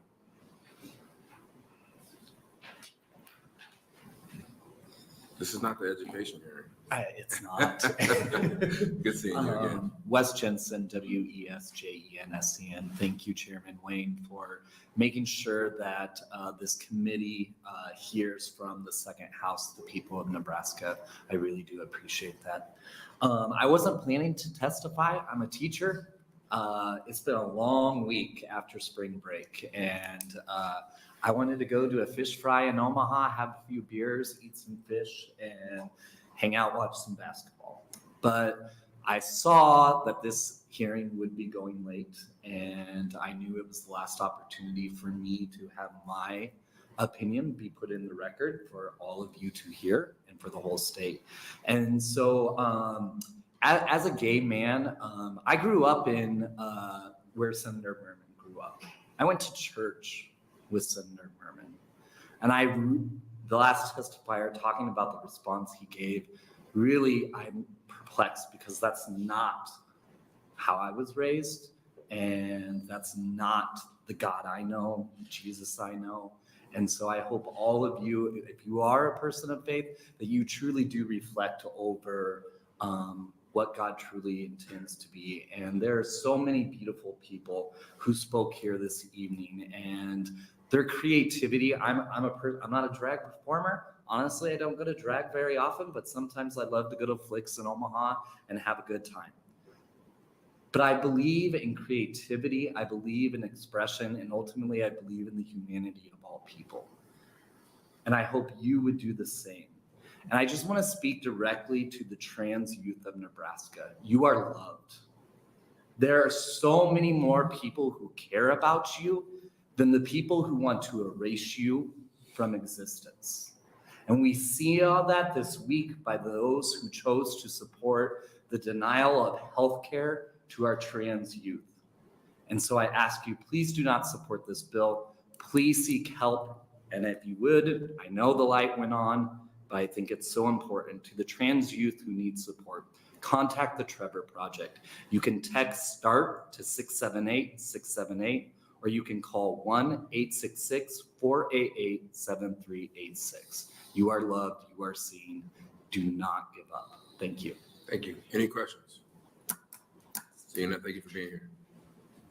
Next opponent.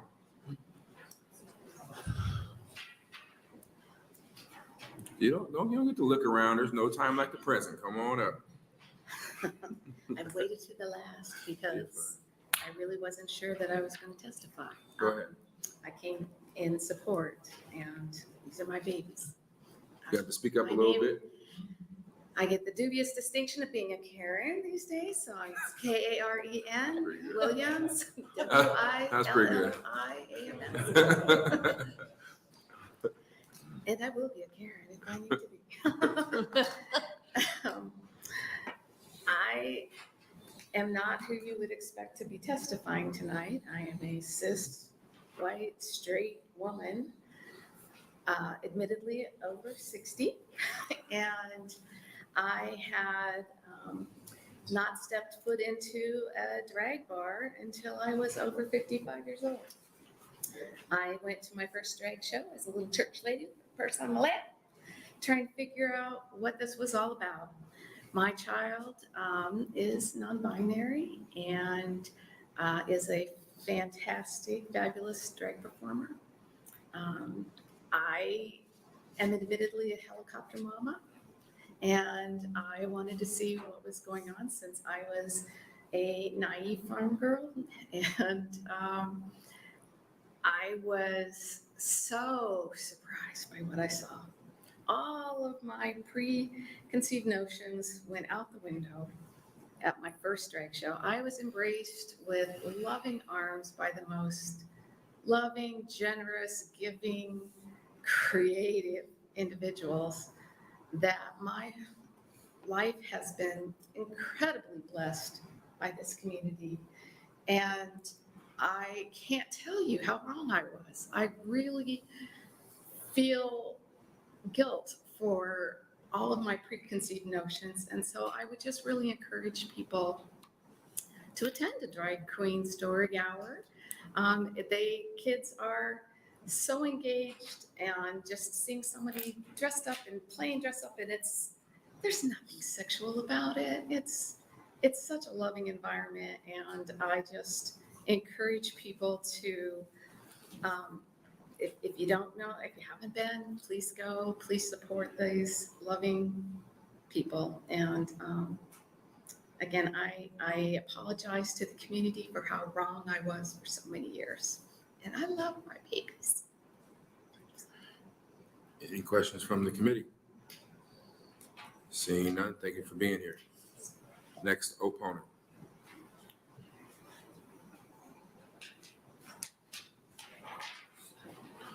Welcome back. Thank you. My name is Garen Hostetler. That's GARRENHOCHSTETLER. I live in District 28, and I work as a children's librarian, representing only myself today. Senator Murman's Amendment 67 for this bill would add the language, reads books, as one of the types of drag performances this bill forbids when minors are present. So I take this to mean, as others have, that children's programs like Drag Queen Story Hour, Nebraska, are being targeted. As a professional storytime leader myself, I'm familiar with the need to be welcoming, engaging, and age-appropriate in children's story times. I've attended maybe half a dozen Drag Queen Story Hour events over the years, and have found them to be welcoming, engaging, and age-appropriate. The fear is that if parents are allowed to take their own children to an event where a drag performer in costume reads books, their child might think it's okay to be queer, or at least it's okay for anyone to wear a suit jacket or skirt. The parents who take their kids to family-oriented drag events do typically want their kids to learn those lessons, and that's their right. This bill is a government overreach against parental rights, and it's unkind. As Fred Rogers, or perhaps a drag queen, would say to these kids, you've made this day a special day by just you're being you. There's no person in the whole world like you, and I like you, just the way you are. Thank you. Are there any questions? I don't see any. Thank you for being here. Next opponent.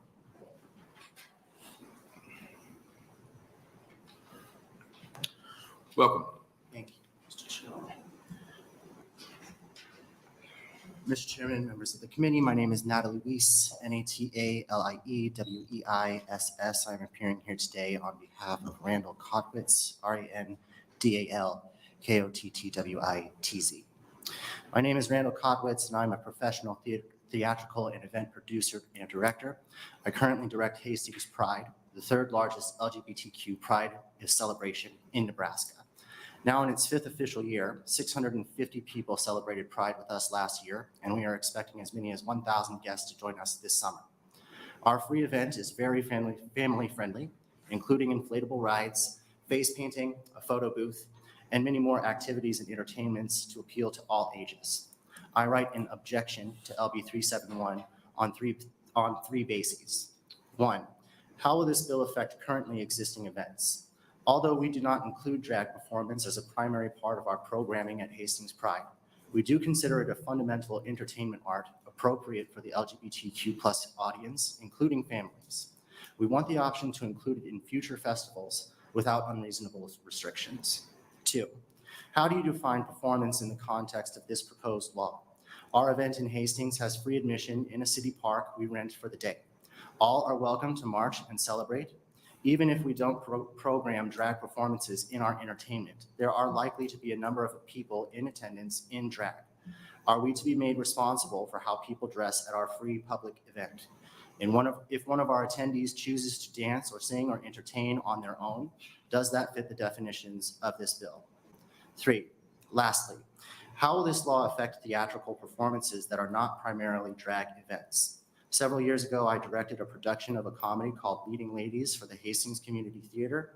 This romp involves 2 men who dress as women to bilk a widow of her money. The play is quite popular and has been produced by many community theaters in Nebraska. How would this law affect such performances by theaters and schools? The convention of men dressed as women and vice versa is a centuries-old tradition in theater and would apparently be made illegal by this law. I will leave it to others to make the case that drag performance is a harmless form of art entertainment that can be shaped appropriately for audiences of all ages. Are all drag performances appropriate to children? Of course not. But that doesn't mean that all drag performances must be restricted any more than we restrict other forms of entertainment. Most drag take place at bars or other adult establishments, which already have age restrictions in place. Performances like drag brunches and drag story hours are obviously not the same as adult entertainment at bars. But this bill makes no such distinction in its heavy-handed penalties and vague language. I plead with you to reconsider this harmful law. The message it sends to children is that there is something wrong with drag performers, and by extension and association, the LGBTQ+ community. Thus, this bill is harmful to the LGBTQ+ community, the theater community, to families and children. Thank you for your consideration. Thank you for your testimony. Any questions? I do have one. Yes. Partly because you've been down here all day waiting and you spent your time reading a letter from somebody who couldn't be here. Mm-hmm. So I want to give you an opportunity. I'm not going to give you a full 3 minutes, but I want to give you an opportunity to speak on behalf of yourself. Thank you. Senators to my right, I'd like to address this to you. I Well, love I'm not this going to let you do that. I appreciate that. You can address the whole Thank committee. you. Of course. I I apologize. give you a little bit, try to run away with it. Come on now. I love this country, senators. I suspect in a way not dissimilar to the both of you. I spent 16 hours and a lot of pain putting the preamble to the Constitution on my back as a tattoo. I use that as a physical representation of my deep admiration of this country and our democratically elected Republican form of government, representative Republican form of government. I wear a lot of hats in my life, and one of them is as an actor. In 2020, I was able to perform in a play at OCP, which is called I Am My Own Wife, which is about a trans woman from Germany who survived the Nazis and after the war survived the Stasi and the Soviets and their draconian measures. against the LGBTQ plus community. This bill is part and parcel of tactics used by fascist totalitarian regimes that historically have been this country's most ardent physical enemies and political enemies. This is a tactic used by Soviets. This bill belongs in the Soviet Union. What would Ronald Reagan say? Thank you for your testimony. Any questions? Seeing none. Thank you for being here. Thank you for being a part of the process. Thank you, Senators. Next opponent. Next opponent. Seeing none, we'll move to neutral testimony. Come on up. And then.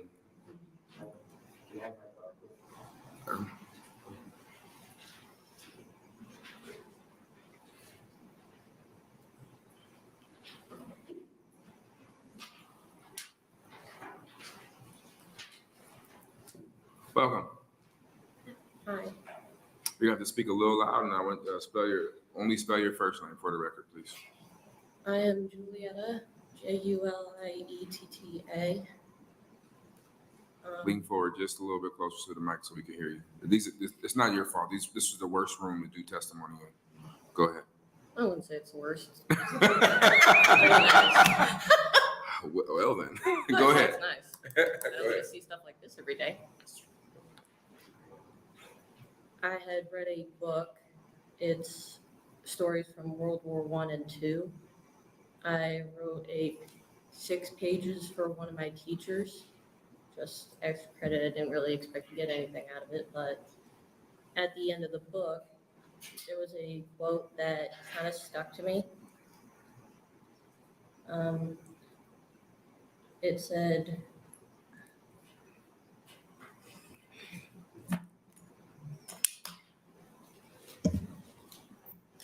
"When you go home, tell them of us and say, for your tomorrows, we gave our todays." Thank you. Thank you. Any questions from the committee? Thank you for coming down. Next neutral testifier.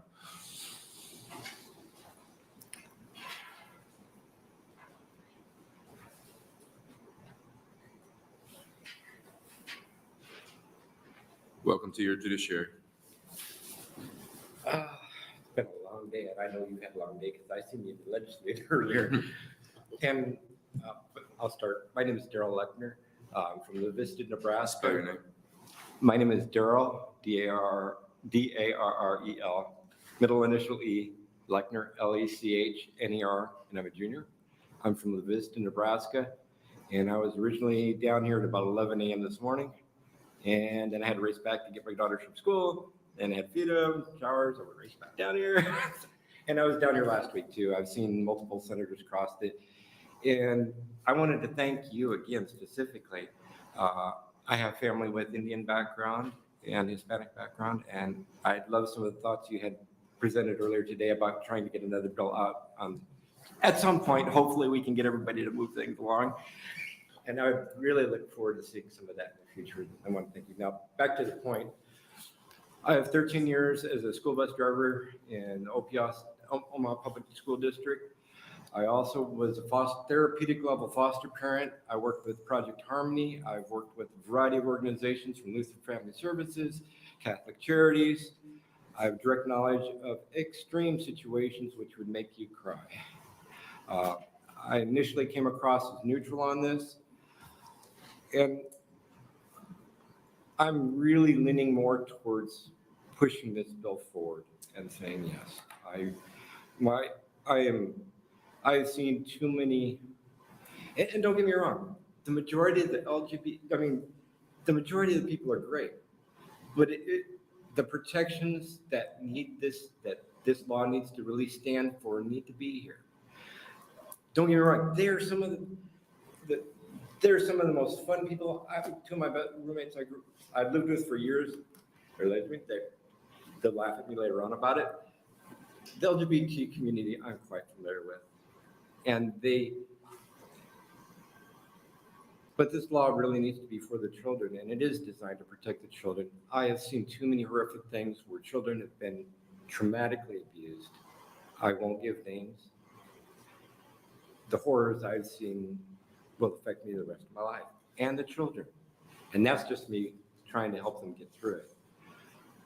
I'm a survivor myself. I'm a fighter, and I'm not going to stop fighting. But overall, like I said, the community is still a good community. It's the bad apples that make it problematic. And we got to defend the children as this bill is intended. And I'm don't get me wrong, I'm sorry, I love them to death. And many of my friends understand my position on this too. And they understand protecting the kid. It's not, it's truly not. Thank you for your testimony. Thank you again. Do you have any questions? Any questions? Do you have an extensive background in a variety of things? That's right. Seeing no questions, thank you for being here. And thank you for hanging out too. Next neutral testifier.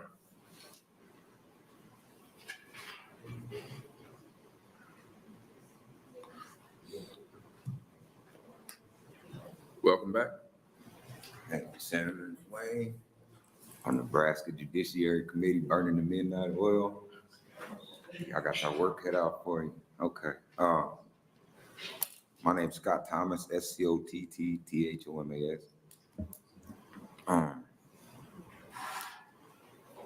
Okay, so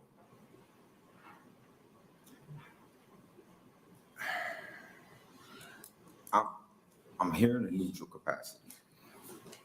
And so I listened to 3 hours of this, and I heard terms like bigot and far right, and I heard accusations of sexual misconduct in churches. And so I'm gonna just say it, I don't like none of it.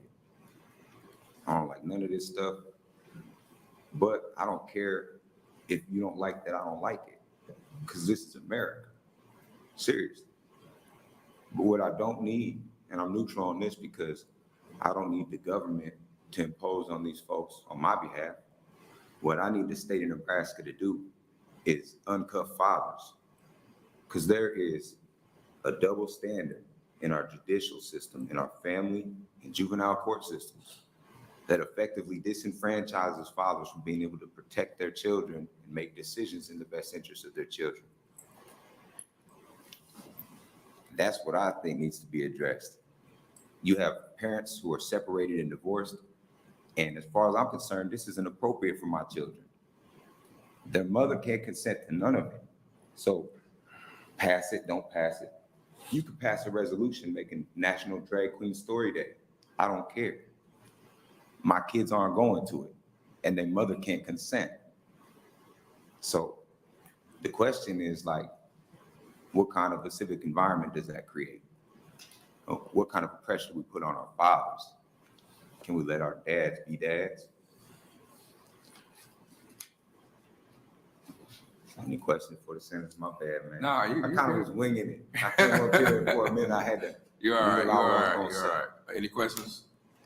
Seeing none, thank you for being here. Do we have any more neutral testifiers? So we had 759 letters for the records, 157 in support, 601 in opposition, 1 in neutral. And before, Senator Murman, before you close, I want to say something. First, I want to thank everybody and those who are still listening, people who've been here. Some people were standing in their high heels for hours out there. I don't know how y'all did it, but it worked. But more importantly, I want to thank both sides today, because by and large, people were professional. By and large, the civility was there.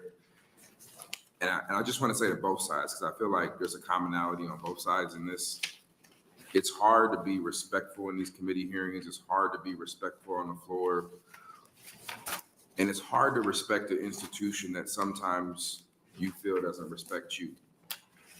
And that's the common thing that I heard today on both sides. It's hard to not get up here and do personal attacks. So again, I want to thank both sides when you feel like you are being personally attacked. So I wanted to say that on the record. I wanted to say that to the people who are still listening and who are still here, because both sides were heard. Both sides, I think, were treated with respect from this committee, and they treated this committee with respect. And I think what separates us from a lot of other places is that civility. And I really wanted to just thank everybody for staying late for this committee, but maintaining that civility. So thank you all for doing that. Senator Murman to close. Yeah, I'll try and hold it to less than 15 minutes. It's getting late. I got the red light right here, trust me. No, I'm just kidding. I did pass out a handout here, and that is the Facebook post for Drag Queen Story Hour in Nebraska I believe it's .org rather than .com. But it does have on the bottom of the Facebook post, message Mrs. Yuka Leimi. So I think there was testimony to the effect that name wasn't used with those performances, but actually it is on the Facebook page. And also I want to say, I love all humans, doesn't matter if they're gay, straight, and everything in between. I love them. I'm okay with drag performances, but this bill is all about protecting the children. And many drag performances are inappropriate for children. They have illicit sexual content. And the handout I handed when we started had 6, I think 8, counting the 2 from Nebraska, but definitely 6 other websites that definitely have inappropriate content in a drag show and children were in all of these drag shows. And so the bill's all about protecting children. And also I would like to protect children from the drag queen story hours. I think that's very inappropriate for young children to confuse them about their sexuality. And with that, I'll take any questions you might have. Any questions from the committee? Seeing none, thank you for being here. I really appreciate everyone staying this late. Really appreciate it. No problem. Everyone who testified, especially the committee. Thank you. Again, letters of support 759, support, or letters for the record 759, support 157, opposition 601, 1 in the neutral capacity. And that'll close the hearing on LB 371 and today's hearings.